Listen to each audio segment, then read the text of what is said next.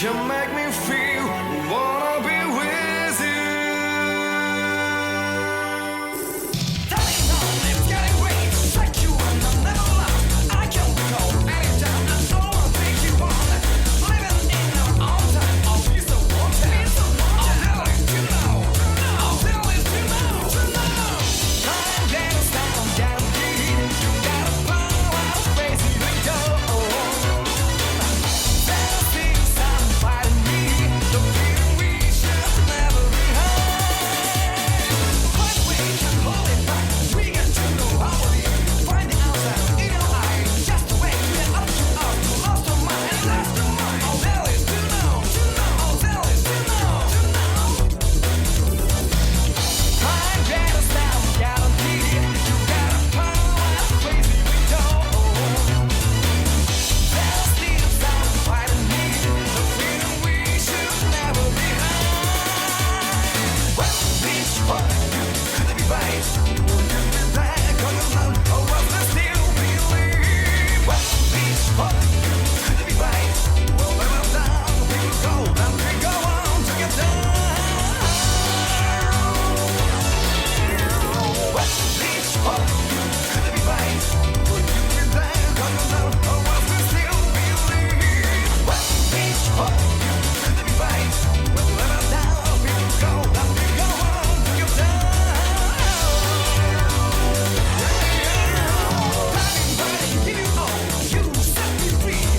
Leave it all behind. The time has got you off my eyes. No one's need you anymore. I feel so wanted.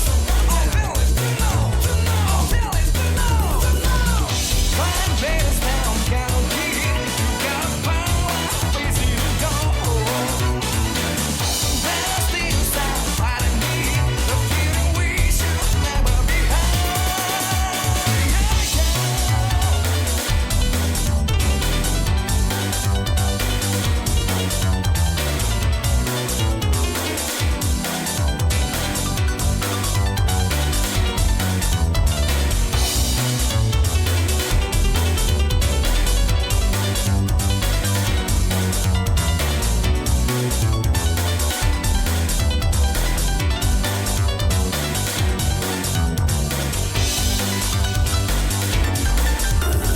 Well, bitch, what you could be right.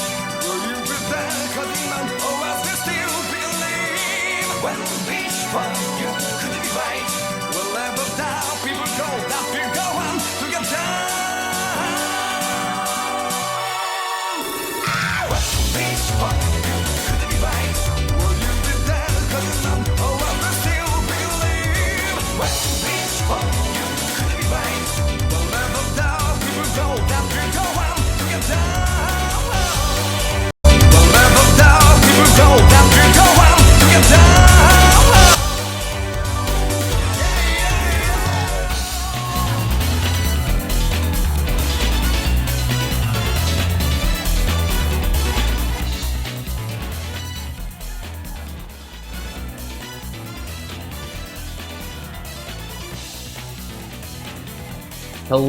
Hello, welcome in everybody.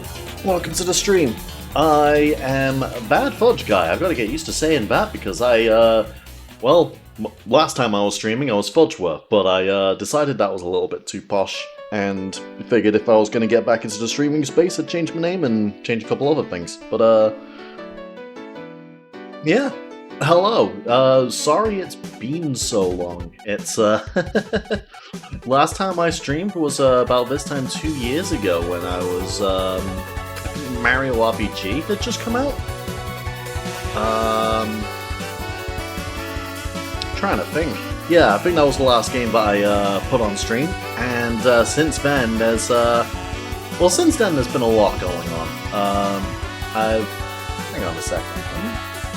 I just realized I might need to check that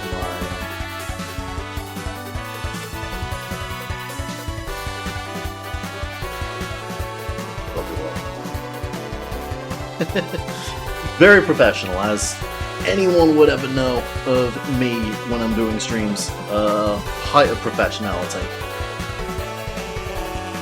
But yeah, I'm just kind of rambling. But yeah, basically for the past 2 years, there's been a lot going on personally. The main one has been I've moved into a house and like own a house, which is crazy, and I'm still not used to it in the slightest. But that kind of took up like a whole 2 years, and between that, a whole bunch of personal stuff going on, and me just not having time for anything, I cut streaming out of my sort of like routine to give myself a bit of extra time to myself.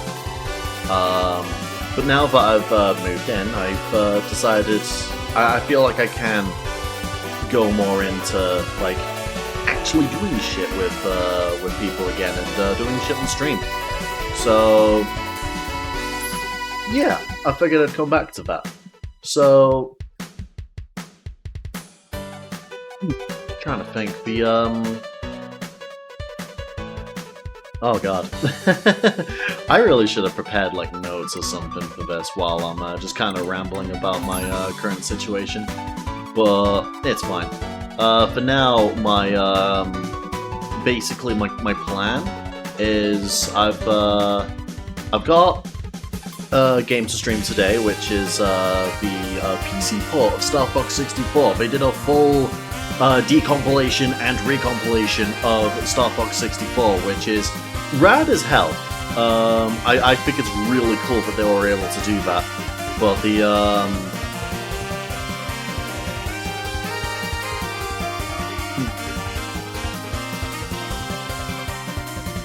Okay, I see an issue that's going on. It is the Bad Fudge Guy. I need to set up my... Yep, I need to set up my chat widget again because it's not actually picking up any chat messages. Woo! I thought I prepared. I did not prepare. Ah, great. Hang on a second. Let me, There's plenty of time in this stream, and it's going to be a very chill stream in general, so I am going to... Probably worth turning my mic volume up. Fair enough. It's weird, like, I've got it like 20 decibels above where it's supposed to be. But, let me go in there. Advanced audio properties.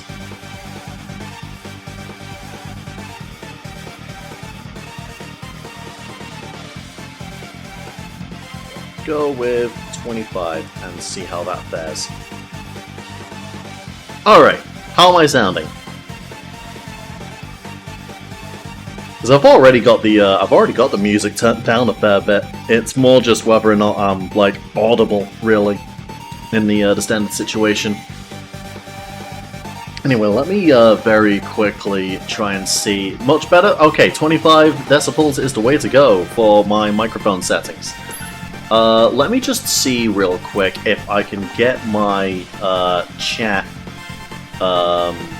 browser source to work. Because, like, it should be displaying, like, all of the chat messages on a small bar at the bottom of the screen, and it is not doing that, which tells me that me changing my URL is probably fucked with that specific chat thing. But now I've got to remember how I actually get it.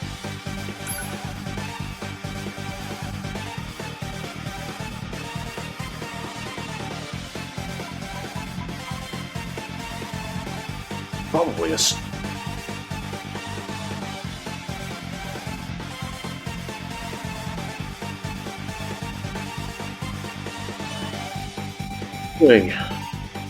But, yeah, like... I'm trying to think of like what else I've got planned going forward. I've got a... We're streaming Star Fox 64 today, after I've done a little bit of technical futzing. And then after that, I think my general stream schedule plan is I'm going to stream on a Tuesday, Thursday, and one day in the weekend between Friday and Sunday, depending on how it all goes. Because like I want some flexibility in the weekends, but I feel like I should be able to get like one day in the weekend running with that. What am I looking for?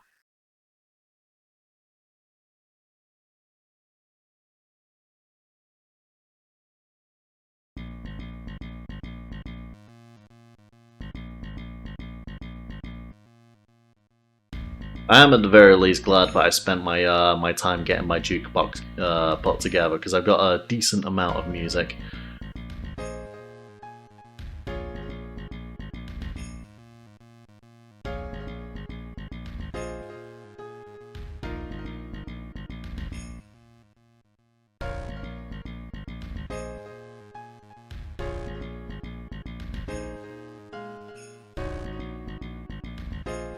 Hey, does anyone want to just type something in chat just to see if it pops up on the actual stream itself?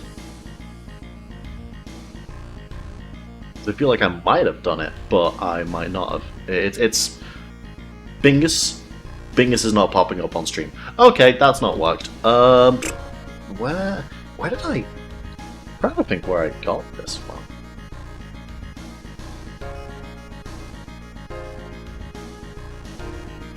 Bingus and Dingus, neither of them are showing up in the chat. Oh, that sucks.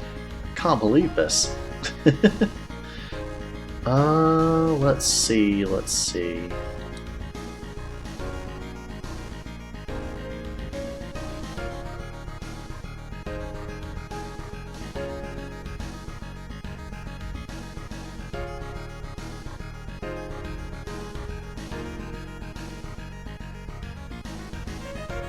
Man.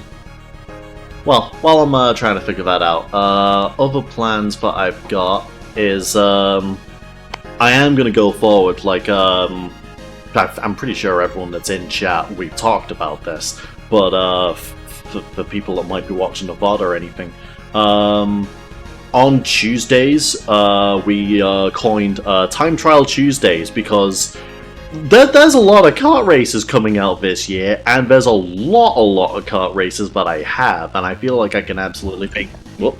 I feel like I can absolutely make that into a segment. So, like, every Tuesday, I'll stream a kart racer that I'm in the mood to play. So, this week I'll be streaming Sonic Racing Cross Worlds, labbing out some of the S-rank time trials in that game, because the time trials in that game are fucking nutty and will absolutely take up a whole stream.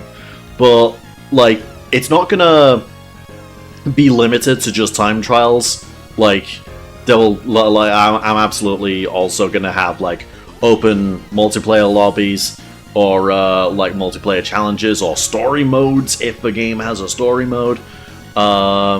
Basically just playing a racing game, and I might even extend that into Garfield Kart World Record in the making. Absolutely. Hello, Mr. Master Greg. Good to see you. Good to see you. I really gotta get my chat working so that it'll actually show up on the stream itself, so that people can full screen it. So I feel like that's an important thing to consider. I'm gonna have to.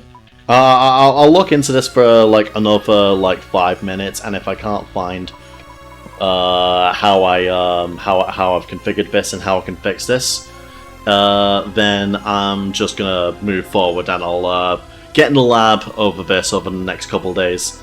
Hey, it's Wad. Hello, how's it going? So yeah, Tuesdays are going to be Time Trial Tuesdays. I'm going to be running a kart racing game, or like maybe I'll extend it into like, I don't know, the Crash Bandicoot Relic Trials, because that's still a time trial. There's a lot of ways I can stretch the definition of Time Trial Tuesdays, so I'm quite looking forward to making that a segment. That's probably the only segment I'm going to run, like, regular. The main reason why I'm I've got that set up for Tuesday, and I'm streaming on Thursday and Friday, mostly because this week there are Bro saying we came up with Time Trial Tuesdays as well, though it wasn't my idea for the name. Look, it was totally your idea for the name. Shoutouts to Squadge Plays for like actually coining Time Trial Tuesdays. I really liked that, and I'm just running with it.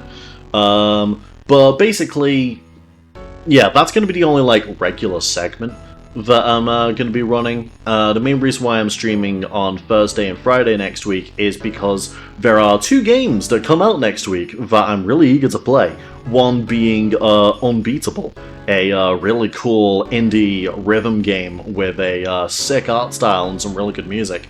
And the other being Hyrule Warriors Age of Imprisonment. So, like, the real fucking meat grinder with too many hours. And I want to stream both of them. So I'm very much having a case of like I want to play both of them, so I'm streaming Thursday and Friday to play both of them, and they'll be in the rotation as well as whatever kart racer I'm in the mood for until I beat one of them, and we'll just kind of work things out from there. I have you on my 2009 side monitor because my main one's covered with yarn spaghetti. And if I touch it, it'll become cursed and scrambled forever. Not the yarn spaghetti, damn.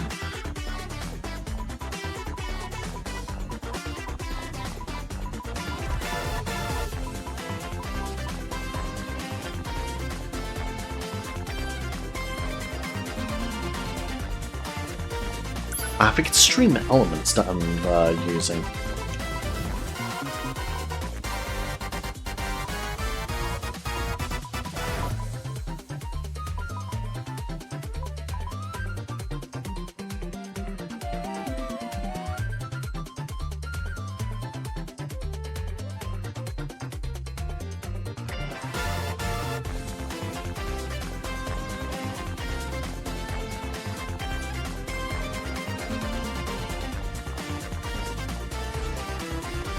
Just see real quick.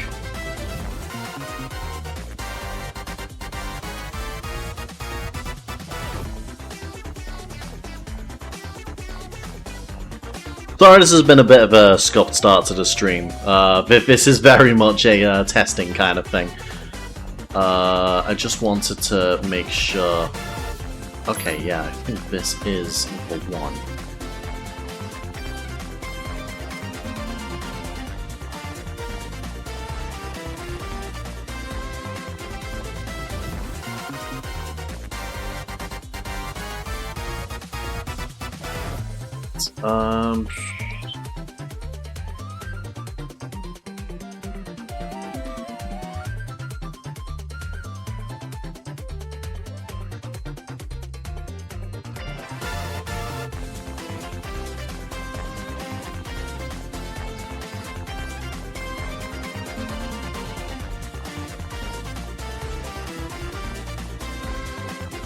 Is that the correct URL for the browser source?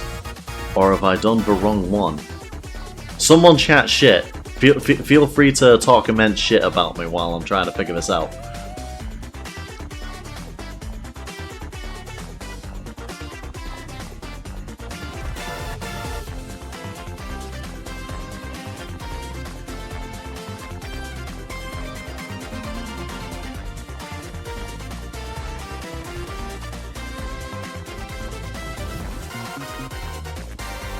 Really good remix of the Mario Circuit theme from Super Mario Kart. I really like this. Noble Demon does some really cool stuff, actually, like, in general. I think... Want some tech support? Oh, it's up! I see it! I see you! You're there! I've got it! I finally found the right one!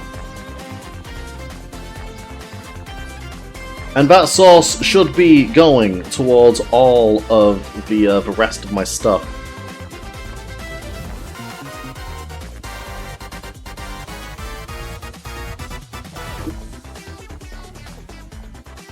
Not all working though. Why is George's why is George's fucking text not showing up in the chat?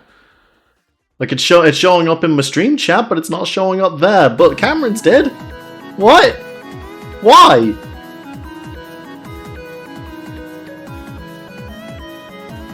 You are special. Why is yours the only one that's showing up? That doesn't make sense.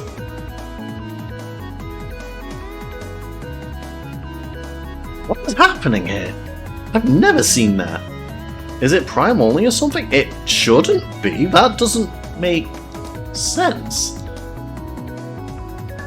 I don't think I've got, like, a restriction on who's... Actually, no, it can't be Prime only. I don't have subscriptions enabled. What do you mean we don't show up? What direction? Okay, so...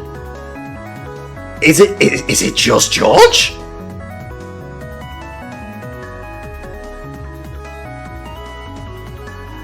Maybe it does. That's so bizarre. That is incredibly bizarre. Why is it doing that? I don't like that my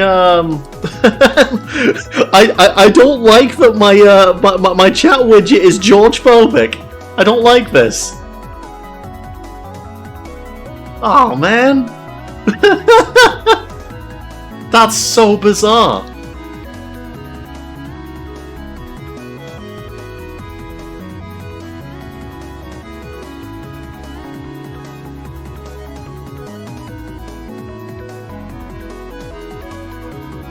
You know what?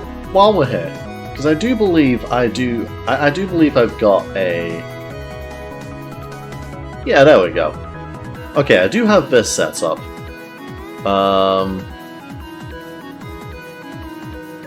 And chat is still... Yeah, that chat box is still there.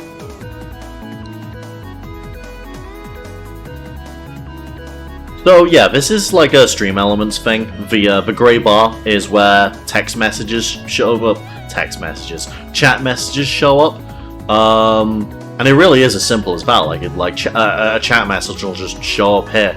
I don't know if anyone that's more familiar with Stream Elements has anything they can offer to help with this.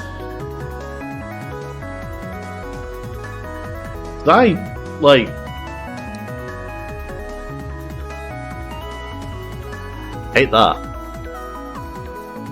It's so strange for the squash messages aren't showing up. Please, if you can help at all with this, I would be very grateful. This is like, again, like I'm playing Star Fox 64 this stream, but Star Fox 64 is a 40-minute long game. So I'll be playing it. There's more than enough times for multiple playthroughs. So while people are here, I am quite happy for help with help while I'm doing test stuff. So if you want, if you're available to help, I'm more than happy.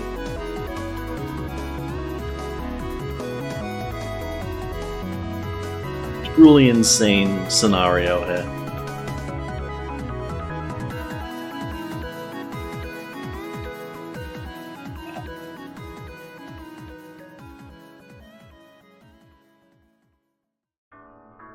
I just don't get why it's only George that's not showing up.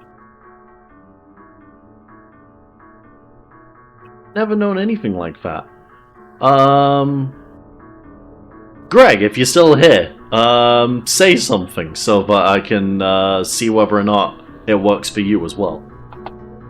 Because I'm noticing that like the people it is working for are people with something on the other side of their username, like either a Prime thing for Yusei or a September thing for WOD. Woof. Yeah, that's not showing up. I guess it is Prime exclusive? Why? Why is it like that? Can I not do something about that? I swear it used to work for you though, Greg, back when I was doing this a few years ago. That's so bizarre.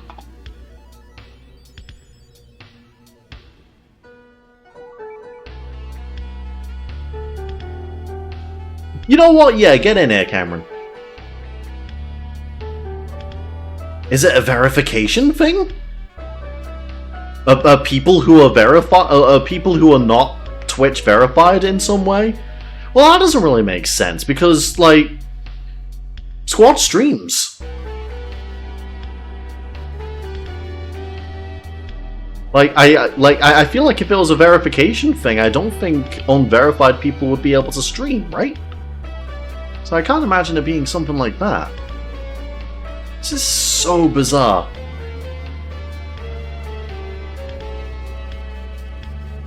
Hello! Hello! How's it going? I have tech support. How can I help? Hi! My stream element is transphobic. Yes, this is a rising problem recently. It is the 2020s.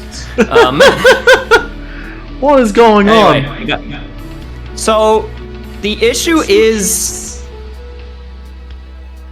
some people are not showing up, and it's specifically Squadge and Greg. Am I correct? Yes, Squadge and Greg are not showing up on the chat that I've got here.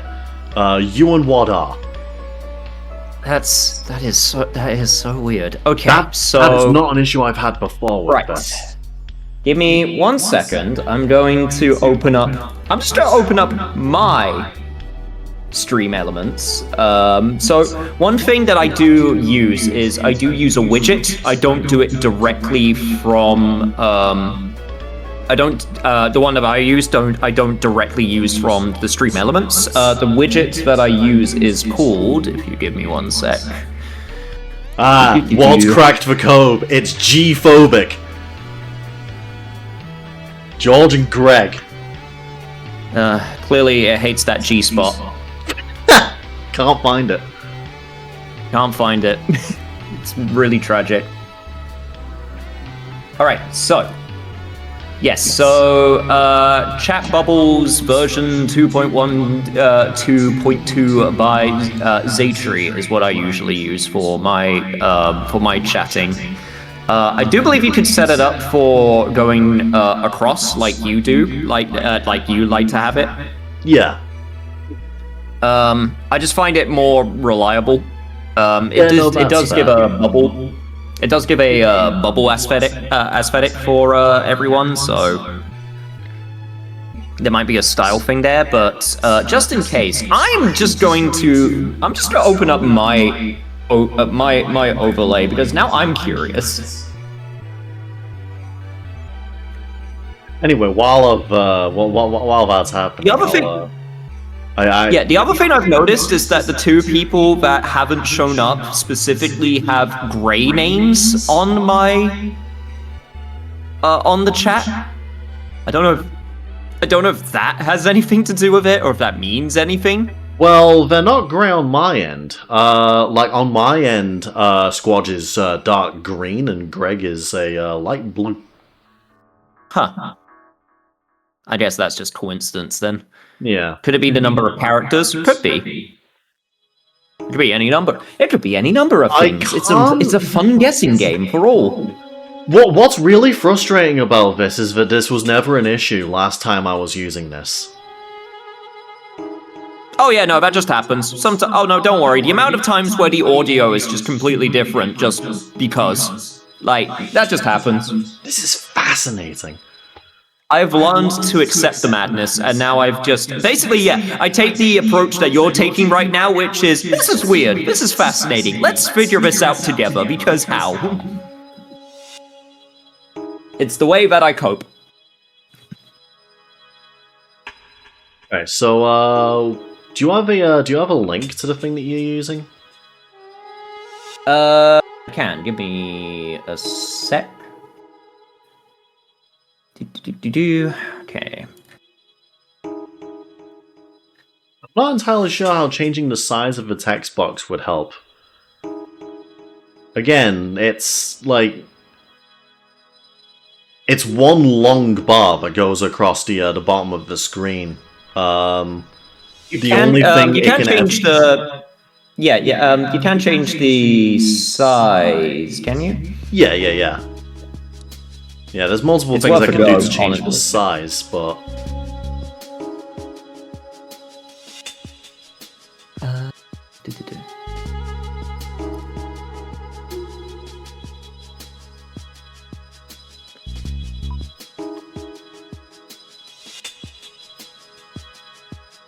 Yeah, let me just take a sec to figure out where it's actually located. Oh god, it's been so long since I've had to install it.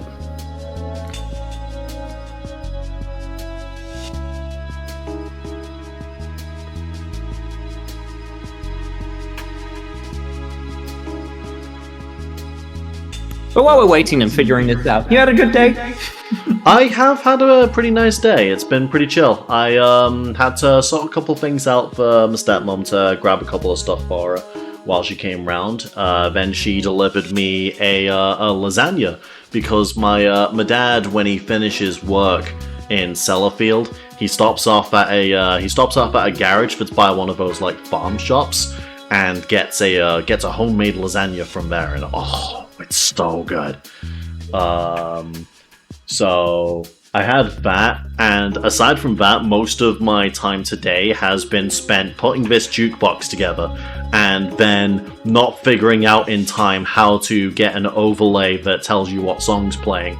Like, I could just put like a video source on top of Windows Movie Player, but I just wanted to just be text so it like blends into the aesthetic here, and not getting anything like that at the moment.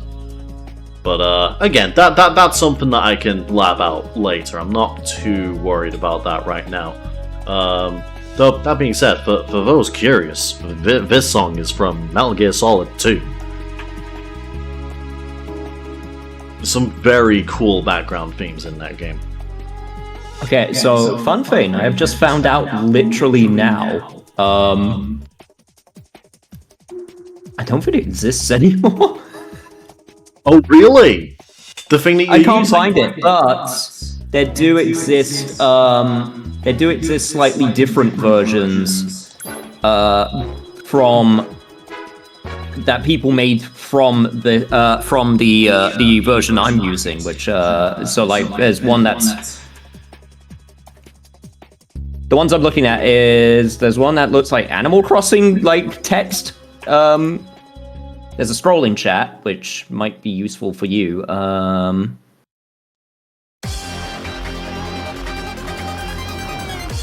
But yes, it doesn't look like it exists, or it's very hard to find, because I just can't find it. But I can find a different... I am finding a different... I will send this to you just in case, because you'll be able to take a look at maybe a later date. If it's something that you're interested in, but currently, I guess we're just gonna have to figure it out with what we've got.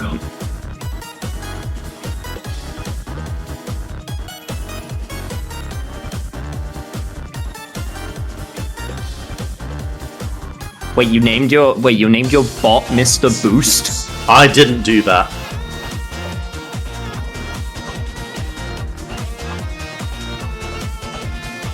Is it becoming self-aware? Are you being taken over on your first stream back? I might be getting taken over on my first stream back. How do I actually change the name of my bot? I didn't even know I had one. Oh god. They're taking over. We thought we were safe. Damn, I might have to. Yep, once again, George's message not showing up. Alright.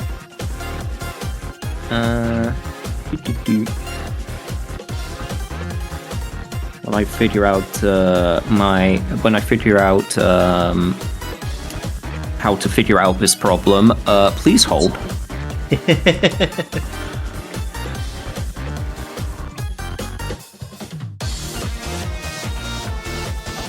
Scott stream, Scott stream, Scott stream, Scott stream. Let's go.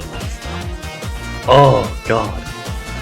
At the very least, when you finally get around to playing Star Fox 64, it's not a long game, so... Yeah, like I said, I'm not too fussed about this first stream being a bit of a botch, because Star Fox 64 is a 40-minute long game. Like, the whole plan was to do multiple playthroughs, and I'm still gonna have time to do multiple playthroughs. Just probably not, like, spending the full 4 hours doing, like, an all-metal playthrough.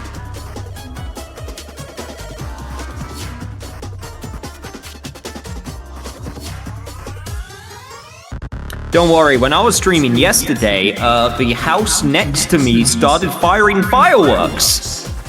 Oh! I see. Yep. So that was just in the background, and they were very loud, considering it was literally next door, and they lasted a while. I looked up how much fireworks cost. I think there was easily $3 to $4 grand worth of fireworks being fired next to me. Jesus. Yep. So they were going all out.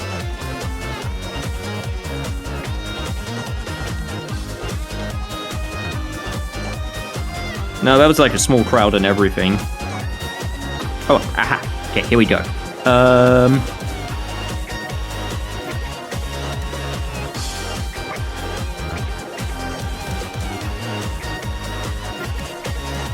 So, how's everyone else All right, doing in the okay. meantime? okay, so I think I might know what it is. Oh, okay. What have you got? Potentially. This is potentially. So, the best case is that for some reason these ones are not showing because they are suspicious or they are labeled as suspicious. So that joke we were making about them being George phobic might not be actually that far from the mark. Is there a thing to like verify your account on Twitch? Yes. So George, you might have to. Can you click? Yeah, do you have you do, yeah, I guess I'm not a mod, so I can't do it. But like, if you click on their username on the actual Twitch chat, so you bring up their card. Ooh, yes. Okay. Is there any shield icon? I'm hoping this is still relevant because Twitch likes to obviously do their updates. Where would the shield icon be? Like, I'm assuming like right next to the name.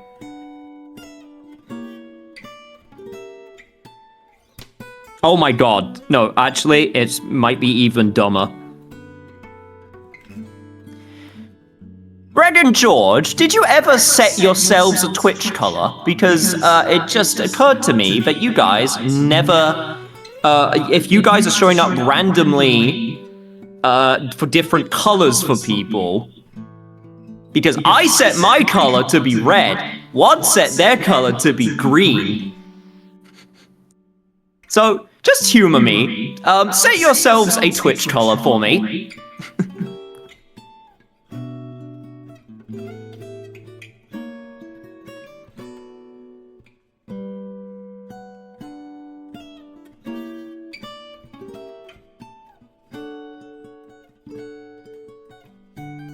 How? So...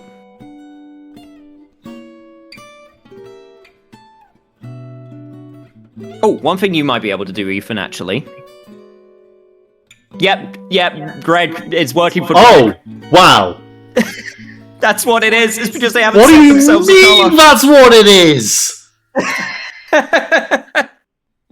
That's so strange! It never used to be like this!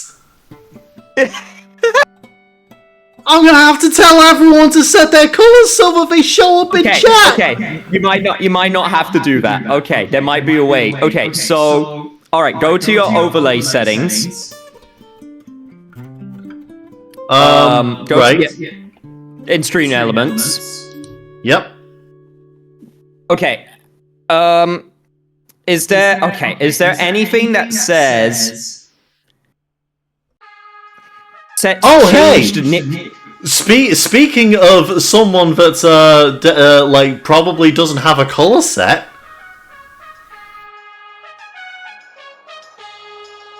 Fucking get his ass. Get him! Shoot him! Kick him while we're down! Get the fuck out of here. Oh, fuck yeah. Anyway, back to business. Yeah, back to it. What were we saying? Is there any setting that is along the lines of nickname color or change nickname color?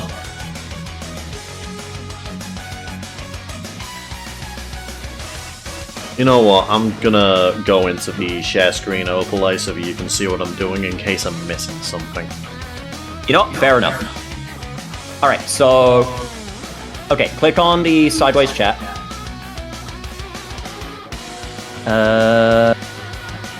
Go to fields. Go keep gonna on the side, on the layers. Every message. It'll be there somewhere. Show nickname. Wait, what's that one say? It's a little bit low resolution, so I can't read it. Oh right, yes. Show nickname every message. Okay, that's fine. Okay, we're looking for something that's along the lines of nickname color. Font family, font size. Hopefully. Highlight message color. Background color. Custom nickname color. There. This blue one. Yes, change it to same as message text. Oh no, the one below. The one below it. Or sorry, above it. Nickname color. Same as message text. Yes, yeah. Same as message. Save? Alright. George, Yep, say save. something. You got, yeah, say. I've saved it. Yeah. I know, unfortunately it won't, I know you won't be green anymore, but... That has worked. Yeah. That's so stupid! That's... Oh my god. That... What? That doesn't make sense! Why is that how that works? I love Twitch sometimes. Anyway, I've helped you solve the problem. I will be sending my bill to you, to your email address. I expect it to be paid in full within the week, otherwise interest will be applied. But thank you for accepting my service, and I'm glad I could help you with this very, very bizarre problem. I am so... I'm flabbergasted. That doesn't make any goddamn sense. I'm gonna point you to the thing that I sent you with the overlay, and just tell you to use one of those, which will actually have I'll try and set that up next time. Yeah, that'll be for next time. But I'm glad we've solved what the problem was. Oh, jeez. Okay. Oh, George is now pink, so I guess you could turn it back to thinny colors. So I'm not going to, in case anyone else shows up and they don't have their thing. yeah, that's fair. Damn. I can't believe that's how it works. So confused. Anyway, I will leave you to your Star Fox. All right. Thank you very much for the bizarre knowledge that worked for some reason. Yeah. Oh. Yeah. Also, everyone's blue. I'm not sure if. I made it so that it would be a different color than the actual text, Right, so it okay. helps with general readability. So everyone's gotcha. blue for this stream. Fair enough. All right. Take care, everyone. I'm glad I could help. Bye. See you later. Subscribe to Yusei Kayaba. Yes, absolutely. Big shout outs to Yusei Kayaba. Subscribe to him if you haven't already. I think everyone in this chat has. No, they haven't subscribed to me. They only follow me. They're not giving me money. But actually, that's a lie. WOD is giving me money. I think I'm giving you money as well. Well, I'll accept that as payment. Anyway, bye. Stick. Well then. What an incredible... What an incredible start to the stream. Well then. With that established, I think it's safe to actually start the video game now. I'm so confused. Anyways.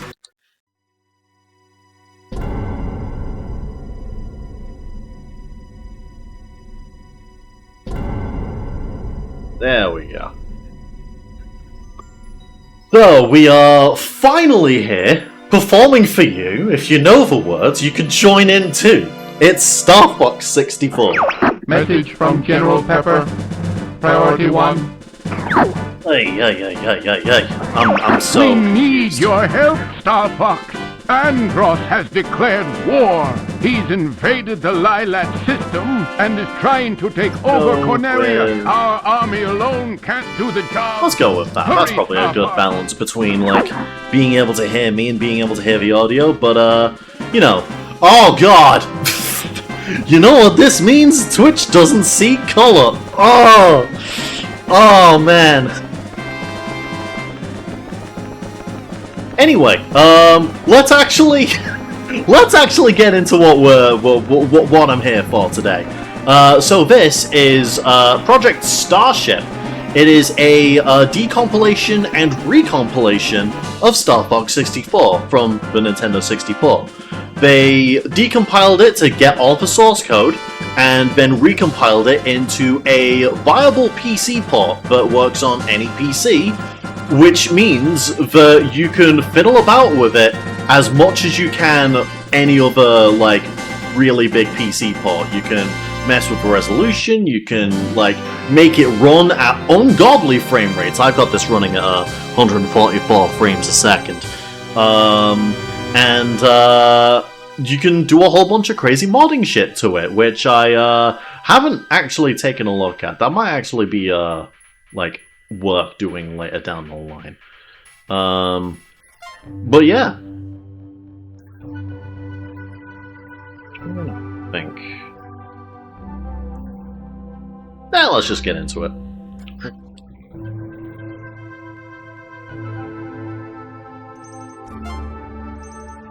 Sure. Bye-bye.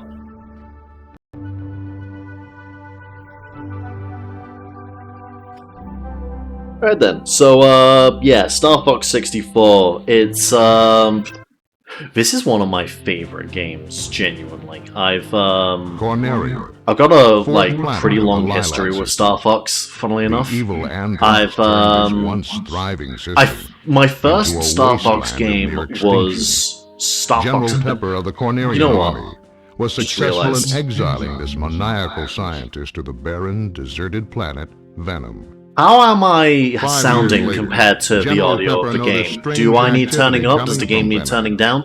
James McCloud, Because, like, if I'm talking over the game and it just, like, were sent to if it's investigate. really hard to hear it, Upon either of their us, arrival, then Pigma please let me betrayed know the if there's team, anything I need to and change. James and Pepe were captured by Andros. Pepe barely escaped Venom and Once returned again, home bit of a to tell scuff stream. James' son, Fox, about his father's fate. A few years have passed. Andros has again invaded the Lilat system. General Pepper has turned to a new Star Fox team, headed by Fox McCloud, to save Corneria and free the Lilat system once again.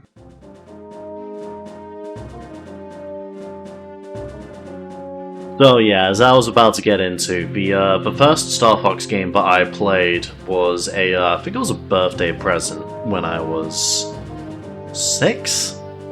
Star Fox Adventures for the GameCube. I'd play as Fox a little bit in Smash Bros. Melee, which might have been the first video game I ever played. And so they gave me a Star Fox game when they realized they recognized the character. And that was a very weird game, very, like, weird Zelda-like. But my favorite segments of that game were the segments where you'd get into the spaceship and start blasting things in the spaceship. And I went for like a solid 5 years without knowing that the N64 had a whole game that was just that. Welcome to Star Fox 64, one of the greatest games ever made. It's about time you showed up, Fox. You're the only hope for our world. I'll do my best. Andros won't have his way with me. Has anyone else in chat actually played Star Fox 64? Because it's one that I'd actually, like, really recommend to, like, anyone that's not played it. This is a genuine all-timer contender. Open the wing. Like, I feel like anyone that cares about video games should play this at least once. Ideally, they should play it like 10 times, because this game's best Get your replayed, diffuser system. like any good arcade schmuck. Falco here. I'm fine. I really love, like, N64 game, All systems go. like, big ol' N64 game with, the little bobbleheads that move every time a character talks, and there's like a really obvious texture underneath them that shows their arms. It's really funny. It's one of the first games I played and got compliments on. Ooh, that's always a good feeling. What was mine, actually? I'm trying to think of like the first time like I played a game and like someone else was like, wow, you're pretty good at this. Slippy, get back here! I can't remember what mine was. Slippy, watch out! Bogey on your tail! I played the SNES once. Ooh, proper retro. Whoa! Help! It took ages for me to get around to playing the SNES Star Fox. I really like the vibe of that game, but it's a very difficult game to play because by its very nature, it runs at like 10 frames a second. Anyway, to get into the like mechanical side of Star Fox 64, Everybody stay alert! the main sort of like crux of how you play Star Fox 64 is the charge shot. If you hold down the A button, you well, if you press the A button, you like shoot lasers, as you'd expect. If you hold down the A button, then you charge up that laser, and that releases. When you release it, you get a. Oh god, I forgot my buttons. You release it for a charge shot, and the way you get points in this game is some enemies are worth more points than others, but most of the time you're getting points in this game, it is by catching enemies with the splash damage of your charge shot. So I hit these 4 enemies here, and because I hit 3 of them with the splash of the charge shot, I get an extra 3 points. So instead of getting 4 points, I get 7 points. I guess I should be thankful. And basically, yeah, the way you get high score runs in Star Fox 64 is by hitting as many people with charge shots as you can, and specifically, try and aim your charge shots around what you're hitting. Like, if you find something on the ground, you want to hit all of them with the splash damage. Because, like, anything hit with the splash damage gives you extra points. Follow me, fuck! Cool. Falco! I just realized for showcase purposes I probably should have taken the basic route first. Oh well. I'm very ingrained in how I play this game, so I've got a lot of habits to break. Time for a little paint! Back off, Fox! Sorry, Falco, you do not get your time to shine. Yeah, no, like, playing this game at, like, high frame rates is incredible. Like, this was one of the smoother games on the N64, to be fair. Like, it ran at a, like, pretty perfectly smooth 30 FPS, I think. And that's, like, for N64, that's really high. Like, the game notably feels a lot smoother than most N64 games, because it ran really well, all things considered. Like, despite that, like, playing this on a, like, native PC port that lets me make the game run even faster, it's crazy just seeing how good this game looks when everything's moving really quick. How does Star Fox 64 3D compare? Is it worth playing instead of the OG? Star Fox 64 3D is pretty good from my memory, though runs at 30 FPS, which, once again, exactly the same as the N64 game, so, like, that's not a downgrade, that is an upgrade. Well, it's not an upgrade either, it's, like, basically the same. The 3D game is... it's one of those, it looks really good for the time, especially for a 3DS game. It's one of the... it's definitely one of the better looking 3DS games out there, which is wild as a launch title. But like a solid graphical showcase for that system. Outside of that, I would say it's one of the better, like, remake remasters that Nintendo's done, because it almost entirely holds up. The only, like, thing that anyone can nitpick about with the 3DS version of the game is that the music and the voice acting have been redone in the 3DS version of the game. So the music sounds more like 2011 MIDIs as opposed to the core Nintendo 64 sound chip, which you can kind of take or leave, which you prefer. But the voice acting's also changed. Some of the voice actors got replaced or aged out of their role, and some of the voice actors stayed on, but like obviously they're a lot older, and so the voice direction's a bit different. I'm not actually sure how I felt about the new voice acting in Star Fox 64 3D. I remember not minding it, but I know it's one of those things where, like, subjectively people can sort of like decide whether or not, yo, is that the KNT Elixir? How you doing, dude? That's great to see you on the stream chat. Never actually did every planet in Star Fox 64 because I am Pepega. So yeah, I never did go into that for people that aren't familiar with Star Fox 64. Nearly every level in Star Fox 64 has specific conditions that you can... They have secret conditions that you can fulfill, and if you fulfill those conditions, you get the choice of different planets to go to. So if I was to... Yeah, I can control the camera here. So if in Corneria, I got a... There was a point where Falco was getting ahead of everyone and was moaning about his G-Diffuser, and like there were like 3 guys shooting at him. Chances are in your first playthrough, you can't catch up to Falco, and Falco has to retreat because he's taken too much damage and he needs to leave the mission. However, if you keep... with Falco leaving, you do the basic version of the Corneria mission, and that spits you out of the asteroid field on the right.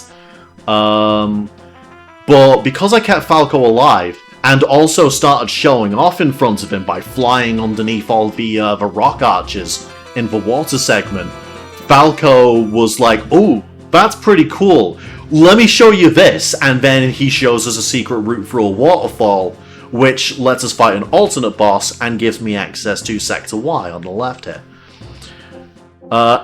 Pretty much every mission in this game, with very few exceptions, have secret conditions like that let you pick your different missions. Some of them are more simple, like kill a certain amount of enemies, you get the hard route, and some of them are a bit weirder, like, hey, if you go left at this specific point, or if you win or lose against a certain enemy team, then the route changes, and it's very interchangeable. Like, you can kind of divide it into, like, everything on the left side is hard mode, everything on the right side is easy mode, and the planets in the middle are medium.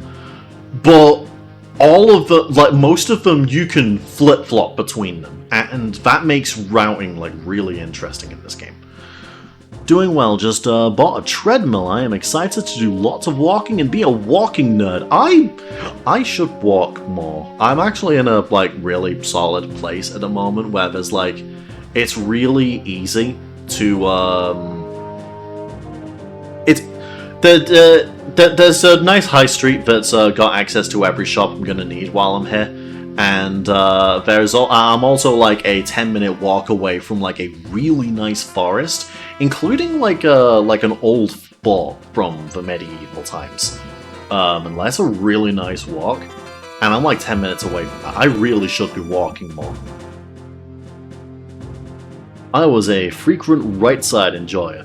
Yeah, it makes sense. Like those are basically the default ways to go. The days I go into the office, I hit my step count sometimes twice over. The days I don't, I might do 2.5k steps if I'm looking. I do not keep track of my steps, and I feel like if I did, it would be a really damning look at how unfit I am. I do gotta do something about that soon. Eventually, I will convince myself to set up Ring Fit Adventure. You know what? Maybe I'll make that into a stream segment going forward. Like, maybe in a few months' time, like, you can expect to see fucking Ring Fit Mondays or some shit. I don't know. Ring Fit Fridays. Thoughts for later. Anyways, let's, dude, honestly, I need to get back to the Ring Fit too. It's surprisingly good for what it's actually meant to do. Anyways, I am doing mostly a showcase playthrough, so I do want to show you, like, all of the levels. So I think I am actually going to stick to, as Andrew says, we're going to be a right-side enjoyer for this playthrough, because we're going to be playing this game multiple times. This is not a long game. A good run of Star Fox 64 takes like 40 minutes. So there's probably still enough time in the day for me to do like all 3 routes. So yeah, let's do it that way. The world needs more Ring Fit streamers. Ring Fit Fridays sound fire. Someone's gonna have to remind me on that and get on my case about that, because I'm either gonna forget or I'm gonna like willfully ignore it. But like I think it would genuinely help, because like that game's like really solid. A right enjoyer. I expected better. Look, look. The right is where people of a like, I guess it's where a lot of people start, and as you get better in life, you go more left. So you know the morals are really here. We're gonna start. We're going to start conservative, and then we're going to start getting more radical, alright? These things take time. Impressive stuff, huh? What is this Now bit? watch What's out this for bit that enemies I'm in the doing? This is asteroid awful. I won't let you down, sir. Anyways. It took me so long, by the way, to realize that that soundbite is someone saying good luck with a bajillion echo modifiers. I genuinely didn't know that's what was being said and couldn't make it out for years. Things are starting to heat up. And by more radical, he means more radical conservative, clearly. Oh no, he's found me out! No! Asteroid. How's it going, Shuck? How's the, how's the monster hunting adventures? Have you been able to capture any more cool monsters so far in stories, or is it still the Yankuku show? Don't mess up that R-Wing! Hey Einstein, I'm on your side! So, really fun thing about Falco just called me Einstein because I'm stupid. Be careful! People have brought up over the years of like, hang on, we're in a different solar system where everyone is animal people. Are we saying Einstein exists in this universe?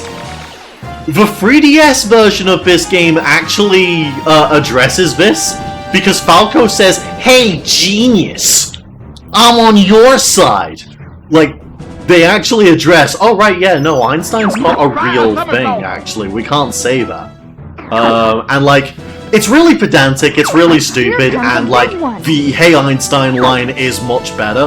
But I do find it really funny that someone in the localization team actually had the thought of just like, huh, yeah, that doesn't make any sense. And there's a few stuff like that in the 3DS version of the game. It's quite funny. Fuck off! I'm not using the brakes. We're a full boost ahead streamer. A lot of streamers would probably immediately out themselves as out of shape shrimps in this way. Oh fuck! I forgot what what did I set? There we go. Okay, I need to. I forgot that the right C button was actually used. Whoop! So I forgot where I mapped my right C button to, because like I've done like a fairly interesting mapping thing for this game, because I've tried mapping the controls to more accurately reflect how it would be on an N64 controller, because like the A and B, like on an N64 controller, if you think about the position of the buttons, the B button is where the X button would be on an Xbox pad. Or I'll talk in PlayStation buttons actually. The B button on the N64 controller is where the square button would be. and the A button is where the X button would be. C right is where triangle would be, and C down is where circle would be. And so, like, a lot of games do actually treat those as if they are the 4 face buttons. I guess it's your turn to be And so, like, I've tried mapping to, like, take that into consideration, and it does make the controls for Star Fox 64 make sense, because otherwise you're having to use your, like, the right analog stick to do a whole bunch of your extraneous movements, because by default a lot of people will map the C buttons to the C stick, aka the right analog stick. You want a piece of me? Take that! Anyway, I haven't talked about how, like, hilarious the blue lasers that I've got. One of the, like, big keys in getting good at Star Fox 64 is getting the laser upgrades as soon as you can.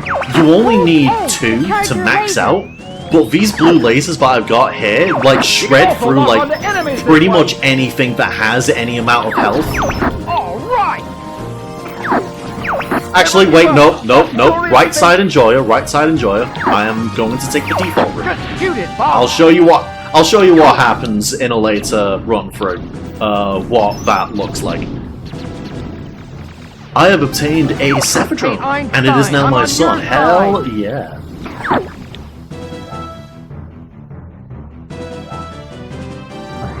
I cannot allow you to go any further.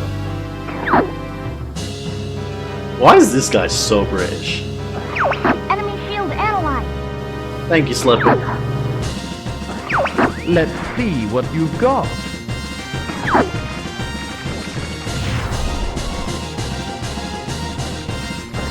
Good going, Buck! You're more cunning than I thought. That's right. This game wants you to I use underestimated you. precision analog control. How about this?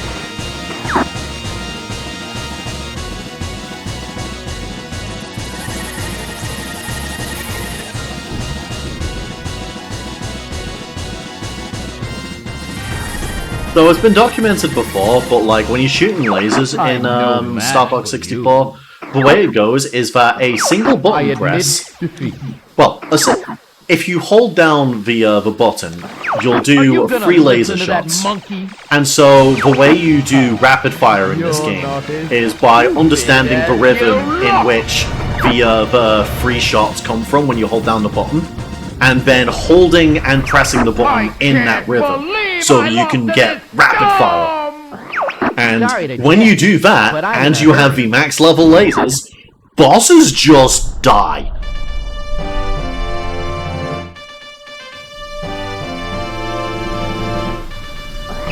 All aircraft report. I'm fine. Yeah, like those are the 2 elements of getting good at Star Fox 64, is getting the laser upgrade so that you shred through anything with a health bar, and when you're going up against mooks that usually die in 1 hit, you want to hit as many of them with charge shots as you can, so that you can like get as high a score as you can, because all of the levels in this game have a secret medal requirement. Where you need to kill a certain amount, you need to get a certain amount of points to get a medal. And getting the medals, if you get all of the medals in standard mode, you unlock expert mode. Harder difficulty. There's way more enemies are way more aggressive, and you lose your wings in a single hit, which means you lose your lasers in a single collision. And a lot of other things change in expert mode, but it's a very secret mode because it requires you, 1, realizing that there's a medal requirement to each of these stages, and 2, getting all of them. And if you get all of the medals in expert mode, you unlock a sound test, which lets you just play the music whenever you want. Anyways. Recover our base from the enemy army. Roger, General. Why does he sound so pissy about that? Recover our base! Oh, okay, you don't have to shout. Split up and take it to him.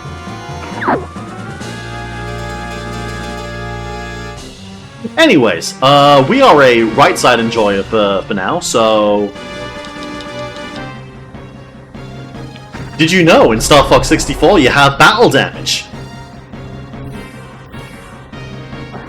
I've got you now. You can destroy your wings if you hit things in like if you collide into like the ground or other ships with your wings.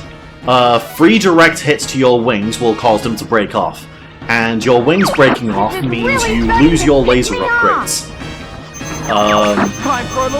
The reason why I'm doing this is because I want to kind of emulate what a like first playthrough of this level looks like, so that I can more easily get the like bad ending of this route, so to speak. Time for a little payback. You're not getting I have away not that seen such a easy. flat creature since the invention of stingrays. It's quite funny looking at the R-wing with barely any wings.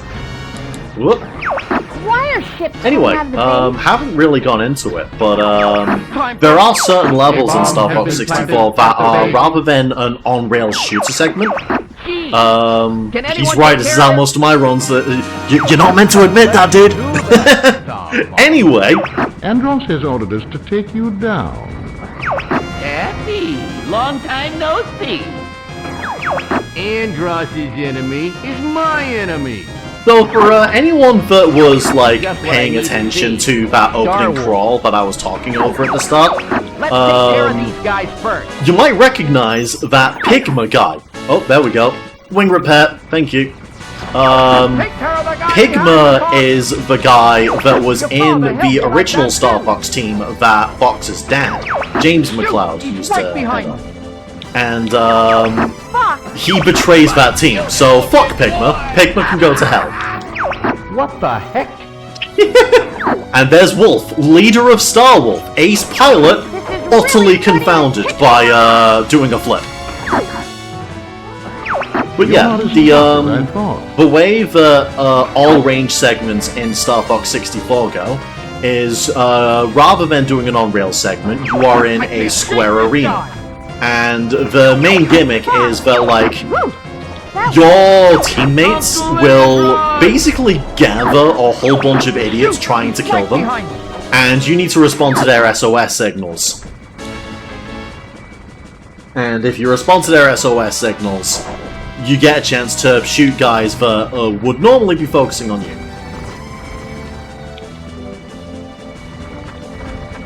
Oh, the flat creature is what you are responding with the cell. That's talking about the cephalodrome. Cool. Move it, Fox. I do need to He's take a right look at behind that. you. Oh no! What the heck? So that's actually another funny thing with the 3DS version of the game that I remember.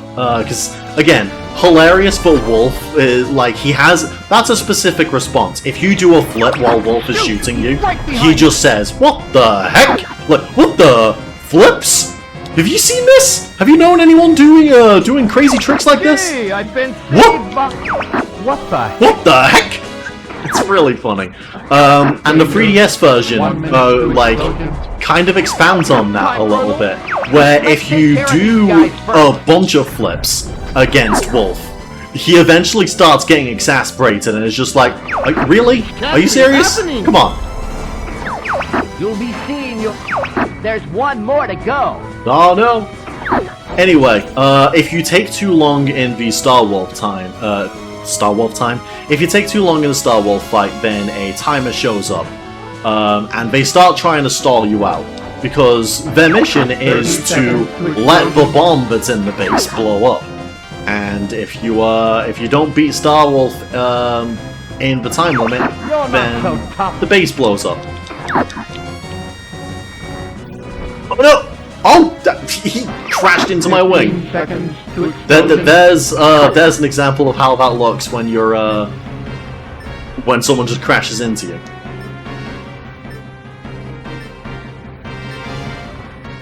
Oh no! Bomb exploding. Keep clear. Does that count? Does that count? I'll take care of the bomb now. I'm so nice! I can't believe that worked. I can't believe that actually counted.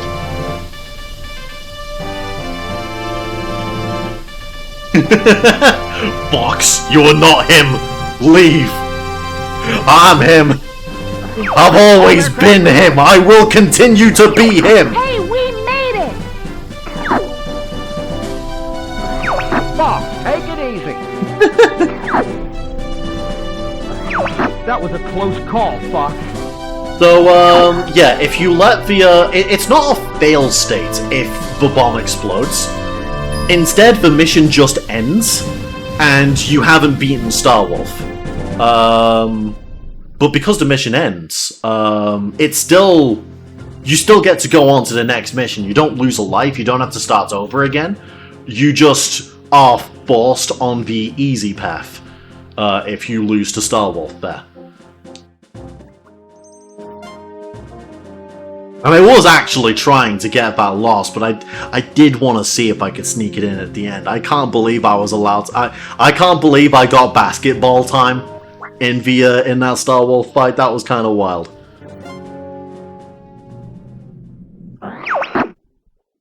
Reports indicate that Andros is working on some secret weapon. I'll check it out. Huh. NVIDIA broadcast once again getting worse and worse. General Pepper specifically seems to be cutting right through my mic. Only General Pepper though.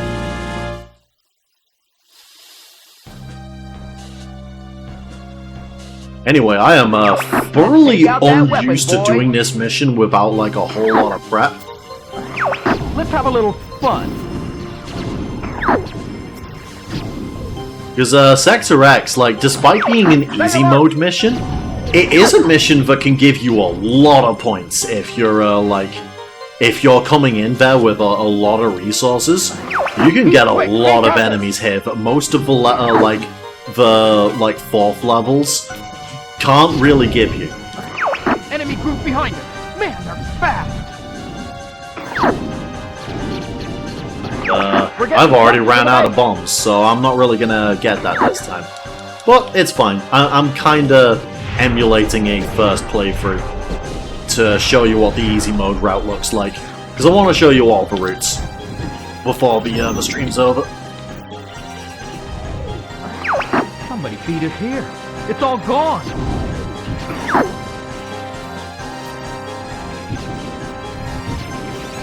Oh no, the research facility. Oh. Those moths, like some of the, they're surprisingly difficult when you get them in conjunction with a lot of other enemies. What the heck is that? Because you can't lock onto the moths. They're like one of the only Mook-type enemies that you can't lock onto. Thanks, Fox. Which means you need to gun them down. And they're surprisingly hard to, like, they're a lot harder to hit than you look. It feels like they've got like a smaller hitbox than most enemies. Go this way. I'll attack from the outside. Interceptor system dead ahead.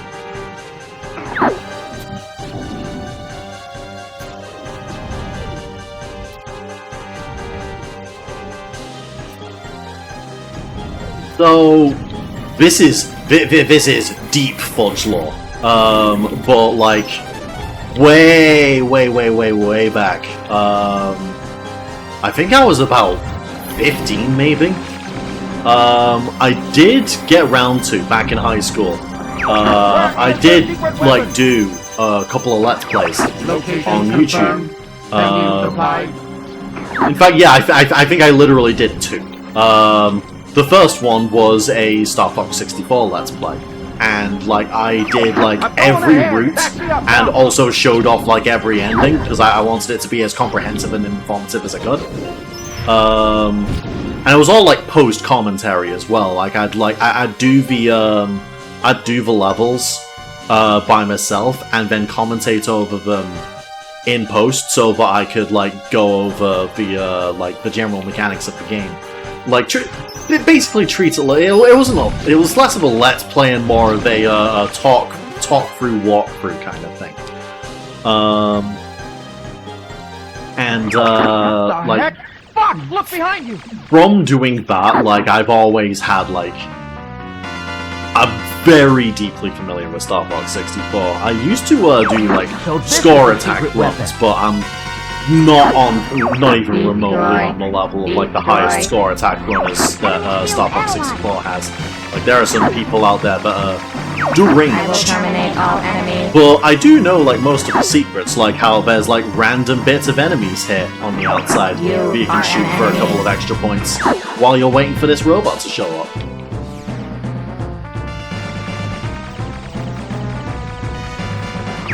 You are an enemy. Anyway, another real fun example of there being an enemy with a health bar and like even landing a couple of stray shots with the blue shots is... it just kind of kills it. Like, there is a specific thing that I want to do and I'm gonna have to like... because I've got blue lasers, I'm gonna have to play bad on purpose to get this. Huh? What? Oh no! It's still alive! The view is clear. Anyway. Destroy. Destroy. Destroy what? He's crazy. Let me handle this. Yeah, Slippy, go! Go! Go, Slippy! Go, Slippy! Go, Slippy! No! Slippy! Slippy's dead! Anyway. Destroy. I must be complete. Yeah, like, when you know what you're doing and you have blue lasers, you can absolutely shred that boss to pieces before Slippy has a chance to get in there. You confirm Slippy's And location? that's the condition for the bad ending of Sector X, is you let the second phase of that fight go on for long enough for Slippy to try and get in there, and then he gets bitch slapped onto a different planet. Oh no! Anyway.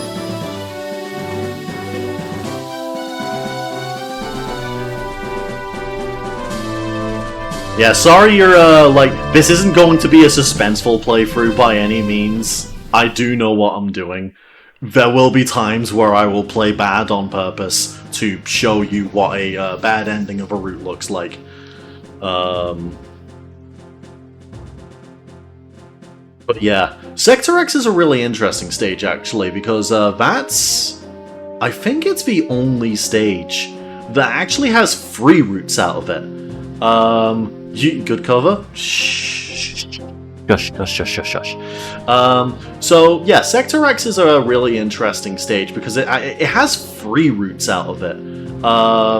If you beat the boss quick enough, then instead of going to Titania, you go to the planet above it, called Macbeth. And if you, in that, like, split route where you could go right or left earlier in the stage, if you go left, then there are a whole bunch of gates that you need to shoot down. And if you shoot those down, which is really difficult unless you have an assist from the previous planet, Katina, which is, like, the planet next to the ice planet that we were on, that's, like, got a whole bunch of explosions on it. If you get a character from there, they will assist you in Sector X, which will help you in the left route to take a warp zone, which then spits you out at Sector Z, or Sector Z. And that's how Sector X has 3 routes out of it. It's, like, really interesting stage. And, like, it's one that I always make a point to go to, even if I'm, like, if I'm doing a high score run, then it's usually a toss-up between, like, going all the way down the left route, or I'll mainly be in the middle route, but I'll dip into Sector X, because Sector X has such a high enemy count that you can get, like, really good scores from dipping into there. But yeah, aside from that, Slippy got bitch slapped onto a magnetic Saturn planet. What are you doing? It's too dangerous there. I don't know why I Can't leave love that Slippy to hanging. I don't know why I love that delivery so much, which is like, what are you doing? It is something really funny though.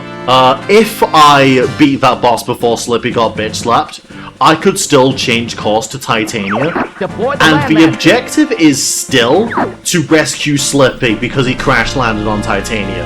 So like, the only conclusion I can really bring is Falco decided to send Slippy out and shot him down in the Great Fox as a prank. You know. There's rocky terrain dead ahead. But hey, Titania's a cool level because we get to use the Landmaster, which is, well, it's a tank. And like just like how you can use the triggers to make your ship bank when you're in the R-Wing. Using the triggers in the Landmaster let you use a single booster to drift and barrel roll. The Landmaster is like probably the coolest out of the other vehicles that you can use in Star Fox. I've always really liked the way you use the boosters. You can use both boosters at once to get a little bit of flight. It's a really creative like workaround to get like a more ground-based version of how the airship combat works. To barrel roll, press B or R twice.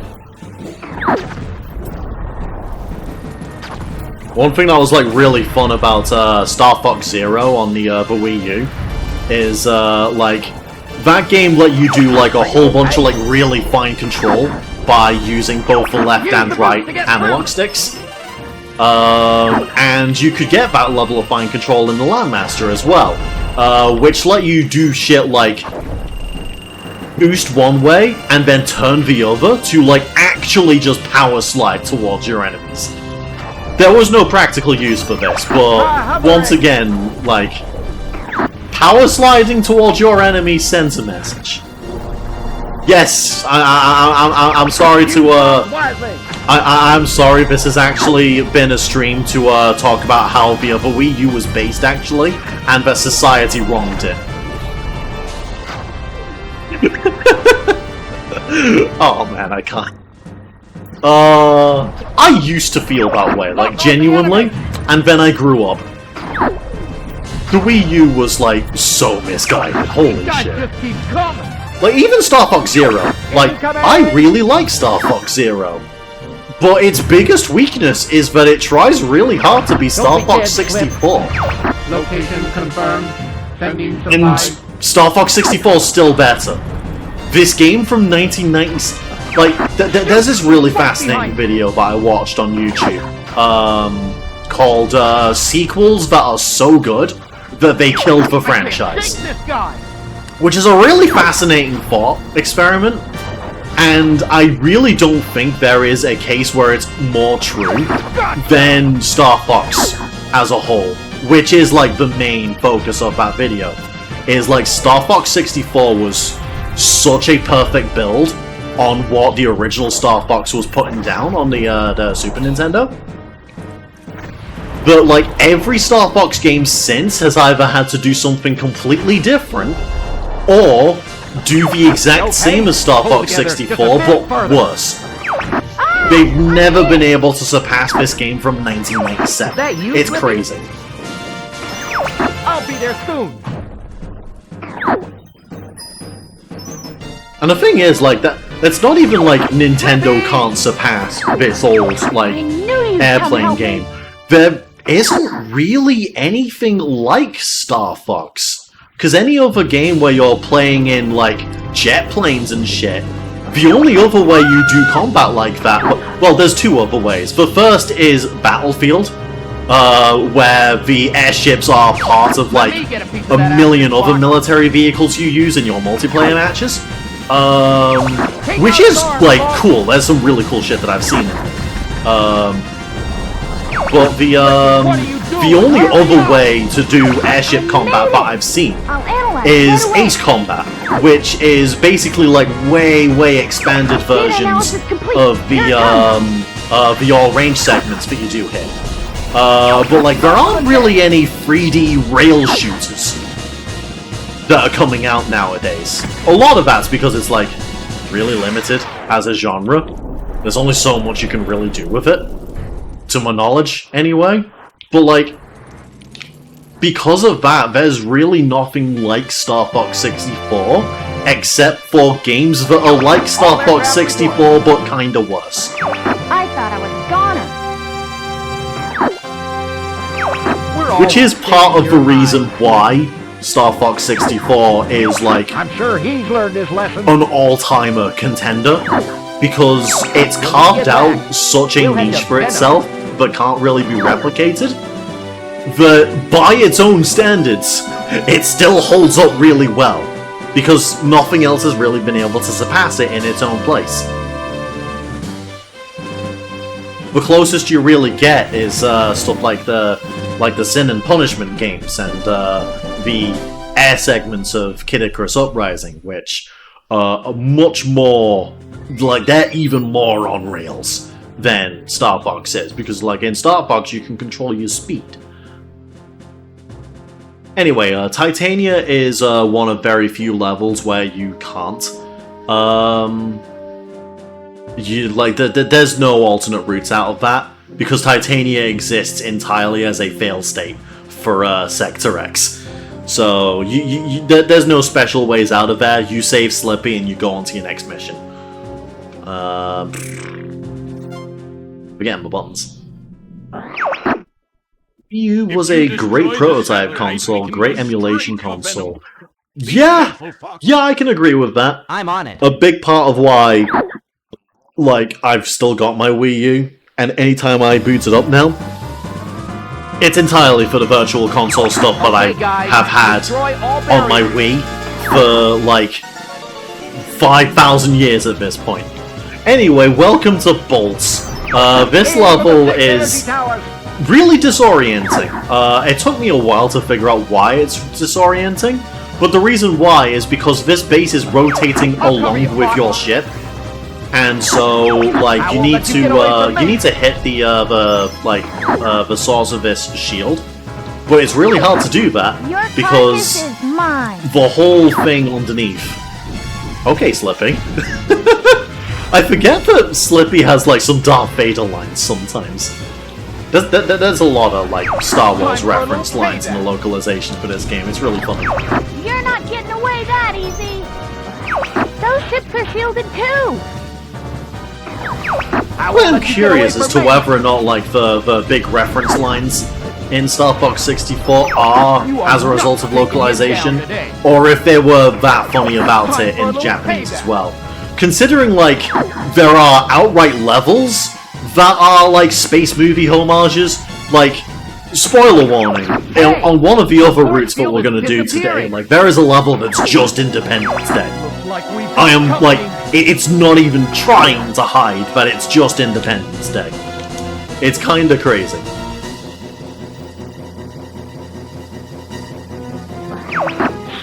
So, like, it's definitely not past. Gee, I've been saved by Fox. How swell.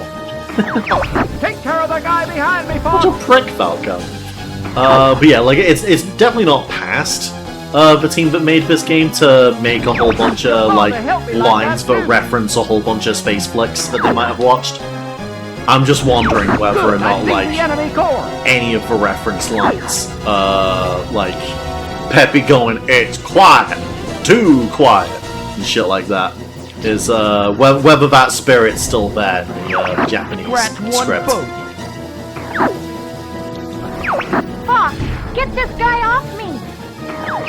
I won't let you get away from me. I haven't actually talked about the voice acting in this game, which is probably sacrilege, actually. I feel like the main thing that people like to talk about with Star Fox 64 is the voice acting, because, like, it's so wonderfully cheesy Get this guy off and me. so hilariously compressed because it's on an N64 cartridge. But because Star Fox at its core is a really cheesy franchise because it's inspired by Thunderbirds, it really works. And, like, that's probably a big part of the reason why, like, Star Fox hasn't really been able to make it work since then, because, like, games have either needed to take it too seriously, or they try and emulate this, and they can't, because, were kind of out of like it ends up being out of its time, you know? Time for a little payback. When you try too hard to be a 90s revival thing in the year 2025, it comes off as, you know, your 55-year-old dad trying to be cool. Anyway, thing that I didn't mention, and I really should have let Starwolf just let the base explode in the previous in Fortuna, because any Starwolf members that are left alive by the time that mission ends, they will just show up in bolts, and you have to fight them on top of like doing everything else that you've done at that here level. we come. Which I just think is like really cool and interesting. That like they make Starwolf like a very persistent threat. Anyway, Venom. This is the final level. I really wasn't kidding when I said that a standard playthrough of this game is short as hell. Time to show the monkeys who's boss. Hey Falco, you can't just say that, Everywhere. dude. That's like These guys that's a bit fucked up on multiple levels. I know you're a bird, but come on, man. I know you are both a bird and like New York Italian coded, but come on. Chill out a little bit. brace yourself. Man, I remember playing this game at an age where I did not realize the connotations of that line. Man, growing old sucks. Bro flies for the freezer force for real. I'll take the left. I've got the right. Gotcha. Though, Venom is a really cool stage, actually. Because, like, it is just a non-stop gauntlet of just a shit ton of enemies all at once. And, like, if you get really good at charge shots, you can rack up an insane amount of points in this stage. I briefly talked about it earlier, but Expert Mode, one of the big things that Expert Mode does is it throws way more enemies at you, and expects you to deal with them while only being able to take one hit before your wings go down and you lose your laser powers. I'm going left. This is all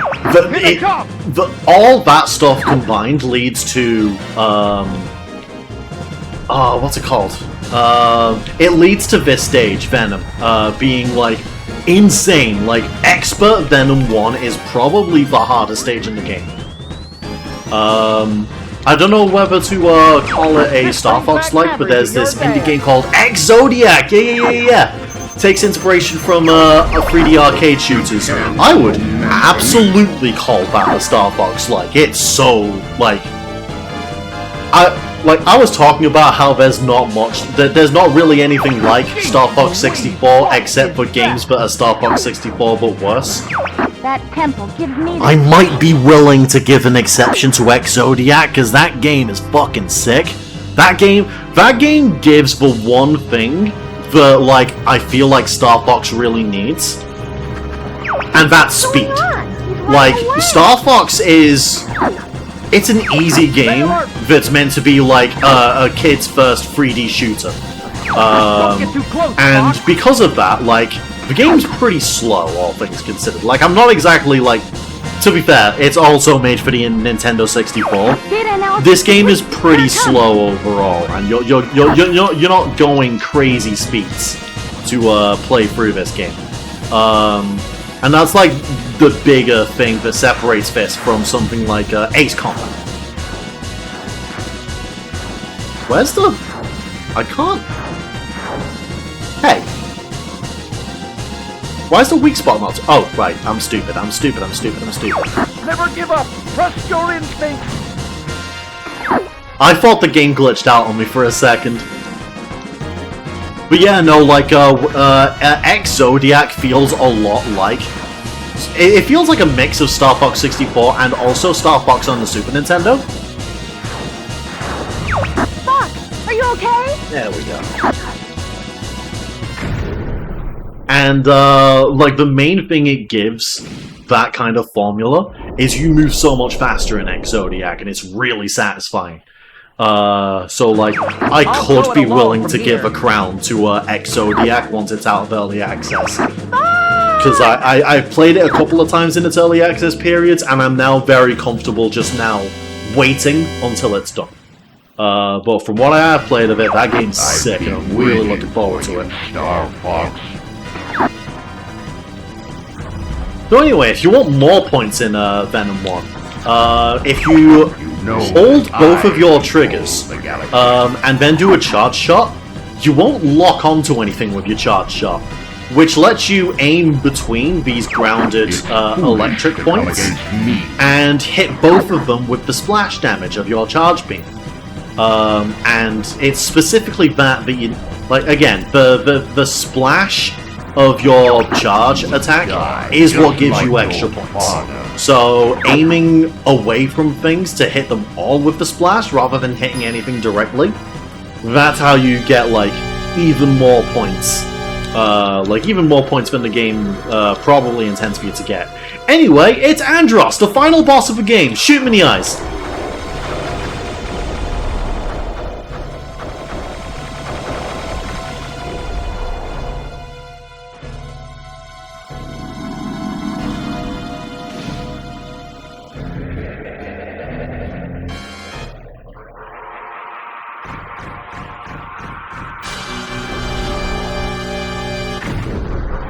Anyway, that was the final boss. Oh, man. If you haven't gathered, this game having multiple routes means that there are multiple endings. So that was the easy mode final boss, to be clear. But it is still an incredibly funny final boss if you have the blue lasers, because it just dies. Fox, are you okay? Yes! You did it! But yeah, no, shout outs to I'll admit Nintendo it. and their love You did of good, floating Fox. head and hands. They truly cannot escape.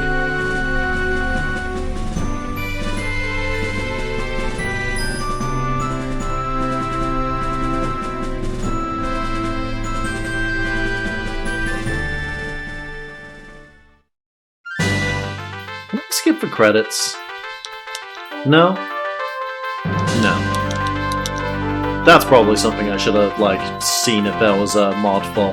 Because, like, I really do like this credit sequence. I really like the music, because I like the main theme of Star Fox 64. But, like, watching it 3 times in a row is, that is going to get a little bit tiring. But I don't want to, like, reset the game, because... You know what, I'm just gonna... Tell you what, I'm gonna let this run because I do need to get a drink. So I'll be back in a couple of minutes. But, yeah, the credits are on, you're not gonna miss much. And I'm not gonna miss much either. And once I come back, I will probably skip these credits, because we don't need to watch them like 3 times in a row. But yeah, see you guys in a minute.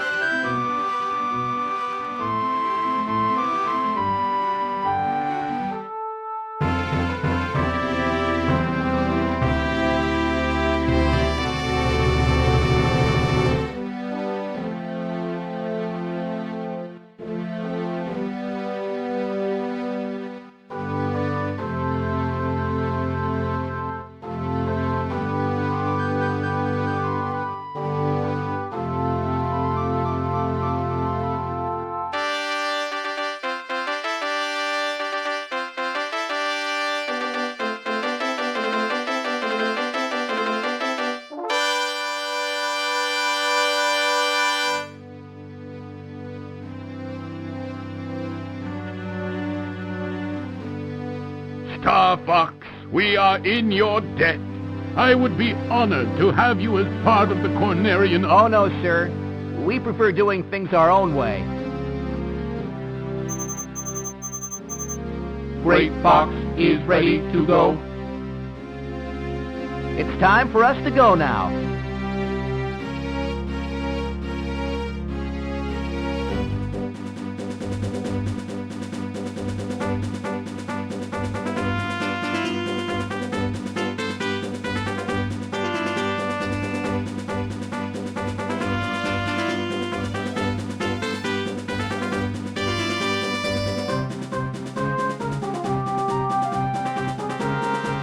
Okay, you know what? If they're this far along, then I might as well just let them rock. I'll skip them in future playthroughs. I do like the detail though. Don't know if I don't know if you've noticed, but as this this run has been going along, Slippy is steadily losing pace. Like, he was, like, right up with the rest of the pack, but he keeps going further back the longer they keep running. He's like, poor little guy was not made for this. Why are we running across a desert to get to our ships? Why did we park them so far out in the boonies?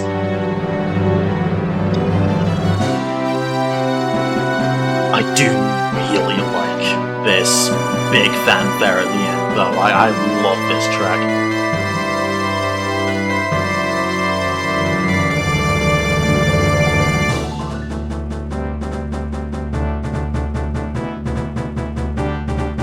It's also weird looking at those run cycles at such high frame rates.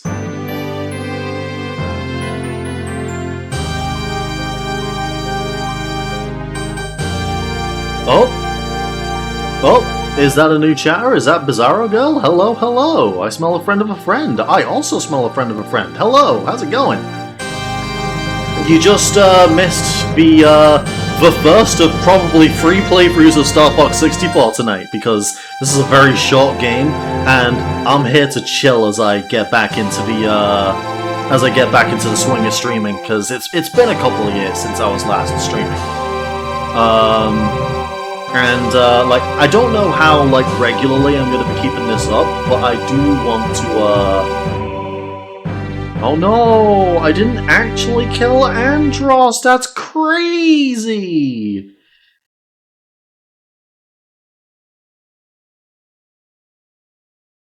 Time for Star Fox 65, he's so right.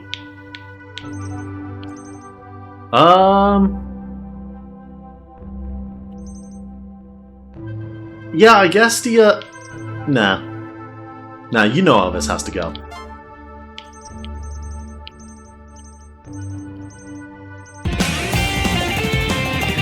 Hey, thanks for the follow, Bizarro Go.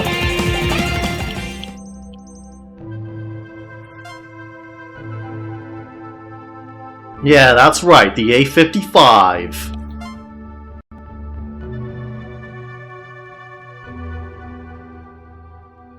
Busy. Okay, yeah, busy. I appreciate that, thank you very much.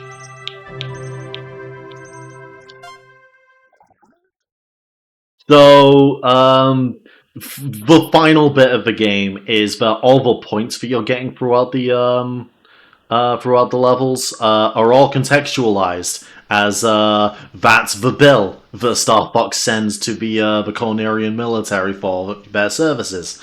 And on a normal playthrough, on likely your first playthrough, if you get like under a certain amount, then General Pepper will say something like, "This is one steep bill, but it's worth it." But if you crank your score high enough, he's just like, "What? That's so expensive! Was this really worth it? Was hiring this man really worth saving the entire solar system? We're broke."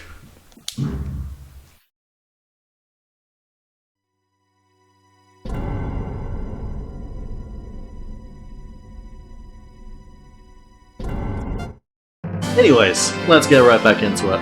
Oh, cool thing that I didn't show off. You can move the 64 logo, and everyone will just start looking at it and being really weird. I'm a friend of a certain cowboy boss. Yeah, I recognize you from Yusei's chats.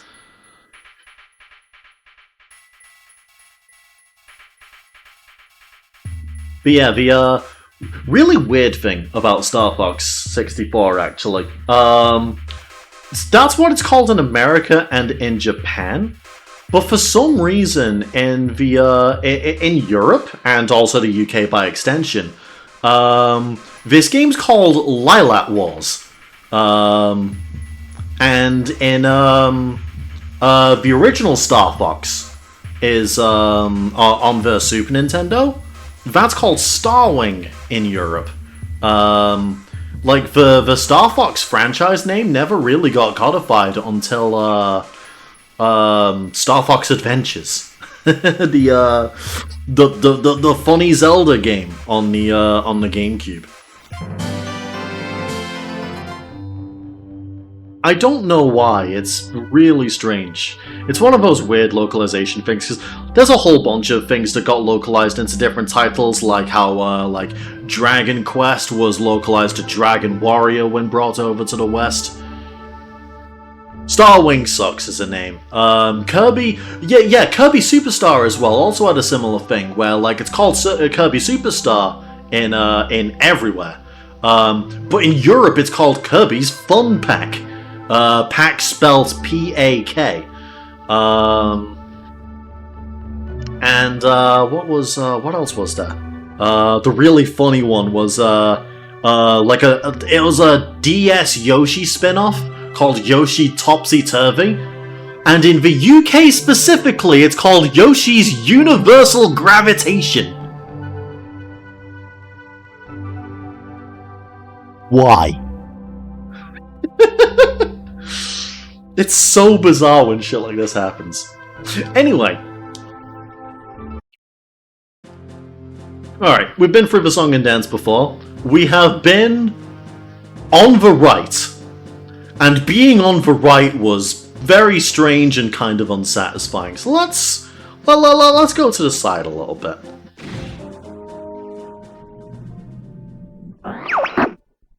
Oh yeah, Jet Grind Radio! Fox, you're the only hope for the world. Wasn't like I'll do Teenage my Mutant best. Ninja Ambrose won't Turtles have his way with me. weren't they called Hero Turtles over here as well? Or am I like dreaming that up? I feel like I remember. They fat shaming Kirby, that's diabolical. It truly is. Open the wings. They were? Okay. Wild.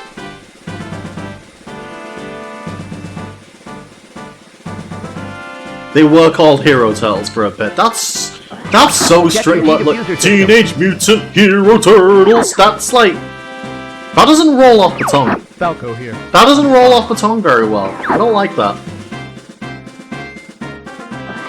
This is Peppy. All systems go. Flippy here. I'm okay. I see him up ahead. Let's rock and roll.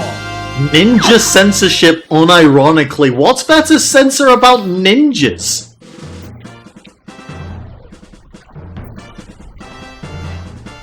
Anyway.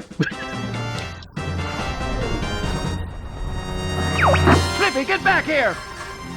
So, I'm taking the middle route this time Flippy, around. watch out. Bogey But, on your like, because I'm taking the middle route, the way I'm gonna do it Help me! is, Thanks! ironically, I'm gonna show you the bad ending route of, I'm gonna show you the bad ending route of, We're entering Corneria, Corneria City now. so you can see what that looks like, because that will still let me take, like, the middle route. Because, like, the first level only separates into, two, in the first part, and you can still take the middle route from that, even in the easy path on the second level. So, like, the middle route doesn't strictly start until you're on the third level. So you can take whatever route you want. You've got an enemy on your tail. Use the brake.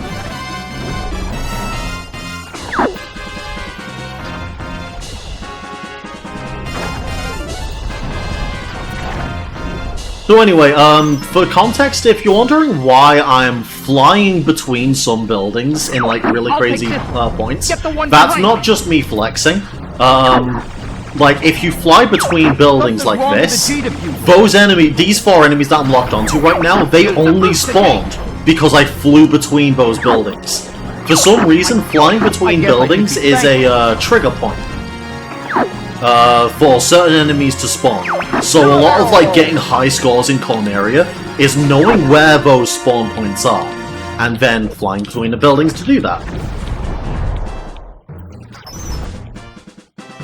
Apparently Power Rangers couldn't use their blasters after the first season.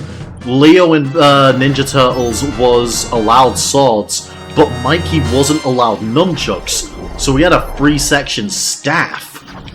Same thing happened with Lee Long in Soul Blade. That's so bizarre! Anyway, there we go. Somersault. So, we are taking the normal path in Corneria this time. I did save Balco, but I didn't show off in front of him by, like, flying under all the arches, and because of that, he wasn't interested in showing me the secret All route. range mode. So, we're taking the normal route this time around, so I can show you what it's like.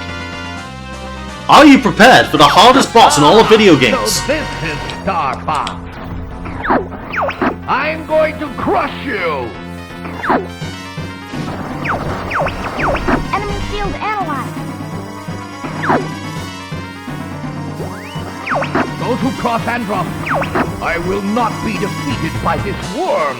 Okay. My Emperor, I failed you. Yu-Gi-Oh! Not allowing guns in the 4Kids version. Yeah, no, that's the classic. Like that stuff that's like a lot more aware of. It's just like it's just like naming localization changes that I find really strange. But yeah, no, that's wild. I still can't get over like how far they went with the Ninja Turtles. Oh, what was I about to get into? There was something I was about to say.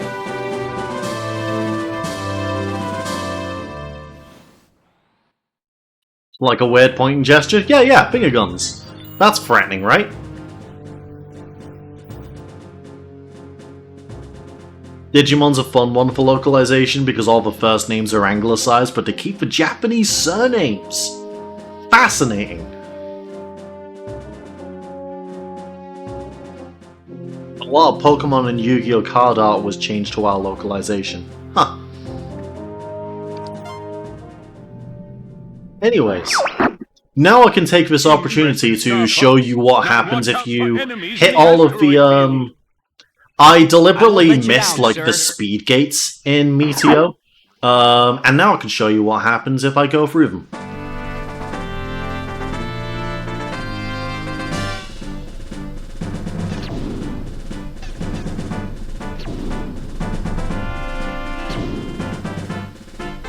There was something that I was gonna bring up with this whole, like, Things are starting to heat up. localization change and name changes and stuff, but I've forgotten where I was going with it. I think I got distracted by showing you how funny the first boss is when you know what you're doing. Anyway, shoutouts to those asteroids not having a hitbox. Like I said, I became very familiar with this game over the years. Don't mess up that R-wing. Oh, something that I didn't bring up. Because, like, the whole thing with, like, your points, like, directly translated into how much money you get at the end of the game. But, like, some of those points are either style points from you, like, doing weird trick shots, or they are you shooting rocks. That is not a Venomian unit, which is what you are saying you're doing in your taxes. Star Fox confirmed for tax fraud? Try a somersault. This is clearly where I, like, make that the start of my clickbait YouTube career. Here comes a big one. So there's reasoning for the nunchucks thing. Difference being that nunchucks can be made at home, and the UK law was on improvised weapons, I say. But Donatello having a stick was fine! Can you Yeah! Use the brake! Sure, Pepe. Use the boost to get through!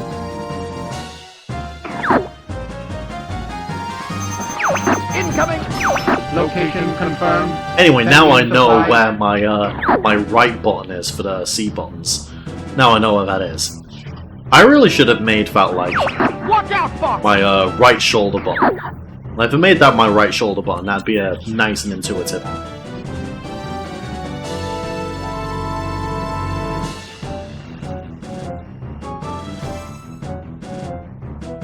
What is that? That's up C-stick, which lets you go in first person. I'm getting careless! Hey! Anyone who has motion sickness, look away now.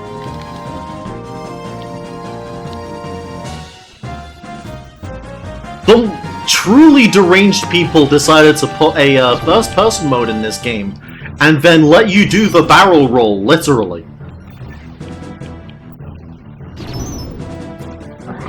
The enemy's coming from behind! Like, the motion sickness probably wasn't that bad for people that have it, because, like, I'm in space. There wasn't really anything to anchor yourself to. But, like, I feel like that would be nightmarish. Do a barrel roll! I guess it's your turn to be thankful.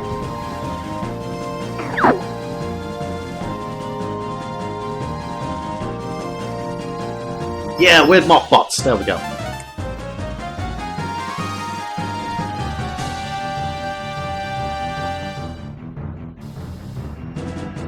I did that for 3DS. Nice.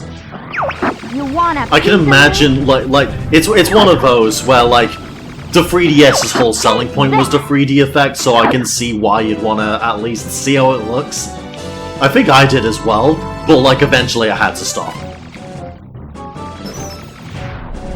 It was like, Star Fox 64 3D was a launch title for the 3DS, which meant the 3D effect was really strong, to the point where it was, like, causing eye strain for a lot of people. Yippee! You did it!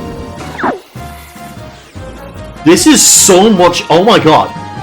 Okay, so, when you're trying to do that in the N64, there's so many effects and so many things on screen that I think the frame rate starts tanking. And I didn't realize that that's what was happening. But that was so... Like, that was so easy by comparison. Because, like, I've got it running at fucking 144 frames per second. And, like, I could probably run this at, like, 500 frames a second because it's a Nintendo 64 game. Oh, hey, thanks for the follow, Galactic-E3. Good to see you, man. We're playing some Star Fox 64 for the Nintendo PC. Welcome in. Anyway, Meteo is a stage that has, like, a very high kill count for the medals. And, like, the only viable way to really get it is if you hit this warp zone, because this warp zone is basically treated like a bonus zone. There is a shit ton of enemies you can find here. Oh, Star Fox 64 was launched. Yeah, right. I think I conflated with being a launch title because, like, that was the game I got with my 3DS. And as we all know, my experiences have to be the exact same. Everyone's experiences has to be exactly like mine, or they're wrong. Hello, just popped in since Niche was saying you were streaming. Hey, I really appreciate that. Thank you very much. I'm gonna be, I think I'm gonna be keeping a steady schedule of Tuesdays, Thursdays, and one day in the weekend. So, like, Friday, Saturday, or Sunday. So, like, if you're just popping in for now, then, like, any of those other days, like, I'll probably be streaming then if you fancy checking me out. Tuesday, I'm planning on running, Time Trial Tuesdays as per segment to, play through a kart racer and any other racing games that I happen to be in the mood for. And Thursdays and Fridays, or whatever day on the weekend I decide to pick, those are just going to be like what games I'm in the mood for, typically new games, because there's 2 new games coming out next week that I'm really eager to play, and I'm going to be playing both of those on stream next week. So if you're willing to hop in on any of those, that'd be really cool. I got my 3DS on day one when there were no games, so I got Samurai Warriors. Nice. Anyway, now that I took the warp zone from the asteroid belt, I get to go into the middle route. Alternatively, if you go to Sector Y and you don't get the enemy requirement to go to the hard route, you get bumped down into the medium route. Hang on, guys. Anyway, Help is on the way. it's Bill. Say hi to Bill, everyone. Might be able to pop in, but what time during those days? So I'm gonna stay consistent with my times. It's gonna be 7 GMT till 11 GMT. We can catch up later, Fox. Hard to tell the good guys from the bad. So yeah, the gimmick with the Katina mission is there are a whole bunch of friendlies, like a whole bunch of friendlies, and they die just as easy as the enemies. The main difference is that you can lock on to the enemies, so I'm very deliberate about only using lock-on shots to take care of the enemies here, because otherwise I'll be shooting down like all the friendlies, and you get different bits of dialogue depending on how many friendlies you shoot down. Oh shit! Fox, that's one of ours. Like that. I wasn't trying to showcase that much. Anyway, don't worry about that. That doesn't look like anything that you might have seen in any film from 1996, especially in this location in the Rocky Mountains and this big old pyramid base. There's absolutely nothing referential going on. Oh god.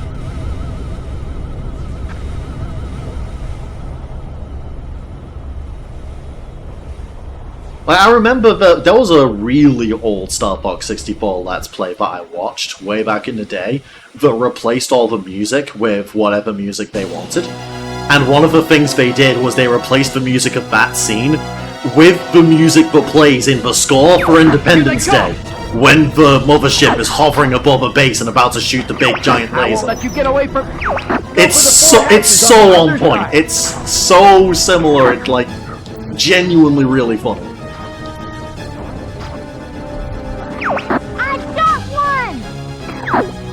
Got it. I love my 3DS. I recently got Angry Birds Trilogy for the 3DS. My brother bought me Mario and Luigi Dream Team, basically nothing else. Ah, Dream Team's sick! I love that game. That's one of my favorites out of the Mario and Luigi games. It's just a shame it's a bit slow. Makes it hard to replay it, but that first playthrough was like incredible at the time. That was years ago. He bought me that along with the 3DS.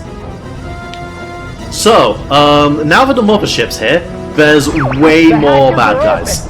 And when you shoot down a certain amount of bad guys, the hatches open on the mothership, and you can shoot down the hatches. If you shoot down all 4 of the hatches, then the core of the mothership shows up, and you get to shoot that down and end the level. If you do not shoot the mothership down before a timer goes off, you fail the mission and you are knocked down to the easy path, which is Sector X. However, there's a bit of risk-reward here, because, like, the sooner you shoot down the mothership, the sooner you end the mission. But the mothership is infinitely generating enemies. The hatches are open. So what you actually want to be doing is trying to stall out the enemies as much as you can.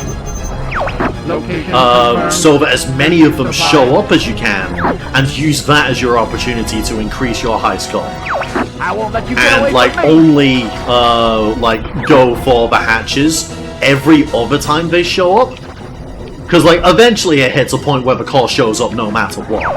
But if you shoot down the hatches every other time they open, then that'll usually put you in a rhythm where you can get the maximum amount of enemies. So that like you can spend that 1 minute with the core open, and then go for core. Bill is very nonchalant about me shooting friendlies down. Just like, "Aw, dang it, Fox! Come on, man! You can't just shoot down our own guys. Come on, man! You're better than that." Aw, that's so inconvenient. I've gotta like I've got to pay all their You get away from me! I've got to pay their families like the compensation for losing a family member, and like I've got to arrange funerals, and like that sounds like such a drag, man. Come on, you gotta do better about that. The hatches are open! All right, I've got the medal. I am going to go for the hatch. I won't let you get and away just from go me. for ending the mission. Oh fuck! Never mind. You're not getting away that easy. I didn't realize it was right on top of What's the big idea, Fox?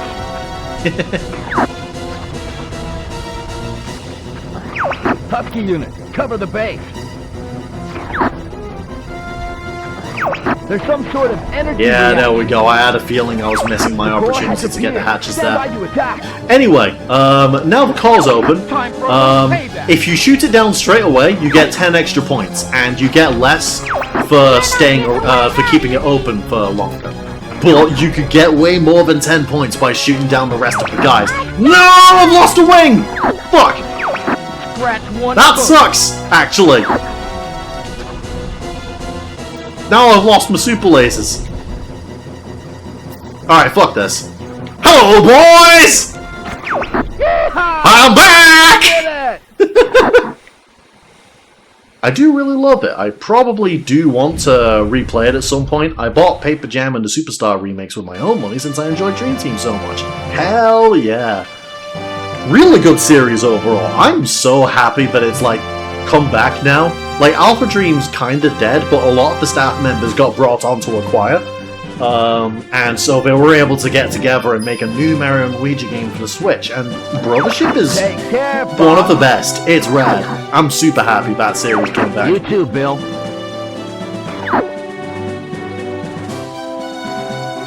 So, as said, I successfully completed the mission by destroying the mothership, which gets me onto the medium route. If I let that timer go down, we'd be stuck on the easy route, or everyone would be dead except for Bill, and he'd just be like, well, you tried your best, Fox. And there's also like different dialogue for how many guys you keep alive in that mission. Like, if you somehow go the entire mission without shooting down a different friendly, there is special dialogue for that. And there's also special dialogue if you shoot down every member of Bill's fleet. I'm going to play Brothership sometime, but want to play Bowser's game and the time travel one before that. Brothership looks fun. Oh, you haven't played Bowser's Inside Story yet. You're in for a treat. You're probably aware already. A lot of people consider that to be the best one. Like, that's still true.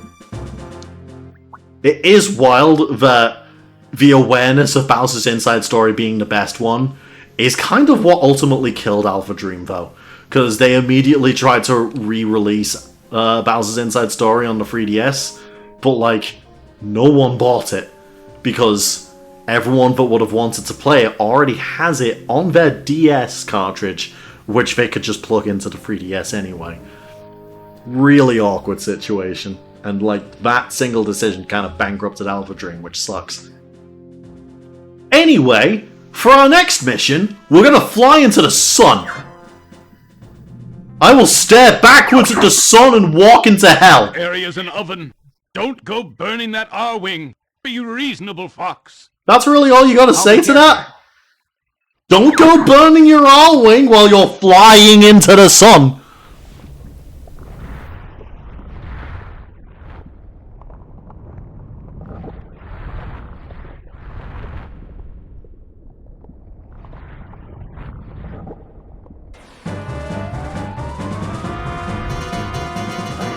Keep an eye on your shield gauge. I would say it would have done fine if they made it for Switch instead of 3DS. That would have been a reason to buy it. Yeah, I can agree with that. That would have taken... Well, again, it did with Brothership. Like, that takes an entirely new workflow.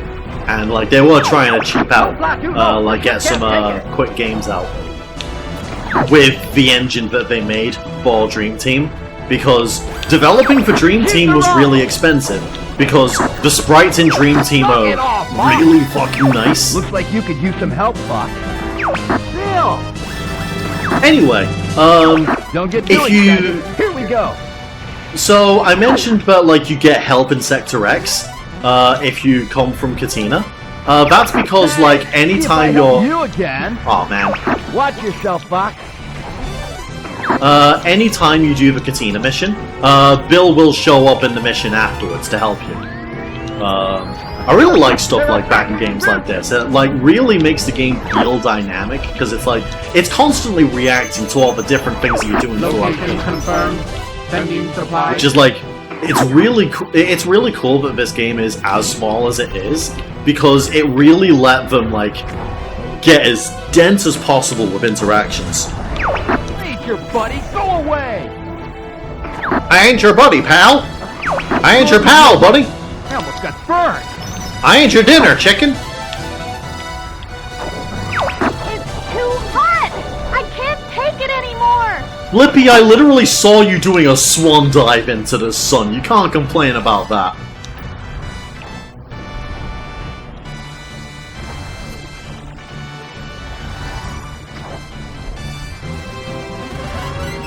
Oh, nice weather today, huh? Scorcher. Location I did not need to confirmed. send a bomb at that Sending one bird. supplies. I was kind of thinking there would be more around it, but it was literally just one bird on the sun.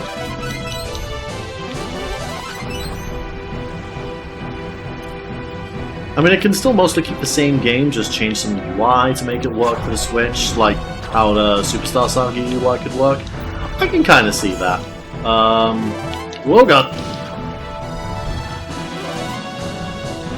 But I am glad they waited until, like, now, because, like, Brothership... This is the enemy's bio. Brothership, like, does a really good step towards not Data feeling like a analysis Switch complete. game. Here it comes. Anyway, shoutouts to the actual reason why we're on the sun. Maybe it's a Andros just put a bioweapon on the sun. There is no strategic reason for this, because what the fuck is this thing going to do to anywhere else? And who is going to the sun for strategic purposes? Andros just put a bioweapon here to say that he can. Which, like, I kinda have to respect. Here they come.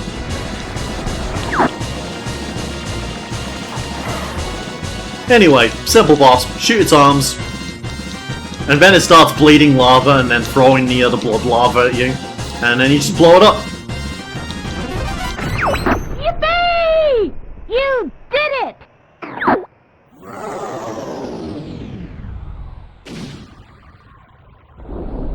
I do remember the sun level looking really cool on the 3DS version.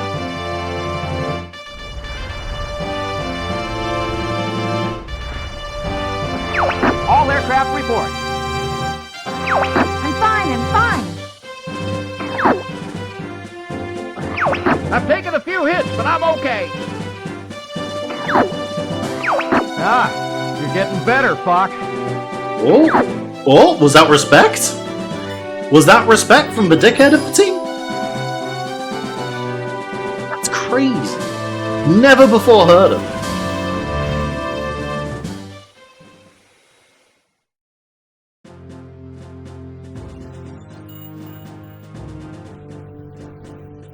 You're getting pretty based and red-pilled, Box.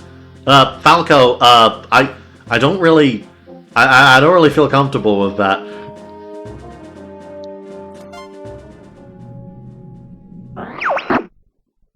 So you're going to attack the enemy base? Great idea, Fox. It'll be a piece of cake, General. I've also been collecting some other 3DS games since my GameStop has some. Ooh, that's rad. You've been on a proper kick for him recently. I should also, actually, like, I haven't done anything with a 3DS in ages because my 3DS has it's got a fucked up circle pad, so I can't really use it anymore. And because of that, it's a bit of a I spot the nightmare train. to use. I'm taking it out. And that's a real shame, because there's like so many good games on the 3DS. Anyway, here's Macbeth. Very weirdly named level, but it's probably, like, it's up there as my favorite level in the game. One, I really like the Landmaster. I just think it's really cool. The second, I love the villain of this stage. They're not taking me serious. I just love this guy's voice.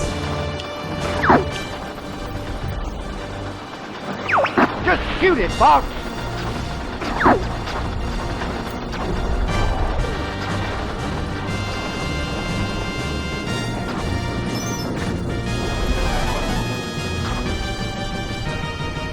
What else did you get? Sushi Strikes, the Angry Birds trilogy, Chibi Robo Ziplash. Oh man, I've seen YouTube videos about that one.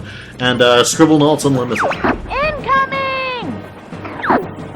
So, can you confirm that Chibi Robo Ziplash is not as like hilariously the spawn of evil as like Scott the Wasp might make you believe? Or is it truly heinous? Always love doing this level. Also, the gimmick and the payoff for the best ending for this level. Oh yeah, the best ending for this level is rad. Just a like really solidly done set piece.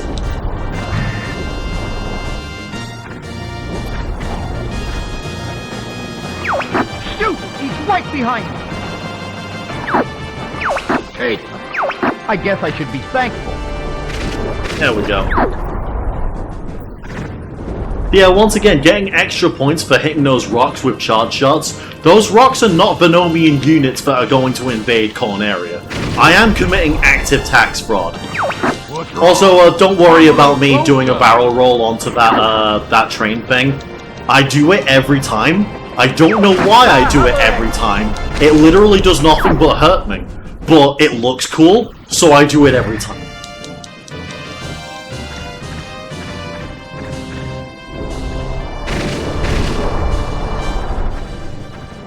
I'll let you know once I actually play the game. From what I've seen, it's just an okay game to infuriate the fans. There's like a really unfortunate amount of games that fall into that exact category, but get like they're okay, but they get lambasted because it's not the fine steak that people ordered.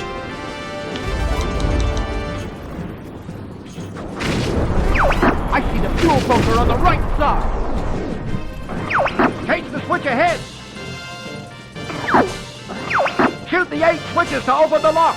Now that's the Federation Force, exactly that.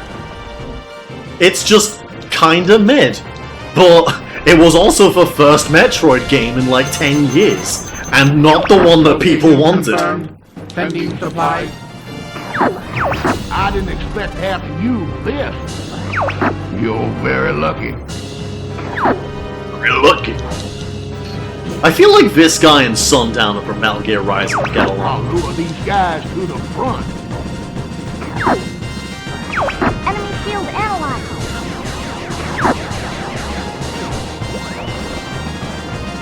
Yeah, I really like this as a boss concept, because like this guy's terrorizing you once you get to the front of the train, Okay, now shoot and this like you can fight the boss properly, on the gas. but that's only if you fail the actual condition hit, which is hitting the flip switch.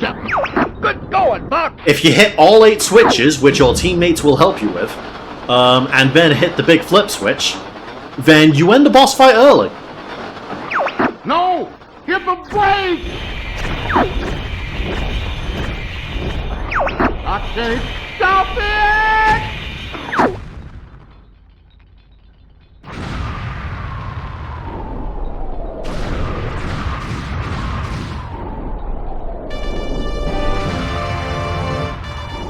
Hell yeah, Rubbers.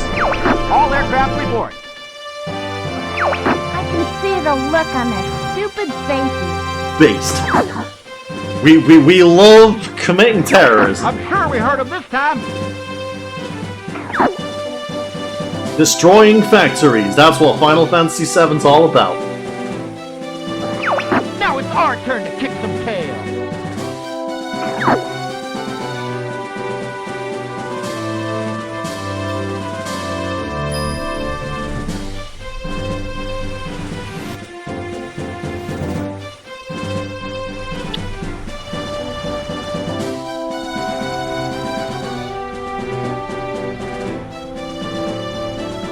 So far, I've loved Sushi Strikers. It sold poorly, but is really fun on the 3DS. It's an action puzzle game about matching plates to throw them in your opponent's faces.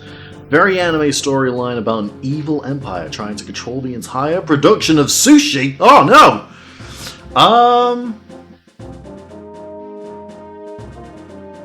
You know what?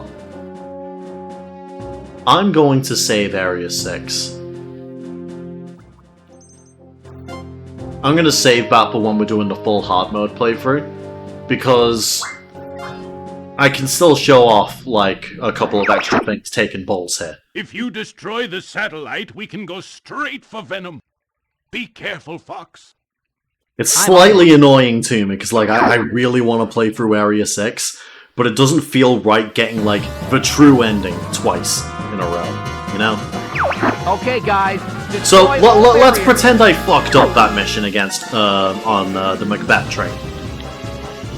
Because, like, if you don't destroy that factory, then you're forced to do the bolts level and, take the easy mode. I'll cover you, Fox. Time for a little payback. I won't let you get away from me. Your carcass is mine. You're not getting away that easy. There we go. Hey, the force field is I don't disappearing. normally do that clean. I'll take that. Looks like we've got company.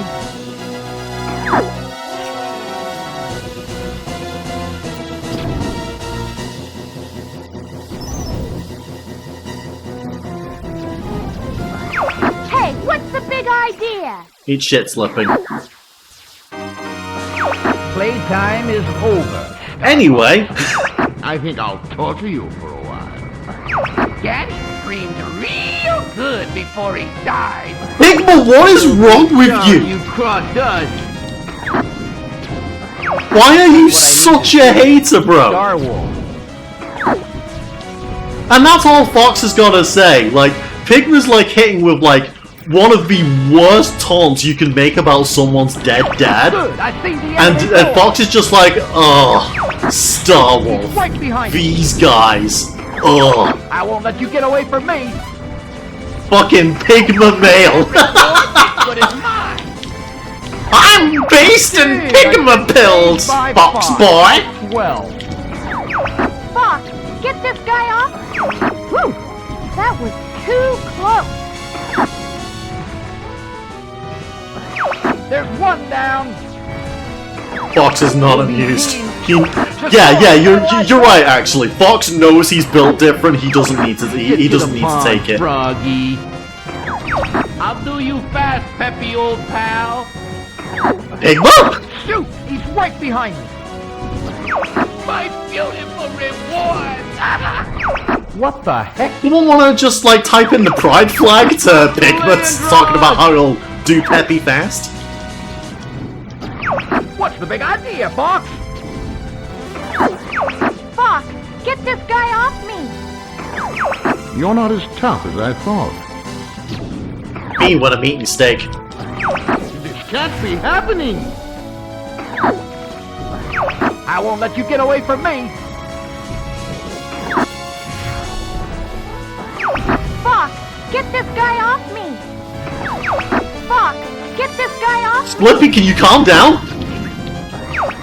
I can't move. Anyway, goodbye, Star Wolf.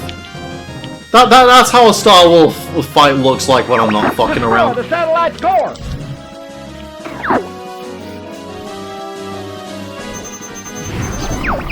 Location confirmed. Sending supplies. There's one down. But also, yeah, Star Wolf showing up there is the ideal let you get away situation from you me. want so that you can get the medal for Bolt Station. Because otherwise, there are simply not enough enemies for you to get the medal requirement. I mean, there probably are if you're like really optimal with charge shots and stuff, but playing like a normal person, you're not getting that medal requirement unless Star Wolf shows up. And the way you do that is either completely fail at killing anyone in the Fortuna Venom, mission, here we come. or miss Fortuna entirely and still end up at bolts.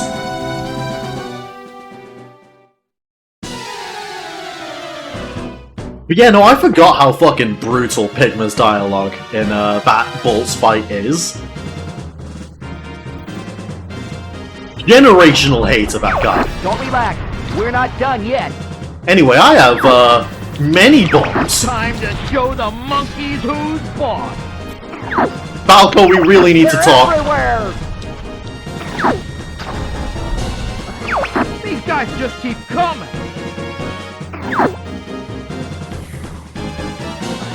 Don't go dying on me. Don't go getting cancelled on me, bro. Brace yourself.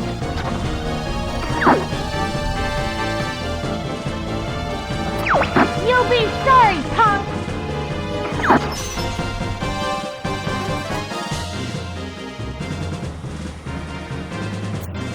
I'm still laughing at Walt's message of Pigman I'll mail. take the left. Oh man. Gotcha. I'm going left. Alright, I should be able to get a bunch of extra charge shots here. Watch out, Fox! Hello.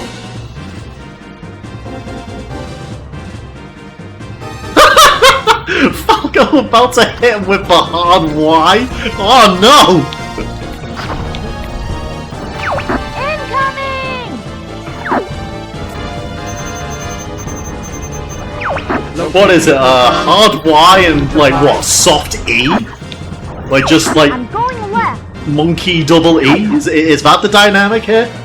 I probably shouldn't be the one like coming Here up they with come. this actually. Pretend I never said anything.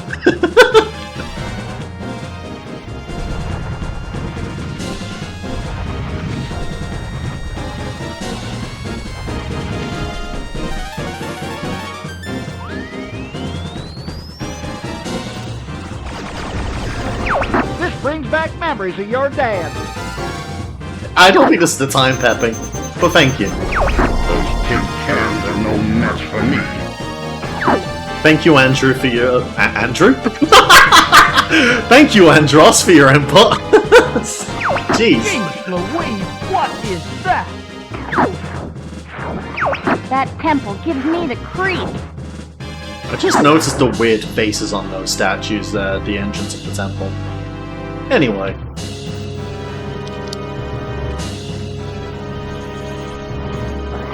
What's going on? He's running away. Stay alert! Don't get too close, Fox! I like how Falco makes the point of not getting too close. But like, if you're not boosting, there's literally no chance you get too close. Like, the robot, like, kinda stopping in front of you there is literally the closest you'll get.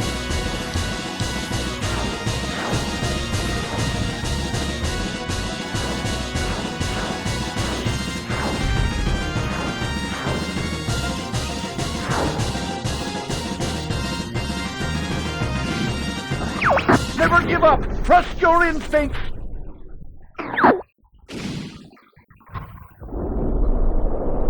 Cool. I'll go it alone from here. I have been for a while, but I'm gonna do it even harder now. I'm nice with it. I'm him. I've always been him. I will continue to be him. I've been waiting for you. And I need to kill. Fox.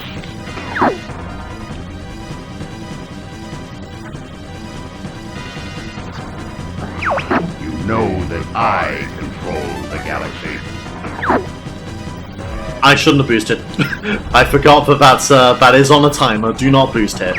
It's foolish to come against me.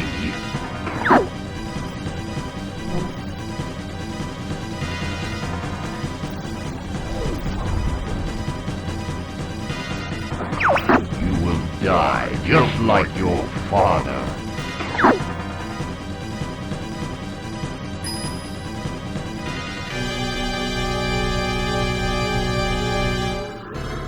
Well, well, well, if it isn't the motherfucker himself, shoot him in the eyes.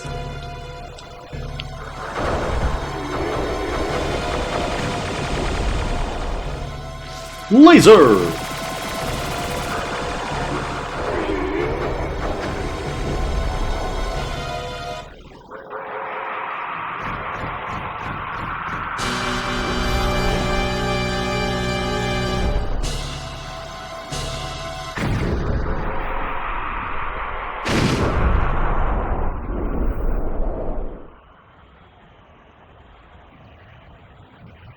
It's such a funny boss every time. I'll never get over how easy it is to put Andros down.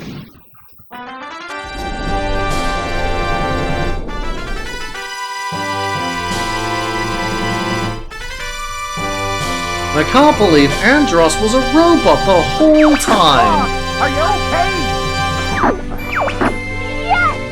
You did it! Okay, I'll admit it. You did good, Fox.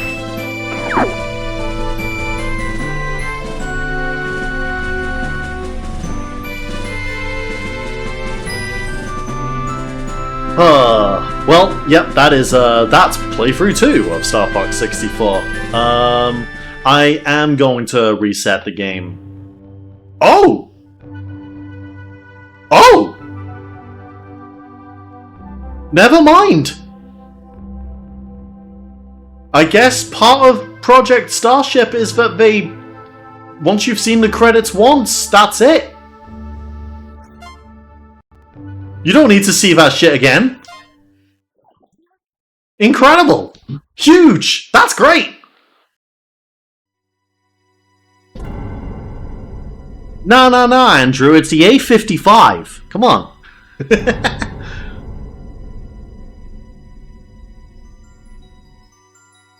Well, I've got to have some plausible deniability in here. Okay, well now that I know that the Starship just skips the credits on some secret playthroughs, that's huge. Priority 1. Right then, with that, let's just move straight into the left playthrough, the radical playthrough, the hard playthrough. The one for cool people. Corneria. We know the story.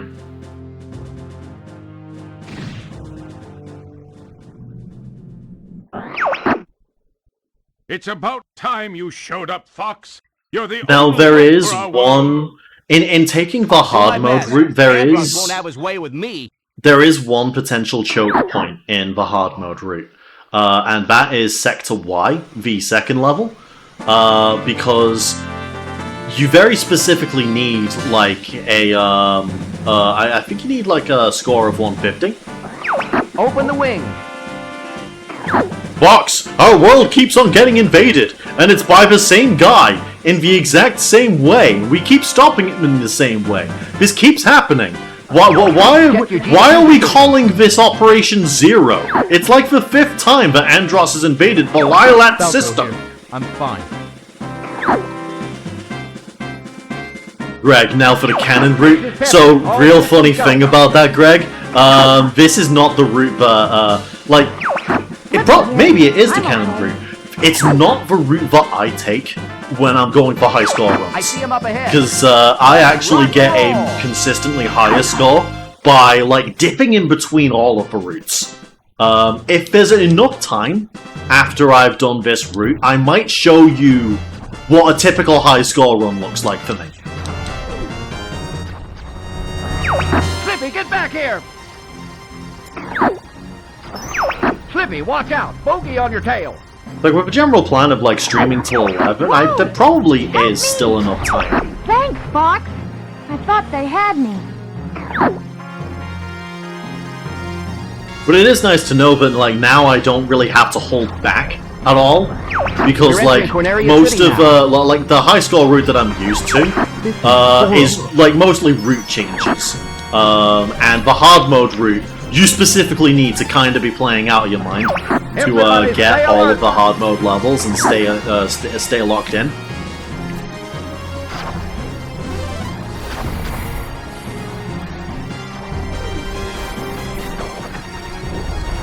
There we go. Yeah, hitting the brakes right after that building to get that laser upgrade is vital. You've got an enemy on your tail! Use the brake!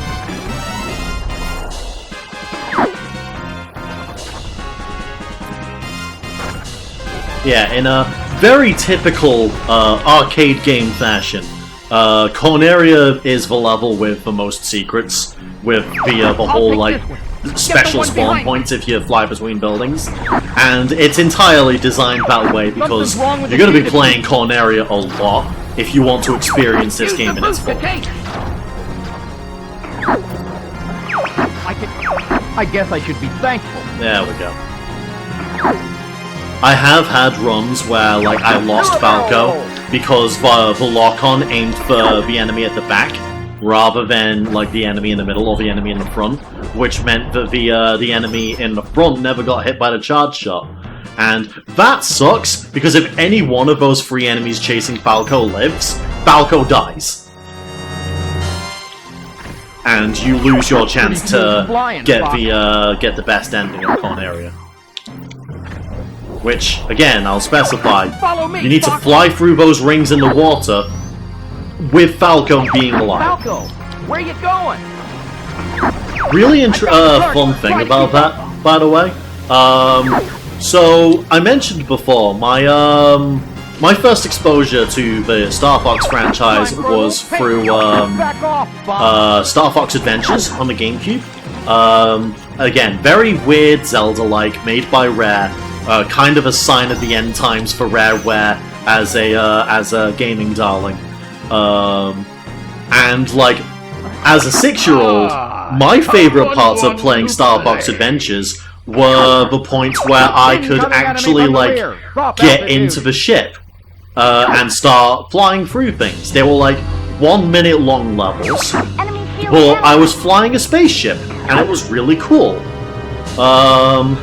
Those were my favorite parts of that game, and I did not know until, like, Smash Bros. Brawl came out and had a Masterpieces demo for a whole bunch of old games, and they had a Masterpieces demo for Star Fox 64, and that was like a it was a 5-minute demo. Like, you play the game for 5 minutes and just see how much of the game you can play through in that, and like 5 minutes. You'll never defeat Andross! 5 minutes in Star Fox 64 while skipping everything is like just enough to get to, like, the boss of a normal route. We're heading out. And that's if you're boosting constantly. Because of this, I was saving Falco constantly, but I was never taking the time to fly under the arches in the water, which meant I never got the secret route while I was playing in the Masterpieces collection, to try and, like, get as much of out of that Masterpieces collection as I could. So eventually, when I got round to buying Star Fox 64 in the Virtual Console and playing it myself, I saved Falco again because I knew what to do, and out of habit, I flew underneath the arches in the water, and I got a secret route. I never knew that I could do that, and I was, like, frantically trying to figure out how I did that, because I didn't even know that secret routes were in the game. Like, despite, like, a year of playing through the Masterpieces collection, because you can only play through Corneria in that time. And so, like, I got the secret route by accident and was, like, completely floored, and didn't know how I did it. And when I tried to replicate it, I'd be speeding through the level. And so, I didn't realize that it was because I was flying under the rings. So I couldn't replicate it for ages until I looked at a guide. And then I looked at the guide and found out it was because I flew under the rings. And, like, that just, like, completely flipped the whole game on its head for me when it did that. I was just like, that's so weirdly specific. And I got that on my first real try, after, like, a whole bunch of, like, weird speedrun attempts. Another weird thing about the Masterpieces collection, actually, like, we've got English voices on. There is voice options in Star Fox 64. The voice options are English and Lilat, which replaces all of the voice acting with the like the noises that the Star Fox characters make in the SNES game, Star Fox. It replaces all of the character noises with that instead. Like, there wasn't a Japanese track that you could replace it with, because that just wasn't standard in games until, like, 15 years later, I think. Yeah, you could have it so that like everyone was doing Banjo-Kazooie speak. It was like and that's what the Masterpieces collection sort of like defaulted to. It was really weird. Like I didn't know this game had voice acting until I bought it. Zelda being beatable during the Masterpiece is so sick. That is so insane. Like, of course it can. It's the full game, just with a timer demo, and like, Ocarina of Time is broken the fuck open. It's so funny how fast you can beat it if you know how to rewrite the code in the game like that. But yeah, no, the fact that it can be beaten during the Masterpiece demo is deranged. It's so good. Anyway, like I said, this level is the potential choke point, because I'm not, like, I don't go into Sector Y very often, so I'm not super consistent on high score runs for Sector Y. So I might need to retry this level once or twice to get the hard mode ending, because I think you specifically need like a kill count of 150. But anyway, Sector Y is a cool level. The theme of it is mechs. Let's back up the squadron. Somebody's gonna pay for all this. And it sure ain't gonna be me. Don't let any of them through! Something's wrong. Hell yeah, there's Gundams. I don't know why they're only in this level and they've never been brought back in any capacity. But this level, there be Gundams. Surprise attack coming from above! Man, I remember seeing YouTube poops that would like turn that line into surprise attack coming from a box! And it'd be like Solid Snake or some shit. It's like, I was like right on the tail end of like getting into YouTube when YouTube poops were the main thing that were happening. And most YouTube poops were of Star Fox 64 because there's so many memorable lines and there's like so many weird ways that you can like mix those lines.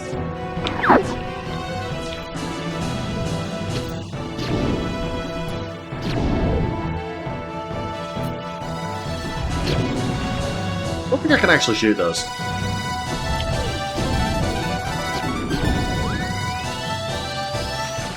Oh no, I didn't mean to lock onto that guy. You can time your lock on to get both of those guys at once, and it's like super sick. But yeah, I didn't mean to lock onto that guy when I did.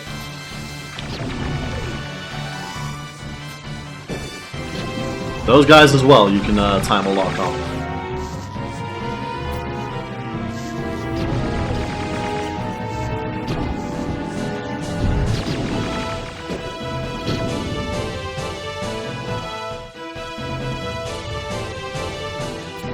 No, no.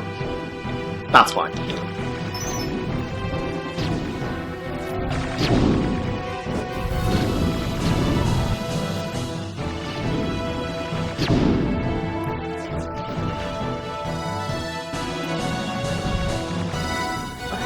He's quick! Be careful! He's dead. Don't worry about it. We're gonna break through that fleet! You're becoming a better pilot! Okay, I haven't had Falco shitting on me.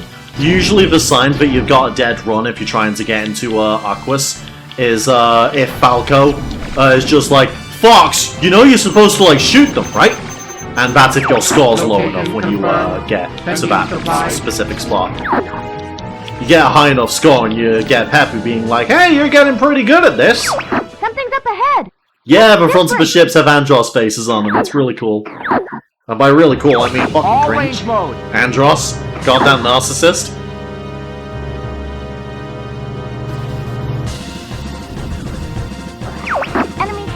Anyway, I do like this boss fight, because this boss fight pits you against two mechs that are really mobile, but they die in like 3 hits because I've got the hyper lasers.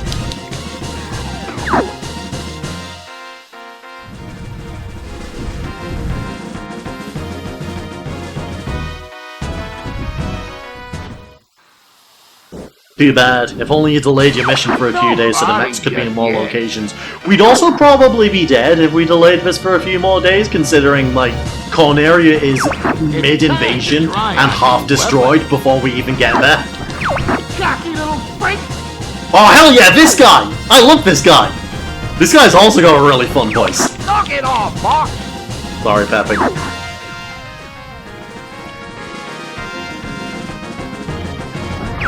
Slippy's hit! Thank you, Slippy, for announcing that. Is that it? Yeah, no, this guy's like... Little freak! Oh, there he is.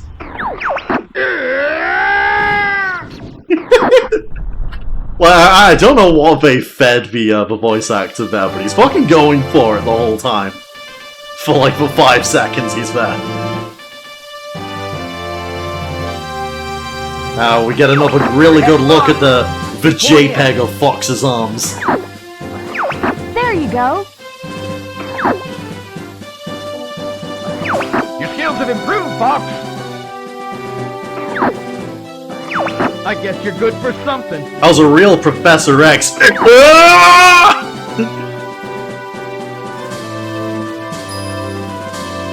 I think 150... I think 150... Yeah.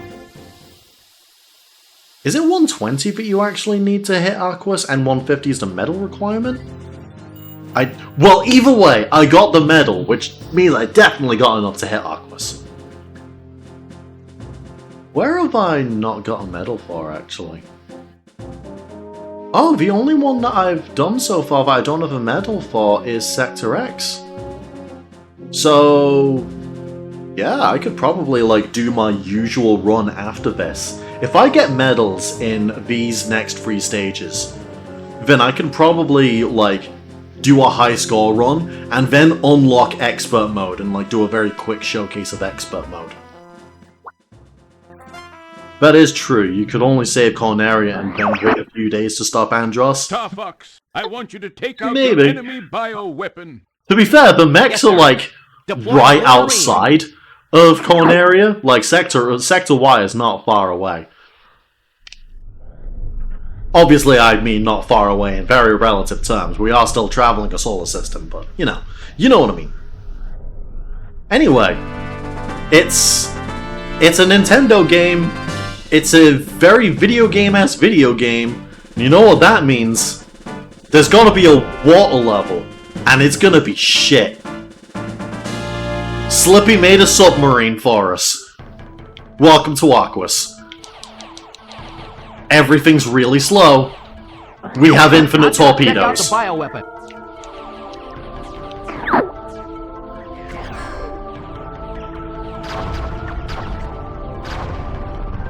So I believe this machine's called the Blue Marine, it's pretty similar to the to the R-Wing, but controls a lot slower because you're underwater. But the key difference is you don't have lock-on shots. You instead automatically lock on with your bombs, and you have infinite I'm bombs. sending the data to you guys. Shoot a torpedo to help you see. Remember, guys, water levels means your controls need to be bad. Hell yeah. No one tell this to the people that made the Zora controls in Majora's Mask, or they'll ruin them in the 3DS port. I'm still so mad about that.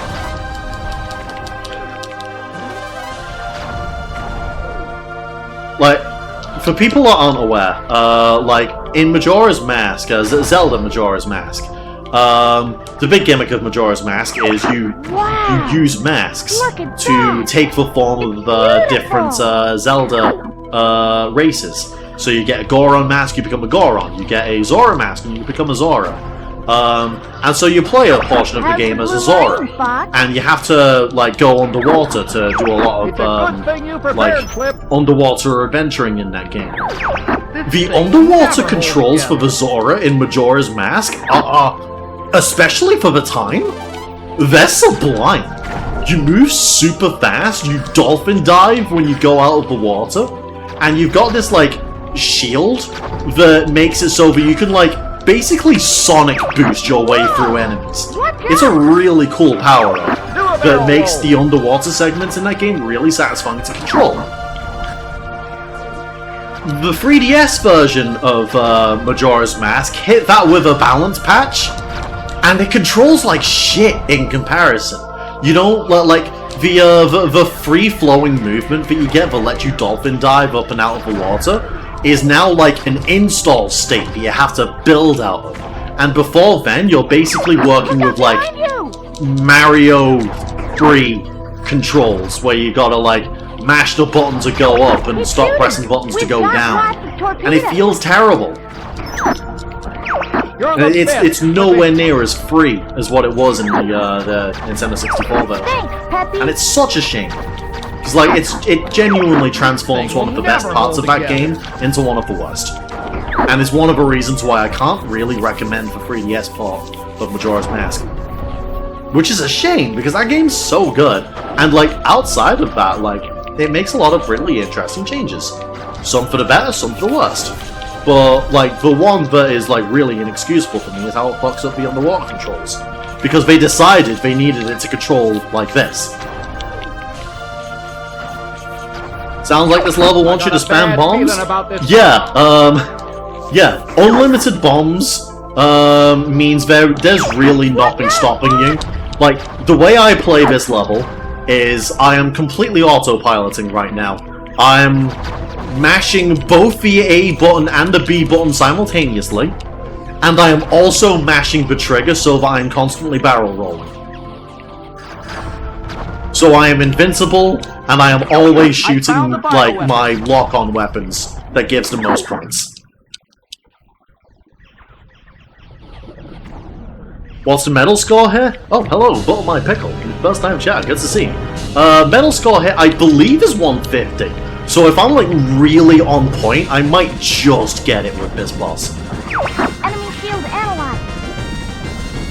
I believe you get 4 points for taking out... Yeah, you get 4 points for taking out those, which is 12. And then you get 10 points for, like... That's it, boss! And then you get 10 points for beating the boss itself if you beat the if you beat it fast enough. So if I'm on point with this, I can still get the medal. Which would be nice. I don't want to have to go here again. Any excuse to not do Aquas more than once is very good. So the way this boss works is that like you gotta hit like the stringy bits, and then you fire a homing torpedo, and then that opens the clamshell, and then you gotta hit this thing until it shows the eye, and the eye specifically has to be hit with a torpedo. But the boss will just spam projectiles at you to try and block your torpedo. I once again just constantly mash A and B and my triggers, so that I'm just firing everything and always defended. You did it! And there we go, hit plus 10. I got the medal. I don't have to come back here. Fuck this level. It's not even that hard. It's just like the mechanics of it. It's so slow, and the infinite bombs means that you can really just turn your brain off. Like, hit turbo mode on your fire buttons, and just kind of let the level play itself. It's really uninteresting when you know what you're doing. Blue Marine came through. So, very glad that I got the medal there first try, so that I don't have to come back to it. Thanks a lot, Peppy. It's also one of the reasons why it's pretty not often that I'm coming back to do the hard mode route. Falco, you too. But to be fair, like, this is me. I'm a guy that likes to do things constantly and, like, be engaged. So, like, there's a time and a place for slow and chill, and, like, when I'm playing Star Fox 64, I don't want to do that. But that's very me. So I like, yeah, I like how slow and chill it is personally. That is understandable. You're more well-adjusted than me. But hey, welcome in, dude. It's good to see someone new. I am Bad Fudge Guy. haven't streamed for 2 years, and I'm working on fixing that. I've got myself... I'm doing this as a sort of like little test stream just to get myself back into it, because Star Fox 64 is it's a game I'm very familiar with, and it's one where I can more easily like shoot the shit with people. And while that's happening, like I've got a couple of plans for like what I'm doing over the next few weeks. Where on Tuesdays I'm going to be running Time Trial Tuesdays, where I pick a kart racer, lab out some time trials, and then like do some online races with people. And then on Thursday and Friday, I'm going to be playing Unbeatable when that comes out, and Hyrule Warriors: Age of Imprisonment when that comes out. And that's going to be my like stream plans for the next few weeks. I played this game as a kid, but I didn't know English at the time and had no idea what anyone was saying. That's something that I've always found like really like, it's weird but also kind of fascinating. Because like, yeah, for the longest time, the only like localization options for games was like English, Japanese, maybe some like other like Western European languages if you're looking, but like that's it. And because of that, like I've always been aware that they sold games elsewhere, but I've always kind of wondered what that's like for people that can't speak those languages. It's one of the reasons why I really appreciate Tunic, if you've ever played that. Yeah, Spanish, yes, like sometimes Spanish and French and Italian and German will be available if you're looking. But yeah, like, I don't know if you've ever played Tunic, but Tunic very specifically tries to emulate the vibe of like playing the NES Zelda as a kid, but you don't understand the language that the manual's trying to speak to you in, and so you have to try and figure out the game based off of context clues. And like the way it like structures itself around that, with your main collectible being pages of a foreign instruction manual with like a made-up language, is like, it's really cool. I've always found it really interesting. So it must have been kind of wild playing this game with that. I played Tunic and loved it. It has great combat. Hell yeah, we got another Tunic enjoyer in chat. That game does have really good combat. It's like an interesting mix of Zelda and Dark Souls. Affirmative, General. I speak Brazilian Portuguese, but for a long time games did have localization for my native language when I was a kid. Fair enough. For a long time they didn't. Yeah, that makes sense, because it was, like, the furthest they'd go would be Spanish. Like, I've only recently started seeing, like, Brazilian Portuguese dubs in games. Like, I've only seen those over the past couple of years. I can't believe they did this. What a dump!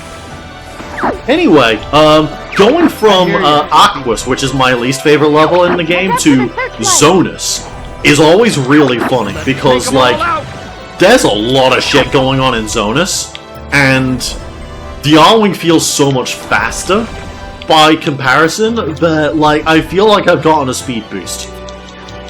The main gimmick of Zonus is that there are these searchlights, and we need to destroy them before I go over them. Otherwise we'll be discovered by the enemy, and we won't be able to proceed to the hard mode route. Whew, that was too close! I love the music for Zonus as well. This is probably my favorite music track in the game. I don't know if I'm, like, overpowering it. I don't know if the game volume isn't loud enough. But, like, I would highly recommend listening to the track for Zonus. It's really solid. Anyway, here's another assist character. Cat, what are you doing here? Is that any way to greet a girl? It's a femme fatale. It's a Fujiko. She's got history with Falco. Falco doesn't like her, but probably does, because, you know, it's that kind of game where I really like how there are characters that your main cast has history with, but the game doesn't really delve into that. And I like that. I've always like kind of appreciated that as a story beat, considering like for the longest time, most ways people were watching television was like catching a rerun of a show on its like 30-second episode, and you kind of had to, once again, figure shit out from context clues.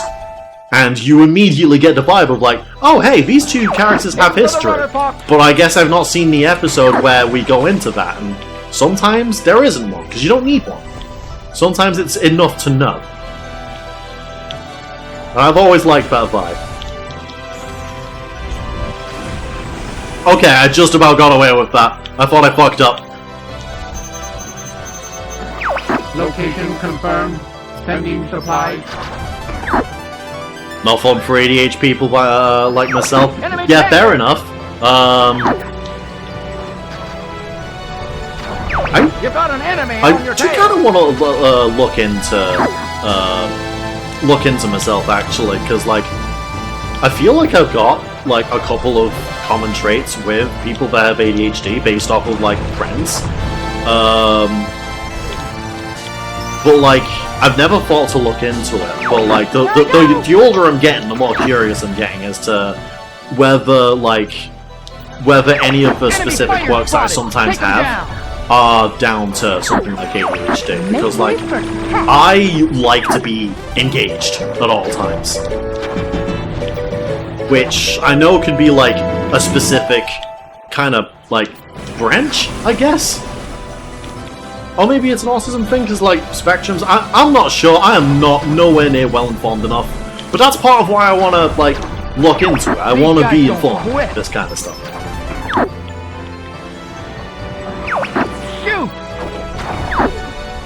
So, I have played Ocarina of Time on 3DS, and plan to get around to Majora's Mask soon. I'm gonna have to read the rest of that later when I'm not having to focus up. That's a big message. That was a close call, Fox. We good? We good? I think we're good. Okay. Jeez Louise, what is that? So, I played Ocarina of Time on 3DS, and plan to get around to playing Majora's Mask soon. Funny story, in Ocarina of Time I never got stuck in the Water Temple. But I got stuck on the Fire Temple because there was a jump that I didn't do properly. Jump in question was the room where the wall of fire chased you above the floor of lava. Yeah, I'm fairly aware that the 3DS version of the game did a lot to make the Water Temple a lot more palatable. That's like one of the main things that I'm aware of. Right, I need to go for the exhaust pipes first. I forgot the order of operations here. I'm pretty sure, yeah, there we go. So, the gimmick with this boss is really interesting. I can't see anything. Fire anyway. I like this guy's attitude. Pressure. Angle okay. Fire torpedo. Hell yeah. Anyway, what was I about to say? The gimmick with this boss is that, like, you can't shoot it with its lasers. It's invincible to lasers. Well, immune to lasers. But if you can bomb certain components of it. If you bomb the side compartments, it will go underwater to fish it out and reattach it. But if you bomb the central compartment, then you do damage to the exhaust pods. And if you blow off the exhaust pods, that means it can't go underwater. Which means it has to drop the crane to fish out whatever you destroyed. So if you destroy the crane, now it can't repair itself.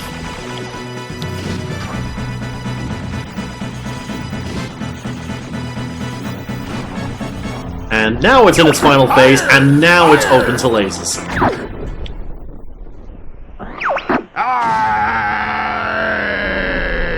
Much more intricate boss compared to most of the rest in this game, but a really cool one, I think. Now, can you tell you're not supposed to see those guys in the standard definition? I love little making an old game into widescreen. I love little quirks like that. I love the voice acting in this game. It's amazing for 97. It's so good. It's like, it's really cheesy and really hammy, But that perfectly fits the vibe that it's going for, because Star Fox has always been inspired by like really old hokey space shows like Thunderbirds and Star Wars and Star Trek. But like, you can't replicate it now. A lot of the like newer Star Fox games try to replicate this, but like with modern production values and modern expectations, you can't replicate that because it just won't sound right. Because I don't know, it's like it's a lot more like full chest, I think is the way to put it. Anyway, now we can move on to Sector Z.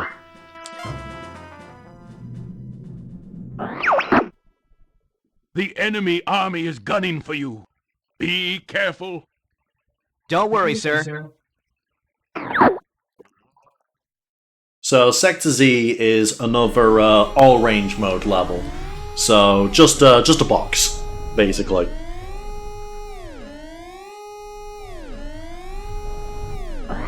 Enemy approaching from the left.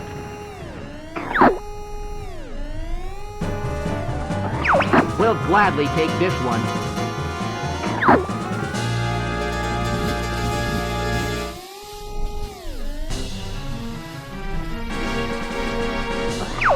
Nice, welcome. Man, I can't hear that clip of Falco going, "Nice, welcome!"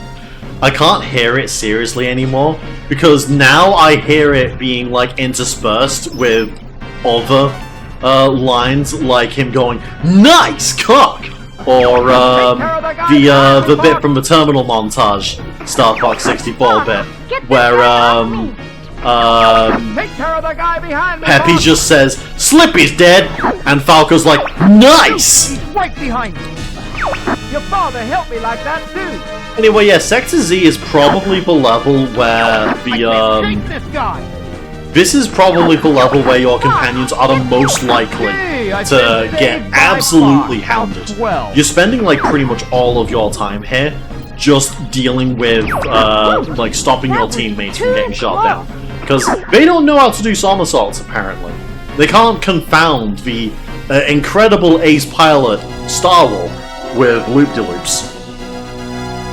Bulls is worse than that. You know what? Yeah, no. Like, if there's anything that can compete with this level, it's Bulls. Once again, going into deep lore, I think I actually put like a, I did a Let's Play of this, like, maybe 15 years ago. And I'm pretty sure, like, when I got round to, like, getting to Bulls, I put, like, a counter on the screen for how many times Slippy specifically got targeted. And it was ridiculous. Anyway, Sector Z is an interesting level, because the main gimmick is that there are a whole bunch of missiles trying to shoot down the Great Fox. If you let one of them hit the Great Fox, you don't fail the mission, you just get the bad ending. The Great Fox loses a wing, but that doesn't really impact anything, it just forces you to go to bolts. But, like, the real problem with this level... Missiles 2 and 3 approaching. ...is you get 10 points for every missile you shoot down. However, this is only if you shoot them down. Your teammates are also trying to shoot down these missiles, and if you don't get the last shot, then you don't get those 10 points. I'm heading for the missile now. And you need, like, all of them to get the medal required. So, this one is also a bit of a nightmare to get the medal on, because if you're not on point, then Falco will fucking kill Steel, and you'll lose it. Missile approaching. Distance 20. That first Gundam show was so much better than it had any right to be. I never got around to watching, the only Gundam show I've watched is the latest one, fucking G-Quarks. That's the only one that I've watched. But, like, that's a really apt one when you're talking about the first Gundam, considering, like, Hideaki Anno got to write a whole fucking Shah fanfic of the first Gundam series surrounding that series. It's so fun. Well, it has gotten me curious. I do want to actually check out the original Gundam series. another guy behind me, Fox! Oh no! Cat's gone. What's taking you so long, Fox? Sorry, Peppy, you're just gonna have to deal with it. Missile approaching. I didn't realize I was at the edge. No, Cat! You kill stealing! Beautiful. I could kiss you for that. I think I missed the medal for that. I might. Do I want to start again? You owe me, Falco. Japanese Yeah, I Andros in know. this game sounds Good luck, demonic. man. I am actually I've never watched a playthrough of this game with the Japanese voices. That's... I should check the settings for that, because I feel like that's probably an option they might have added in. Fuck it, you know, if I get past this hard, Is everything hard okay? mode run, and there's still enough time to do my high score run, Close call. then I'll switch the voices to Japanese if this The bad guys if on the PC run. port allows it. I don't know if that's a mod that I've got to bring in or if they've just brought that in themselves. It'd be really cool if they brought it in themselves.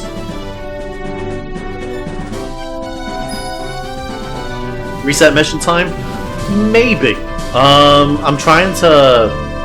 If I am doing a high score mission after this, then I'm going to be hitting Area 6 anyway. Okay.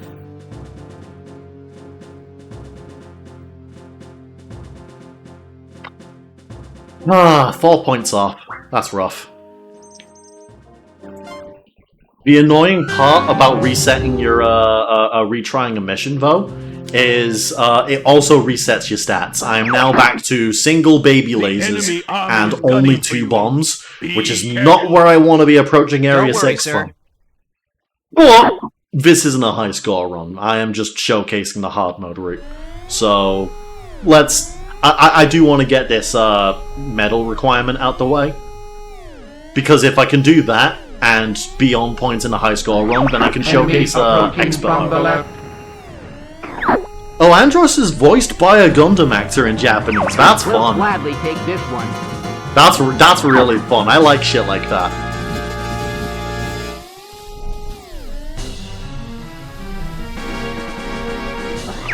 Nice, welcome. Flippy's dead! Nice! I want to find as many of those, like, random little boxes as I can. Because, like, I feel like these might have... No. I feel like these might have laser upgrades, and I want laser upgrades. I really don't want to go into Area 6 with the baby dinky laser. Fox, get this guy off me. Sorry, Slippy, you're just gonna have to eat shit for a moment. Gee, I've been saved by... Your father helped me like that, too. See, Falco, that's how you're supposed to act. There's one down. Did that guy just... Hang on. Let me U-turn. Yeah, that's a laser upgrade. Give me that shit. Come in. I got one. Congratulations, Slipping. He's so happy. He's finally developing a taste for blood. It's really funny how, like, you get some playthroughs where Slippy's, like, really happy to get 1 kill, and then you get, like, in Bolts, he'll have a line where he's like, "Your carcass is mine," and it's just like, Missile are you... coming from the left. Slippy, are you okay? Missile 1 is heading for Great Fox. Here it comes. Here it comes! There's one down.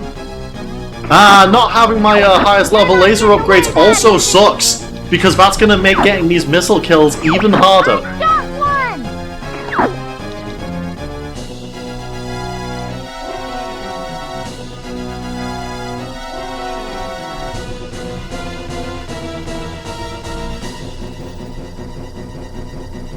Come on. Whoop!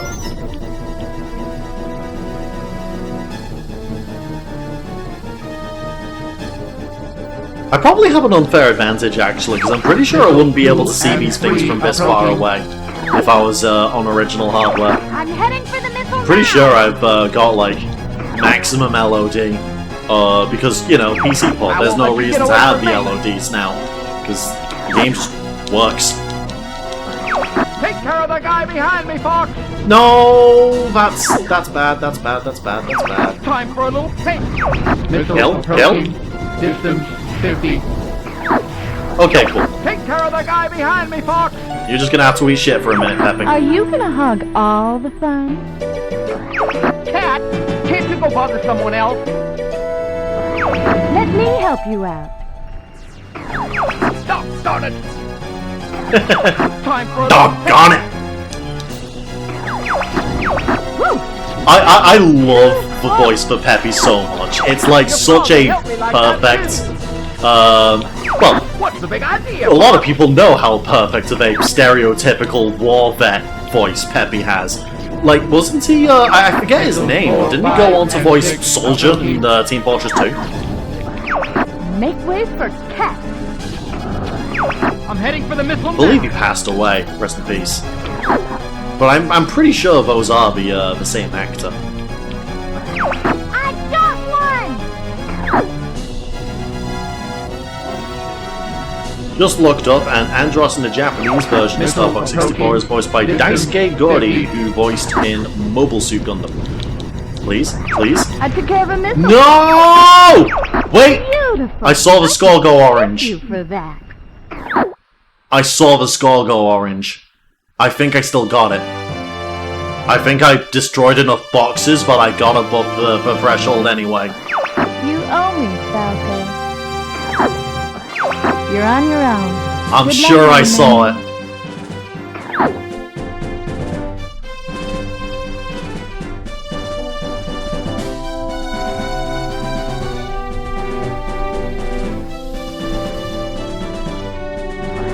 Rob, is everything okay?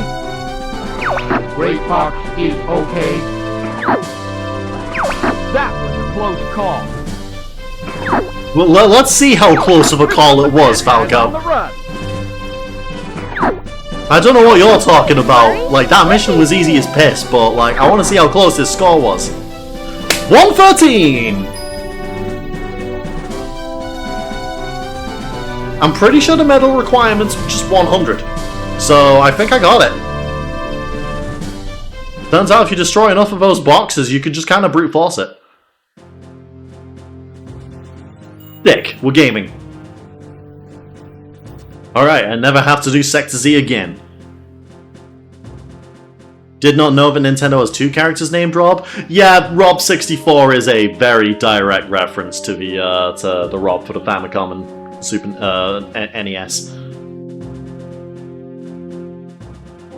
Because yeah, Rob64 is he is the robot that pilots the Great Fox, which is the big spaceship that Star Fox uses as its base of operations.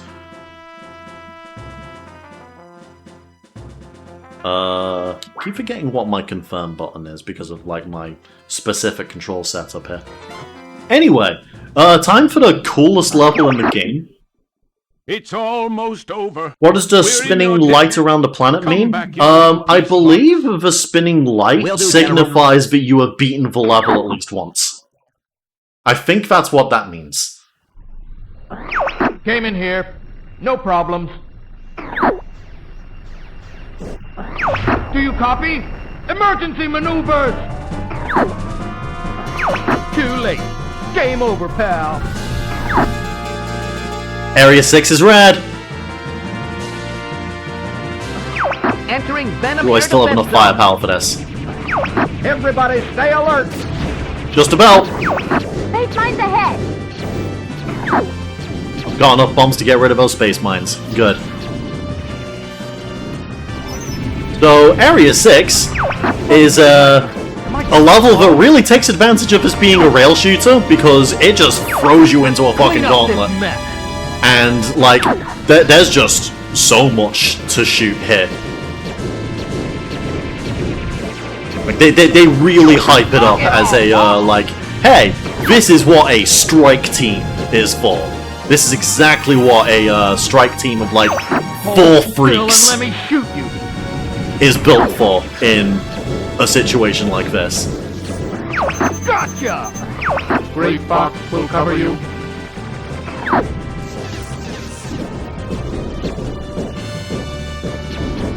pretty sure if I charge... Yeah, there we go. I hit that machine with some charge shots. Right, now... Down, we're being marked. There we go. Hit those missiles. Like, if you leave those missiles around for too long, they'll blow up and do a shit ton of damage to you and your whole team. Did we get them? But if you hit them with a bomb, they all get caught in the blast. They're on me. I'm getting careless. What's taking you so long, Fox? Really wild that Peppy has that line, considering you physically can't get rid of the missiles before he says it, because more spawn as he's saying it. Those tin cans are no match for me. Alright, there we go. Andros has like a bunch of different lines. Like, I don't know what it depends on, but he has a bunch of different things that he can say when he calls you in Area 6. Like, I normally hear a line of him just going, "Oh, make those fools pay." But that was like a proper Sinister of just like, I'm looking forward to this.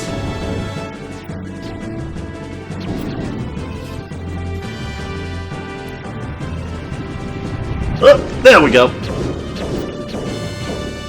Random every playthrough? Okay. We're gonna break through that fleet.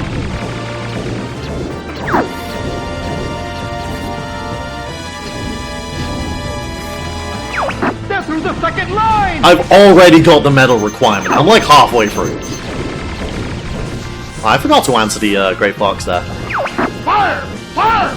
Don't let them through!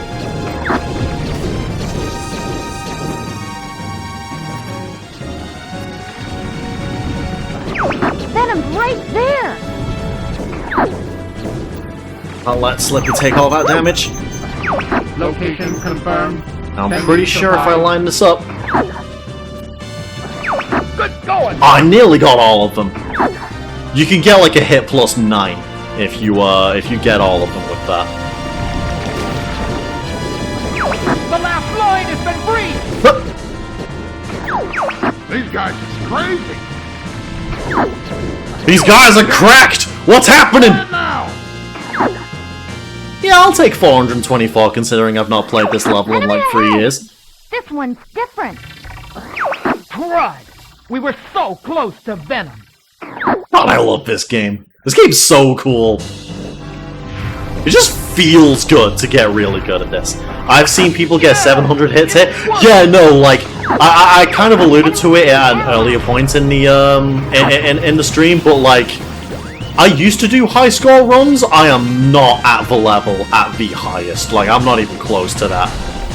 Like I think the main runner that I kept seeing like crazy high score runs was a guy who went by Zalad1, who I think still goes to like or at least until like recent personal stuff. He used to go to like GDQ runs.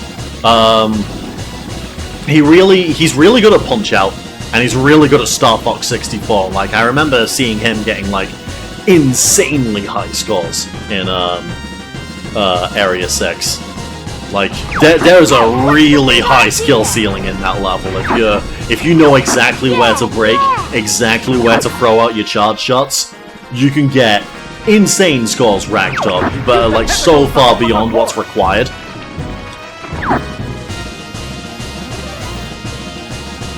And that's a big part of like why this game is so enduring.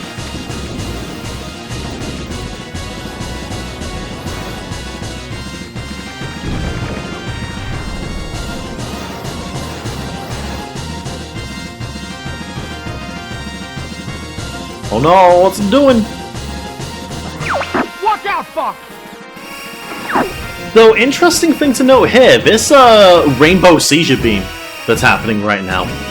In the Wii Virtual Console port of this game, that laser's just like a really pale pink. It looks like crap. I don't know why the emulation couldn't handle the colors, but it couldn't handle the colors. Ah man, only +5? Damn. Isn't this game called Starwing in Europe? That's the SNES game. The original Star Fox on the Super Nintendo is called Starwing. Over here, Star Fox 64 is called Lilac Wars, which is still really bizarre. Like, it's right down to, like, when I was, like, when I had to type in the category for this, I had to type in Lilac Wars. It wouldn't accept Star Fox 64. Because that's not what it's called over here. It's called fucking Lilac Wars. Wild. Say your prayers, Andros. Anyway, if you do Area 6 as your 6th mission, then you get an entirely different level in Venom. And it's not a level. Handle our new ships. It is one last boss fight against Starwolf, who have already been fucked up. I think the idea is that you've already beat them in Fortuna, in the run, somehow. Which you can do, like, you can go from beating them in Fortuna to hitting Area 6. And if you do that, then you get to fight, you fight Starwolf here. And they're in new ships that have way better cornering, have twin lasers, Give it up. and they're all fucked up from battle damage, because, like, we destroyed all their ships in, like, previous runs. You up real good. Ah! Mash cut. Shoot! He's right behind you. Where's Funko? This can't be happening. Go fuck yourself, Pigma Grind I Set. can't shake this guy. Thank you, Wad, for Pigma Grind Set. By the way, that's never leaving my lexicon.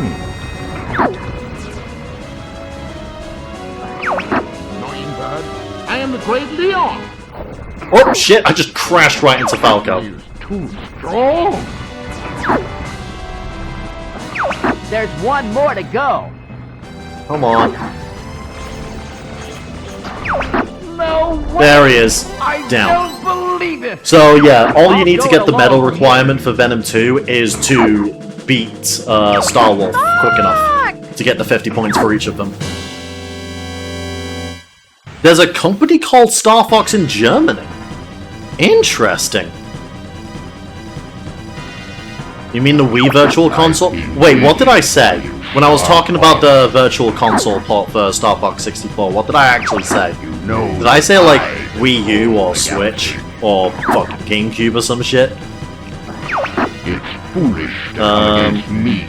European game titles just couldn't be normal for ages, but at least we didn't get, like, fucked up USA Final Fantasy numbering. I believe I can answer that question. Emulation on the Wii had to do some alterations to deal with epilepsy. Okay, so it was on purpose, right. I guess I'll take that, because it is pretty intense as an effect. Dumbed down, easier version of FF4 in the West. Oh, I didn't know that. We didn't get FF2 and 3 from Japan until... Right, yes, our second Final Fantasy was Final Fantasy VII. Incredible. Anyway, it's Andros. Shoot him in the eyes.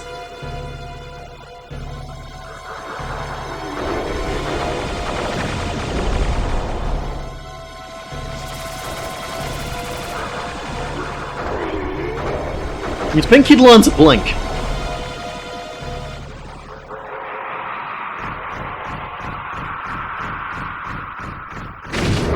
Only I have the brains to rule Lilac. Okay, so, yeah, if you take the true route into Venom, then, True form. this is actually what Andros looks like. Man's just... Well, he's still a floating head and two things. It's just those two things are eyes now.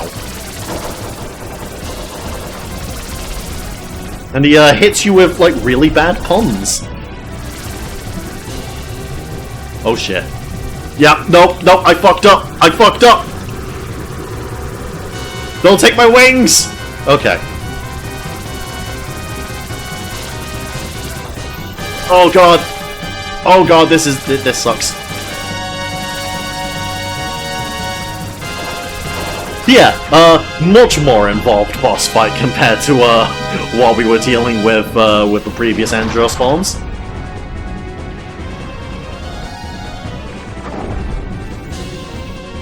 Y'all ever played Star Fox 2? I played it, I never got around to beating it, but I have played it. It's really interesting how, like, Star Fox Command, of all things, is, like, the main game that, like, took inspiration from Star Fox 2.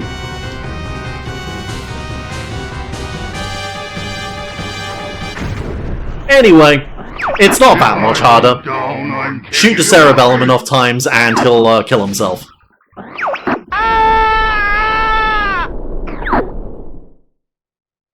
Oh, we missed 1 to 6 entirely. It was Mystic Quest was all we got. Ooh. Don't ever give up, my son. Father? No way! He was alive the whole time? Follow me, Fox.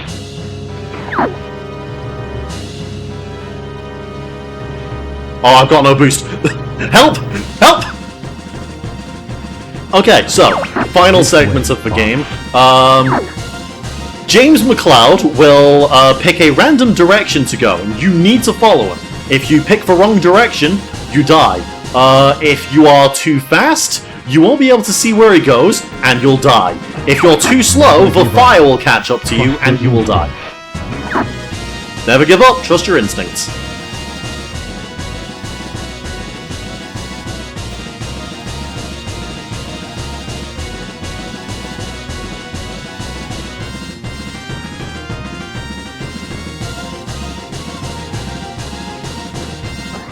You've become so strong, Fox. I like to think Fox is hallucinating here. Yeah. Never seen this sequence ever? Yeah, this is what happens when you take the alternate route into Venom. Which require, like, you need to do enough secret routes to hit Area 6.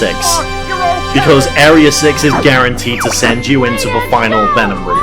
And that's how you get the true ending. That's our leader.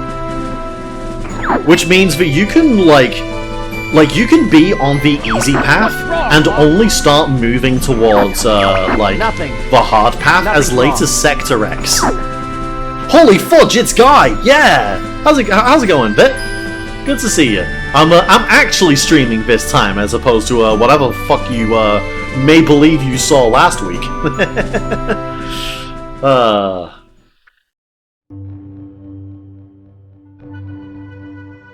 Anyways. That is, we've got an easy mode route, we got a mid route, and we've got a hard mode route.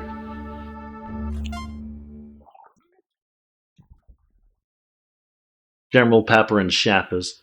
Shappers? What? What? General Pepper in shambles. How did I fucking get Pepper into... Oh god. Anyway. Curiosity check.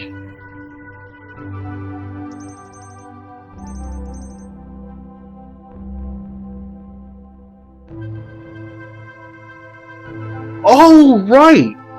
The voice settings weren't a thing in the American copy. I think the voice settings were only a thing in the Japanese and, like, the European copies. I don't think there's a option to change the, Let's see if it's in the actual Starship settings at all. Doesn't look like it. There's probably a mod, is what I'm probably going to need to look at. Cheats.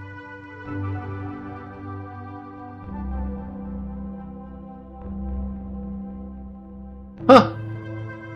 Right, yeah. Completely forgot. There are no voice settings in the American copy of the game. So, sorry, we're not doing a Japanese playthrough to do the high score run. But, yeah, it's, I'm happy doing one more run, and that one more run is going to be how my how a typical playthrough goes for me, because I've got a very specific route that I like to play this game with, and it does leave me with it usually leaves me with a fair higher score than what hard mode gives me. So yeah.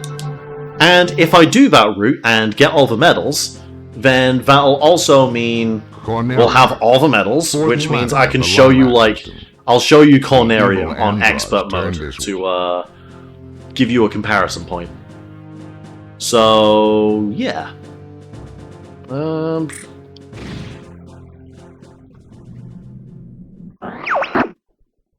It's about time you showed up, Fox. You're the only hope for our world. I'll do my best. Andros won't have his way with me.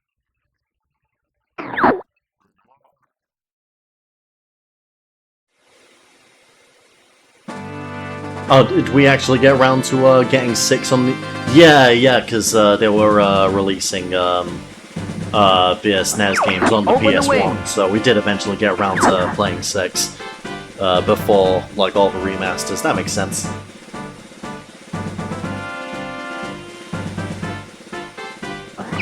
Check your G diffuser system. Alright, time to lock in. I want to show off. The entire reason why I'm doing this playthrough is so I can show off.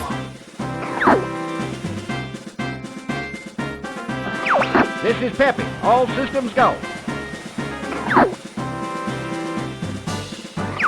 Flippy here. It's wild, like, there is so much to this game with how, like, dense all the secrets are. I see him up But ahead. when you know what you're doing, Let's rock and roll. you can still do all of that in 4 hours. Putting the stream on the... Ooh, I'm getting main monitor privilege? Despite the yarn vomit? I'll take that.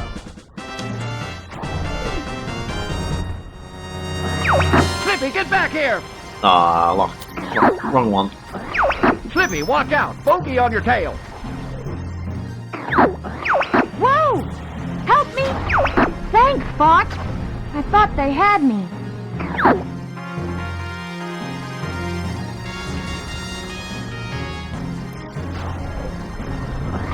We're entering Corneria City now. This is horrible.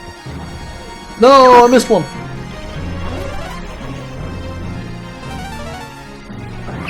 Everybody stay alert.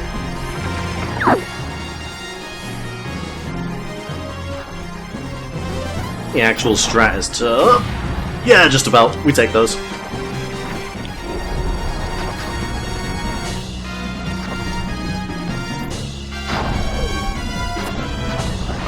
You've got an enemy on your tail. Use the brake.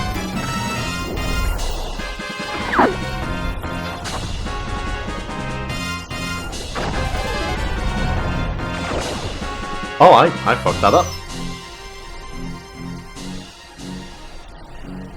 I've shot too early there and, like, shot, like, Falco with a direct charge shot hit before. Really embarrassing when that happens. Something's wrong with the G diffuser. Use the boost to take. Fuck it. I guess I should be thankful. I gave Falco a bomb for good measure. Mostly because I still have a couple things to take care of and need full visibility for that. That makes sense. Gotta check Yusei's Discord to see what the heck I'm talking about. Interesting, and good advertising for the Discord of Yusei Kayaba, fellow streamer, and like easily the one that's like got views out of the rest of the group. Pretty smooth flying, Fox. At some point, I'm like, we are probably going to be doing like some collab streams together, because like there's a lot of games that we've been wanting to stream together, but I haven't like been in a streaming position until pretty recently. So now that I am, like, a lot of those can go ahead. So something to look forward to if you guys like collab adventures and crazy situations. Back off, Fox. Show from all the time, second nature. Makes sense! Cannot blame you. Look, in this economy, you gotta shill all the time. Ah, someone wants to play. Incoming enemy from the rear. Drop altitude. Okay. This is normal, right? Enemy shield analyzed.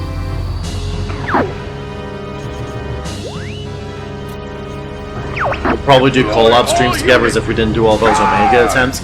like, I more mean like us both streaming the same game kind of thing. Set! Aim for the open spot. Yeah! It's working! We've been wanting to do like multiplayer Hitman streams for a while now. We're Star Look Fox. forward to collabs gone sexual. Oh no! Gone wrong? Gone right.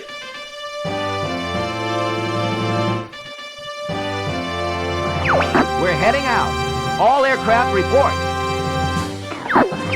You did it! I was worried for a moment. You're becoming more like your father. Don't say that, Pappy. He's dead. You okay over there? I don't want to become more like him. Gonna get kicked off of Twitch? Finally. My first day back on here and I already can't wait to leave.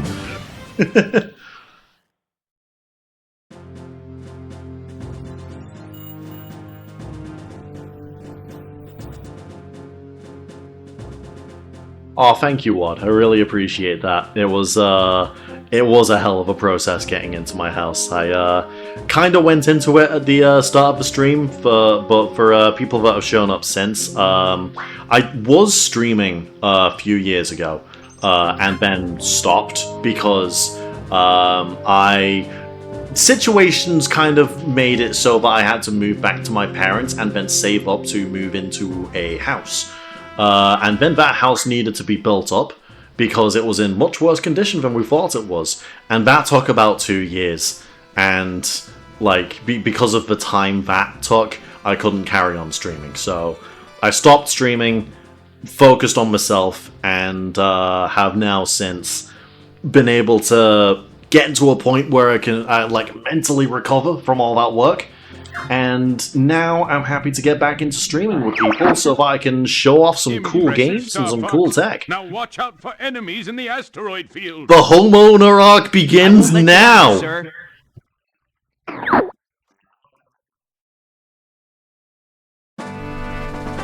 Anyway, let's destroy some rocks.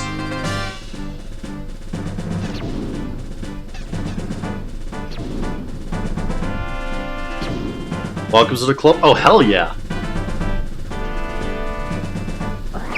Yeah, I remember you mentioning that when we were at versus fighting. Quit dinking around, Clip. I need We're to heading into like the asteroid. I need to actually like get more involved with the guys in the fighting section of Morit's Discord.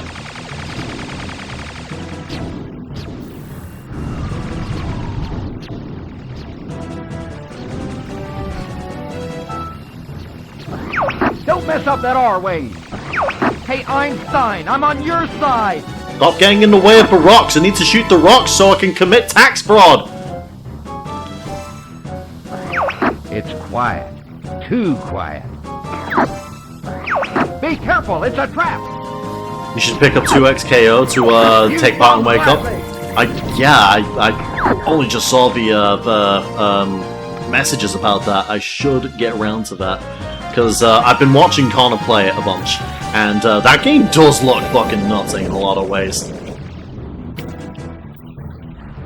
So I don't know why charge shots on that particular rock gives you points, but charge shots on that particular rock gives you points for some reason. Here comes a big one.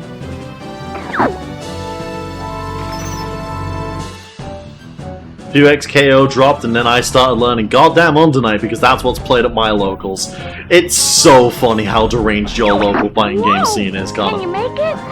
Use the brake. Well, that there is one, though, because like that was like your only real complaint about the area, is that you couldn't find one. Incoming message from Rob 6. Location confirmed. Yeah, that's Sending valid. supply. Honestly, it being a PC-only game for now is gonna make locals harder. Yeah, that makes sense. Watch out, Fox. Not many people really willing to ferry their PC around. I know I wouldn't.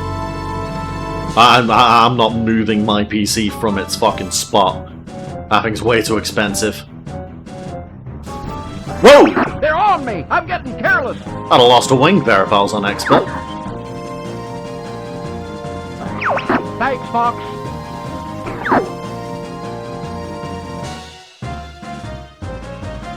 The fact that Persona 4 Arena is like one of the big games played at your local scene is crazy.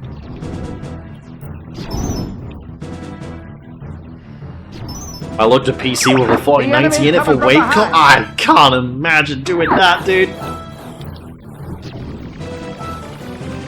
Like, no amount of tournament pressure would be able to match up to the pressure of what if my computer breaks. Do a barrel roll. I guess it's your turn to be thankful.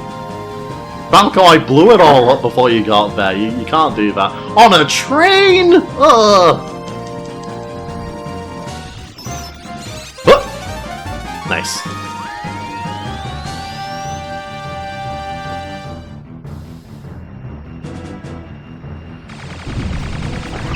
You want a piece of me? Take that! So yeah, for my route here, my my high score route, the way that goes is I start in Corneria, obviously, and then like I get the high score requirement, like I get as high a score as I can, which would normally lead me to Sector Y. But I choose to go to Meteo instead, because if you can get the warp zone in Meteo, then you get a way higher score count than what Sector Y can give you. Or at least I can. There's probably some tech in Sector Y that I'm missing. But, like, I'm very consistent at getting high scores in the warp zone of Meteo, which puts me pretty far past what I can do in any other route. And the warp zone here sends me to Katina, the Independence Day level. That's like, I feel like that's the only like real weak point of the whole run. But the only other comparable like level 3 areas there are Aquas, which I can get a higher score in potentially, but I hate Aquas. And the other one is Fortuna, which is like probably the lowest scoring level in the game, because basically the only points you're getting is shooting down Star Wall for 50 points.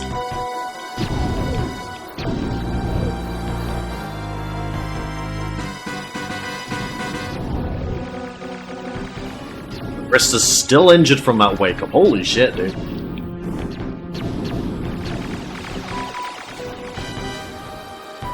I would like some bombs.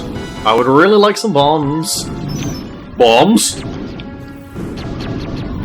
You want them? It's yours, my friend, as long as you've got enough rupees.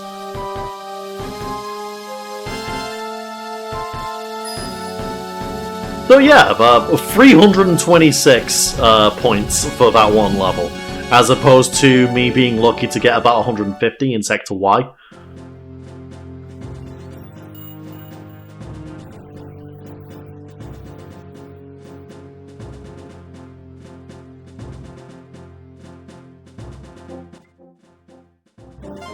And then we hit Katina. Katina is battling the enemy. Will you help him out? Affirmative, General.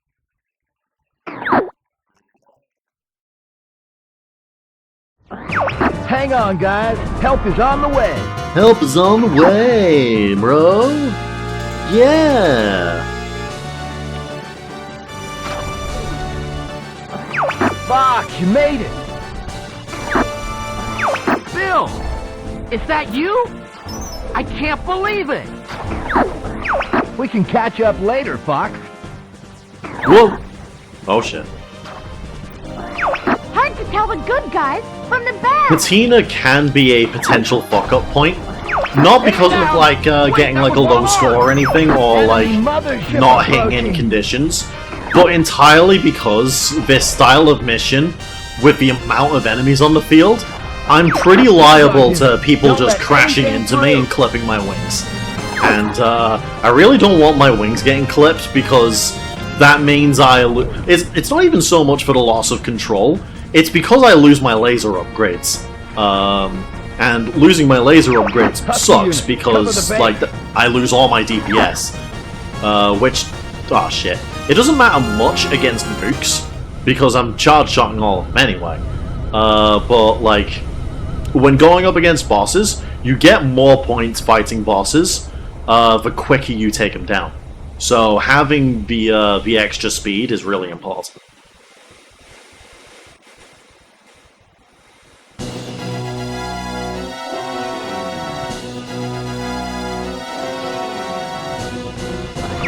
Here they come!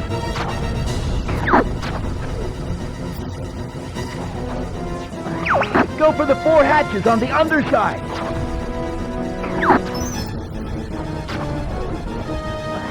Time for a little payback! The one thing that's a little bit unfortunate with the way this game works is, like, your charge shots, they're not... If you're in an all-range mission, you can't just, like, fire and forget about them. You need to see the explosion happen for the damage to count. So if I was to, like, fire a charge shot a mile away and then turn in the other direction to immediately lock on somewhere else, I'd get nothing for that initial charge shot. Ah, shit. That's one of ours! The hatches are open!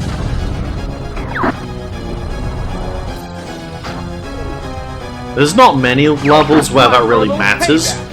This is like the one where it really matters because there's so many enemies to shoot down. Like, it would be really nice if I could optimize it a bit further, but...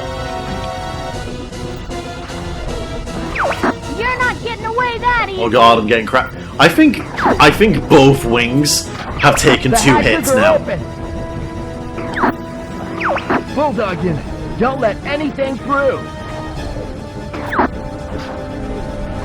For the record, it's totally worth mentioning that the character introduced in this mission, being called Bill Gray, is absolutely not a reference to the character Bill Gray from any other particular 90s invasion flick. Gee, I couldn't possibly see what he's going for. I feel like that's a reach. This mission's so fun. It really helps to, like, in the 90, I think it was 96 Independence Day movie. That was like one of my all-time favorite films growing up.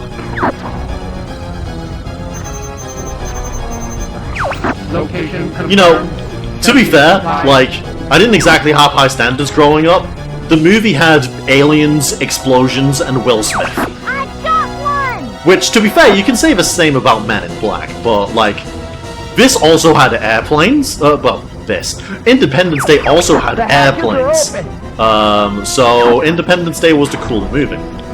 And therefore it was, like, the coolest movie of all time. Until I, grew up and started watching, like, anything. I still have a real soft spot for it, though. It's something I'll go back and watch every now and again for a little popcorn flick. The hatches are Man, that's a lot of guys. Pretty sure I did kill a friendly in that, though. I've left a lot of these open. I'm just gonna go for them. There's some sort of energy reaction. The core has appeared. Stand by to attack. I'm in the running to get over 180 here. You're not getting away that easy. Come on. Hey, he was mine. Ooh! Huge! Hurry up and take out that core. Can I get 200? Surely not. Fuck, that's one of ours. Sorry, Bill! I'm not, though. I'm fucking point grinding here. Come on. 200, 200, 200. I don't think I've ever gotten 200 on this stage before. Holy shit.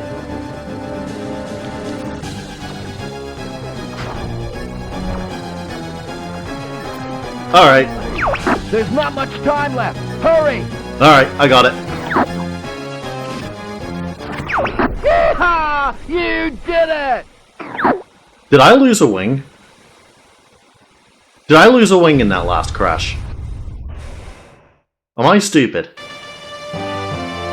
No, I didn't. Oh, I'd have been so mad if I, like, clipped a wing right there and had to start the next mission with, busted resources. 206. I think that's my highest score in that mission. Take care, boss. And all things considered, there's still You quite too, a lot Bill. of friendlies left. Which, you know, is a very healthy way to look at war. Very, very normal. Very not fucked up.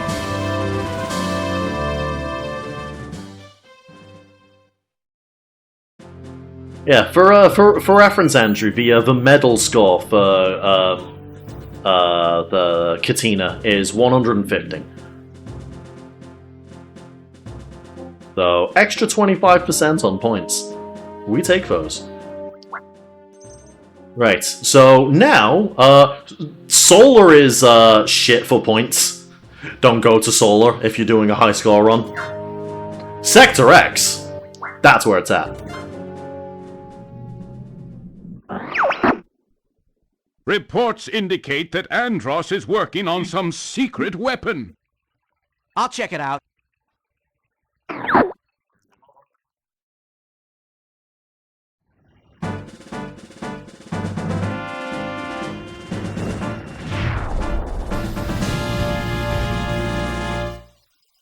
So now you get to see what this level looks like when you, like, have a half-decent amount of resources. Let's take out that weapon, boys. Because there's a lot of guys here. Let's have a little fun.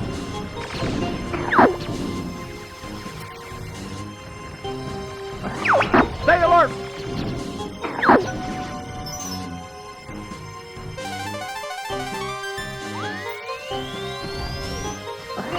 He's quick! Be careful! Should have waited. Whoop. Enemy Not what I move wanted. behind us. Man, they're fast! We're getting close to the base!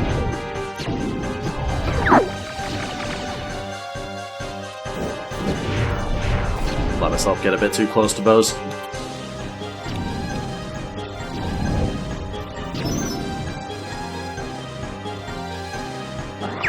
Somebody beat us here. It's all gone.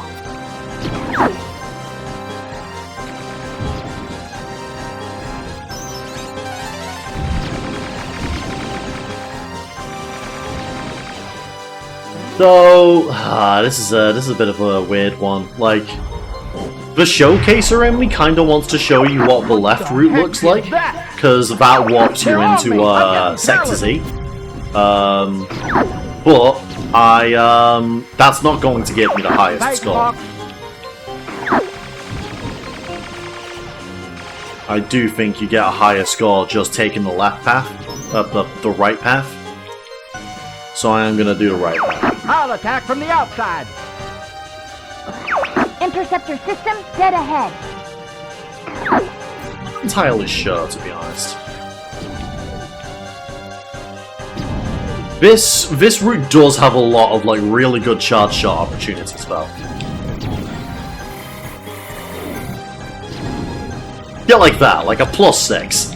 A +6 is crazy.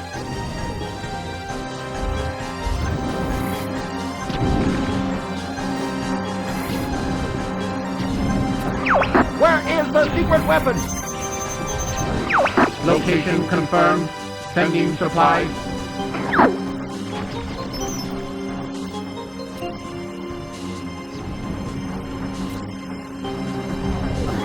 I'm going ahead. Back me up, Buck. Get some really good hit. It could have gone worse.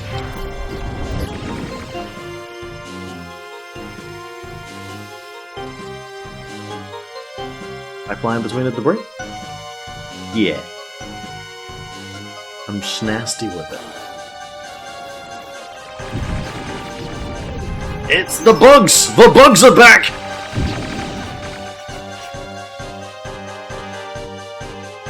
Anyway, I also get to show you that I wasn't. The heck? Uh, Fox, look behind you. I wasn't just being a dick when I said I was being bad at this fight on purpose. So this is the secret weapon.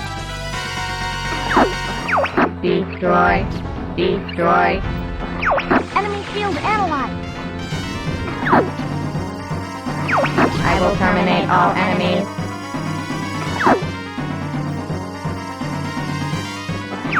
You are an enemy.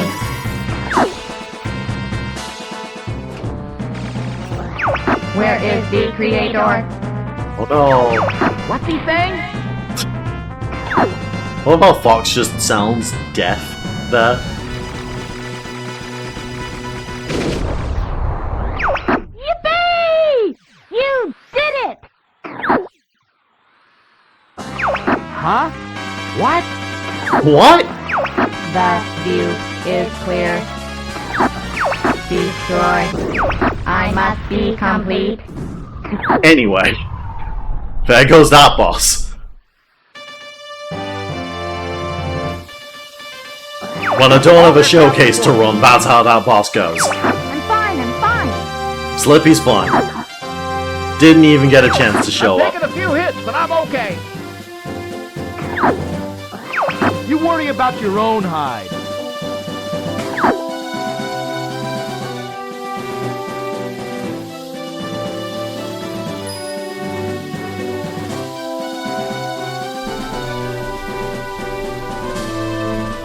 $969. 900 and nice.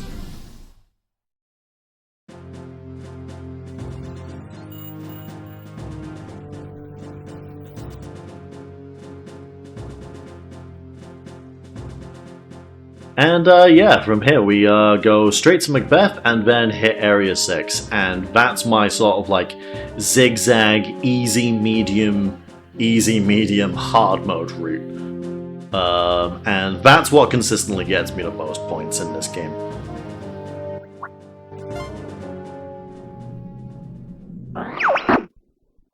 So you're going to It also helps that, like, most of these levels are also my favorite levels. It'll be a piece of cake, General. I really like the Warp Zone for Meteo.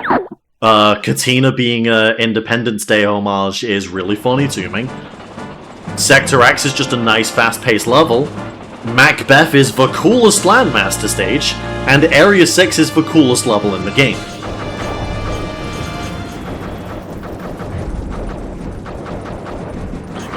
I spot the train.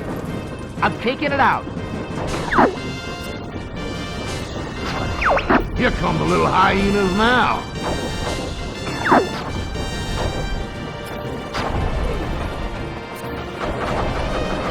Here you go. Anyway, time to commit more tax fraud! They're not taking me serious. Here they come.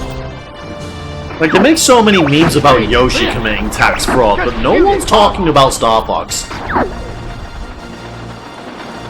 Ah, I used that bomb too early. Didn't realize that was the only one I had.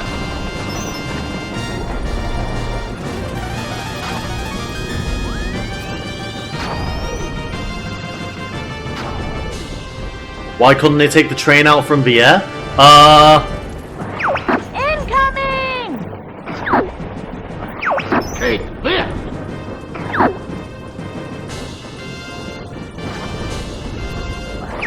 How's the landmaster? I'd boss? love to tell you.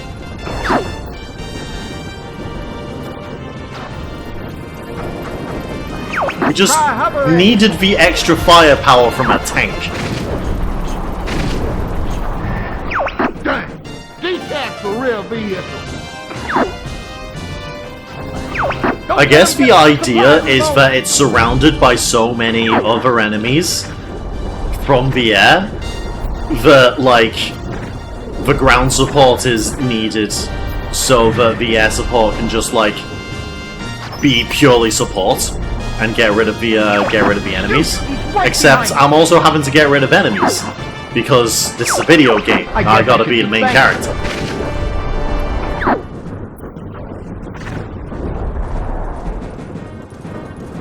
Really wanted to have an excuse to use their tax write-off tank. Yep, there it is. What's wrong? I think I've told you about this before, Shook, but like people in chat, like there's probably people in chat who don't know. So Star Fox Adventures is like, despite being a funny little Zelda game, it is canonically a direct sequel to Star Fox 64. It takes place a couple of years after it. And specifically what happened was like Star Fox made a whole bunch of bank on the mission for saving the Lilat system. The problem is that most of that bank, all it actually did was pay off the loan that Fox's dad did to have the Great Fox Mothership built. And so what actually happened at the end of Star Fox 64 is that Star Fox had no money and also no work because, like, there was no war. So they're like Star Fox 64, the Star Fox Adventures, everyone is flat broke and only takes the Dinosaur Planet mission because everyone's in desperate need of cash because, like, fucking the tax evasion couldn't cover up the loan. You're very lucky.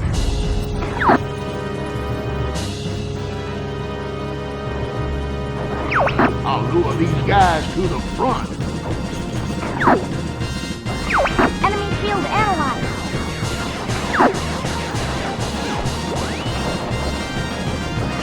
I'm here to rescue you. Okay, now shoot the switcher. Step on the gas. So I would showcase the boss, but Go it, Buck. 1, I want to go to Area 6. 2, this is still a really satisfying cutscene to watch. No! Hit the brake! Oh! No, I'm gonna die! I can't stop it!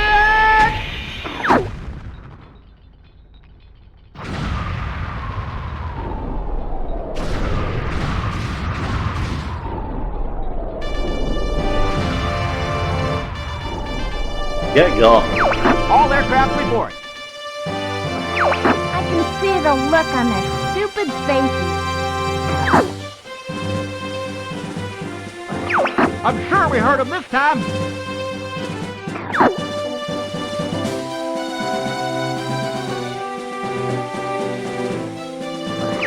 Oh. It's our turn to kick some tail. So that really awkward silence in the middle of Peppy and Falco speaking, that is actually room for Cat from Zonus to speak. Because if you fail the Zonus mission of avoiding the searchlights, then you get forced into Macbeth instead. And despite the failure, Cat will still show up because it's the next mission. And she helps with the whole switch shooting sequence. And she has something to say between Peppy and Falco. Anyway, time to redo the final sequence. But now with, like, yeah, I've got 1,146 points now. I'm gonna surpass that top score just by, just through Area 6. And there's like another, I think, 270 that I can get from Venom 2. We're in your debt. Come back in one piece, Fox. Will do, General. So I should get like between 17 and 1800 by the end of this. Which still ain't like a crazy high score. Like, again, there are score runners, like active score runners, that have insane high scores with different routes. But that's usually how a high score route for me goes, based off of how I play this game. Entering Venom Air Defense Zone. Everybody stay alert. Space lines ahead. Cool, I've got enough bombs to do this section. That's the important part.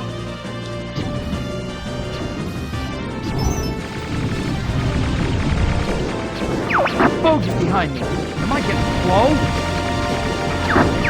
Let's clean up this mess. That might have been bad.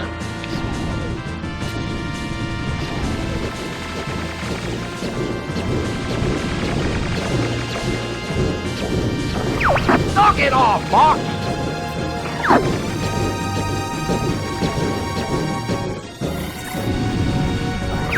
Hold still and let me shoot you.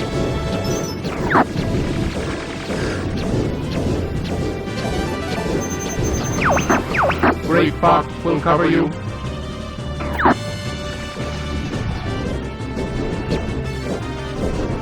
Yeah, shoot a bunch of charge shots at this, and that will hit the missiles with the splash damage. Enemy missile! Shoot him down. We're being marked. Cool.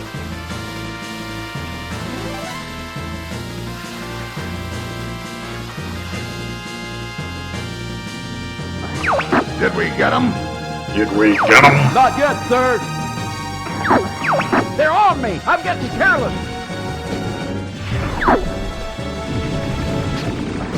What's taking you so long, Fox? Sorry, Peppy, I'm too busy point farming. I should have a bomb for this segment.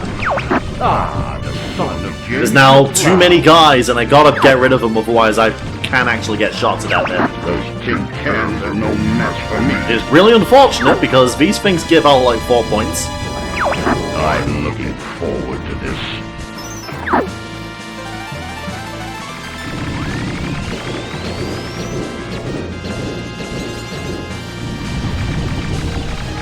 Ah, damn it. Ah, no. Yeah, I don't think this Area 6 run has gone as well as the last They've one. broken through the first line. Huh?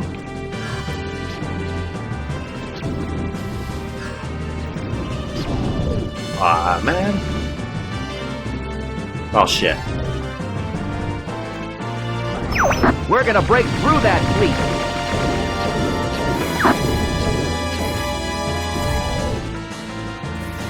Got a bad lock on that. They're through the second line. Also, what's with like the second line being so much shorter than the first? Like that first line was like a pretty lengthy set piece. Don't let him Second line was like maybe 2 cruiser ships.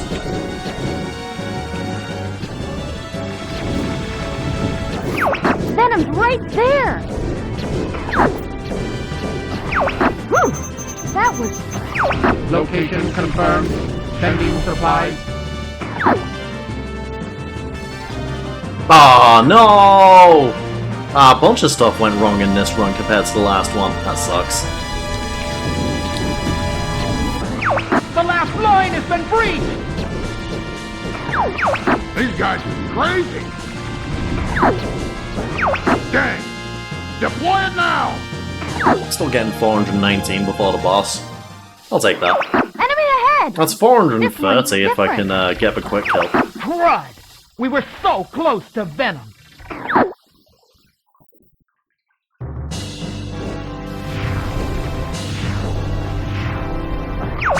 Yeah!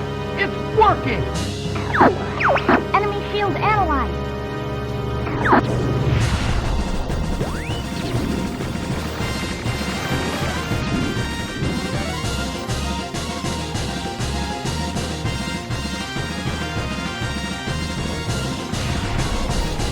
Ah, man. So, the way this boss works, like, you need to destroy the arms so that you can open the core, but the arms only have a hitbox on the claw. But even then, that feels like really inconsistent. The ideal way you want to hit them is when they go to attack you. If you hit them as soon as they attack you, you blow them back, and that usually does a bit more damage as well. And the ideal way to do that is to just aim for the center, because the claw will usually just line itself up with the center as you do that. Yeah! But it's a little bit sketchy with it, because if the boss decides that it's just gonna, like, disappear, then the hitbox will disappear, but the hurtbox won't, which means it can still run into me and do damage.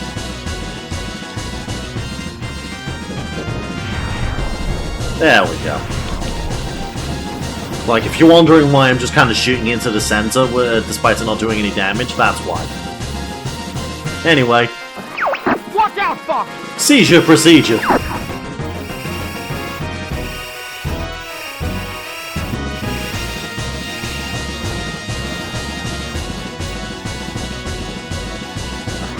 Destroy all 3 energy balls! The shield is gone! Shoot the core! Yippee! You did it! You gotta mash out of your mind to get the plus 10 there, damn.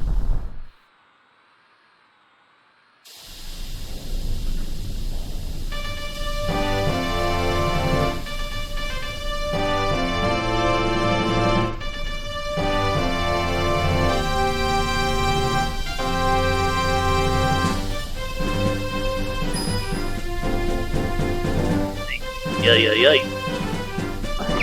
Hold on! We're entering Venom airspace!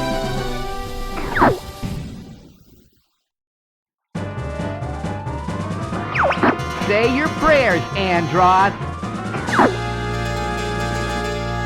Now, I'm pretty sure Don't if get you so skip the Star cocky, Wolf cutscene, Starfox. they're just See how you open, handle on you shits. and like you can place yourself where you can just shoot them all down before the fight even starts. We'll make sure you That's never something that I'll need to begin. lab out to get consistently, but We'll just see about You can- that, Star Wolf. you can kind of see the effects of it right there. You guys don't give up! Give it up! Ah! Oh, the timing of that was impeccable. I'll do you fast, Pepio. This can't be happening! Getting some great line timing There's one here. more to go.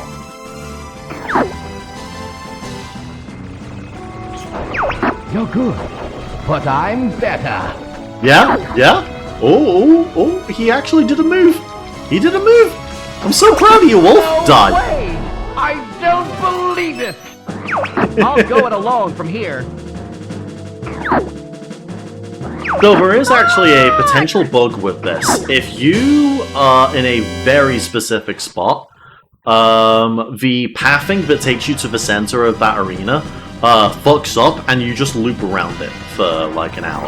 I've been waiting for you, Star Fox. Also, probably worth noting, there is an optimal path here. If you go left, right, then left twice, then right twice, you will get the most amount of items in the lead up to this fight. Those items being a bunch of gold shields, I think like 2 bomb. I think yeah, you get the free gold shields so you can max out your health. And a 2 laser upgrades and a bomb.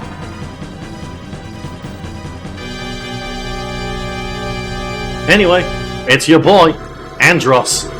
Shoot him in the eyes.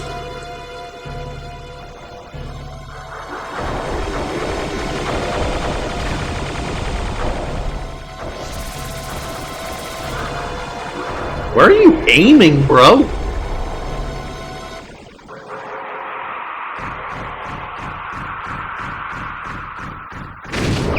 Only I have the brains to rule Lilac.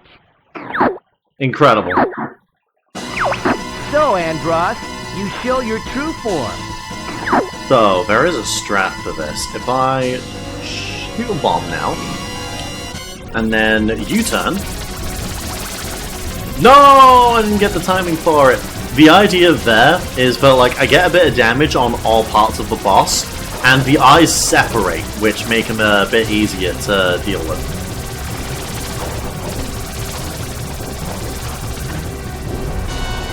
Not like it really matters. This isn't that hard of a boss fight. Though there isn't really anything in this game that's particularly hard. It's designed to be pretty accessible. The tricky part of this boss fight is that you need to hit its back. That's the only that's the only, like, vulnerable part. If you hit its front too many times, Andros will just decide to teleport behind you. But you can use that against him, because you have a U-turn ability. If I go down, I'm taking you with me. So if you get to a point where you're both heading straight towards each other, you can make him teleport behind you, and then just U-turn and smack him in the cerebellum. Don't ever give up, my son. Hello, James. Father? That's right, it's me, Mr. Video James. Follow me, Fox. There we go, I actually had boost that time. This way, Fox.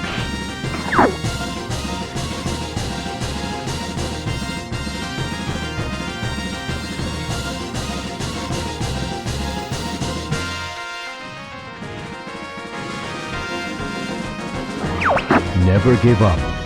Trust your instincts.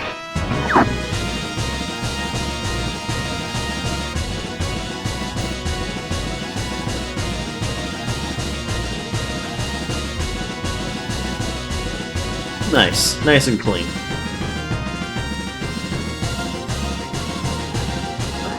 You've become so strong, Fox.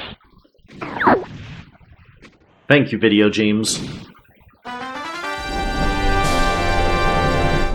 Whew. And there we go. That's 4 playthroughs of Star Fox 64 in 4 hours. Way to go, Fox!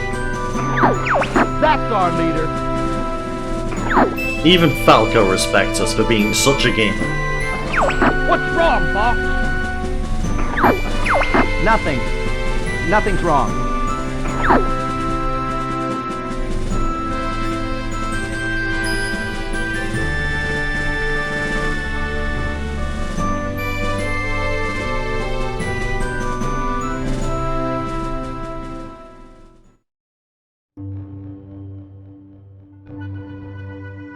So, yeah, I can see in the playback.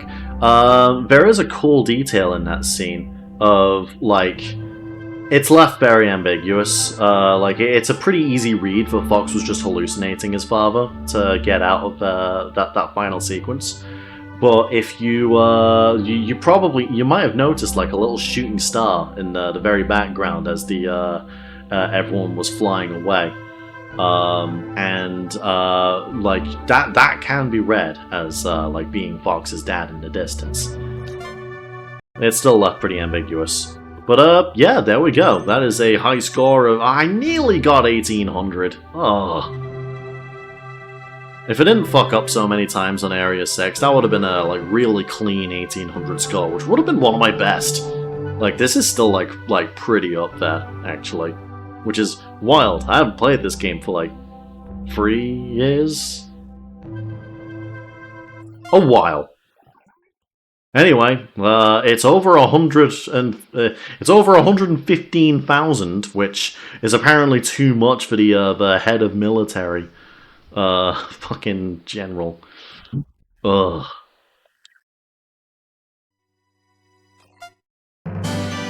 But with that,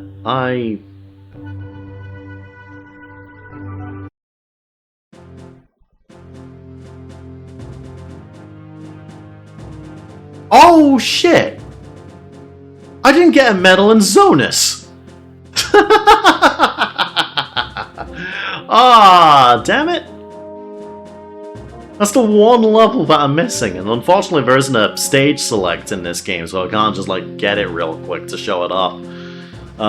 Well, yeah, fair enough then. No expert mode showcase. I think we're getting to the point where we're wanting to wrap up anyways.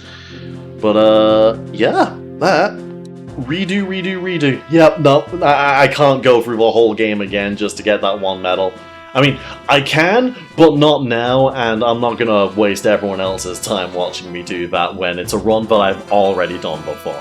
I've shown off what I want to show off for Star Fox 64 for now.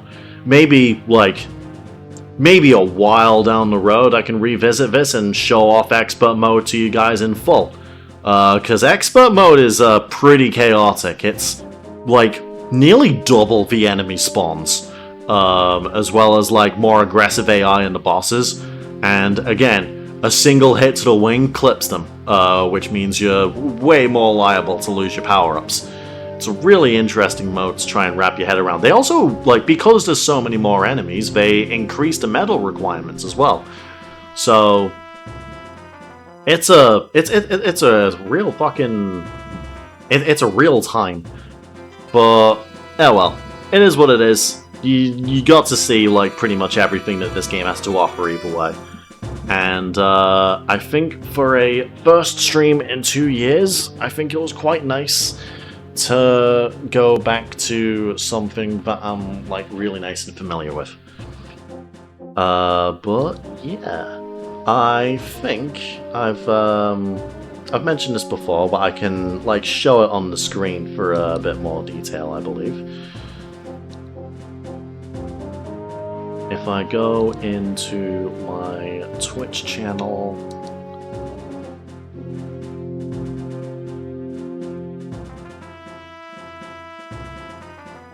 where is it?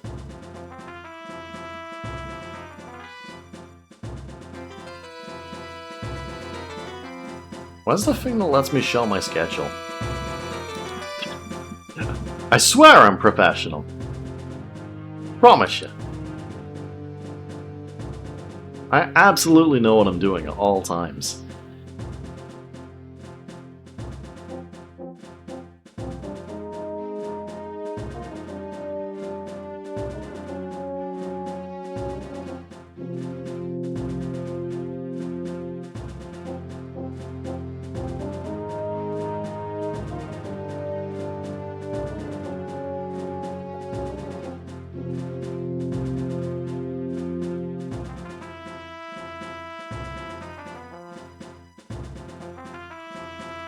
There it is, schedule.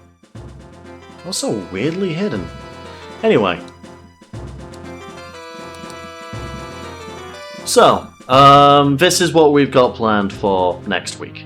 I'm going to be running Sonic Racing Cross Worlds. Going to be trying to get some S-rank times for the time trials, as well as probably doing some online matches, because like Sonic Racing Cross Worlds is just a fun game to show off, really cool.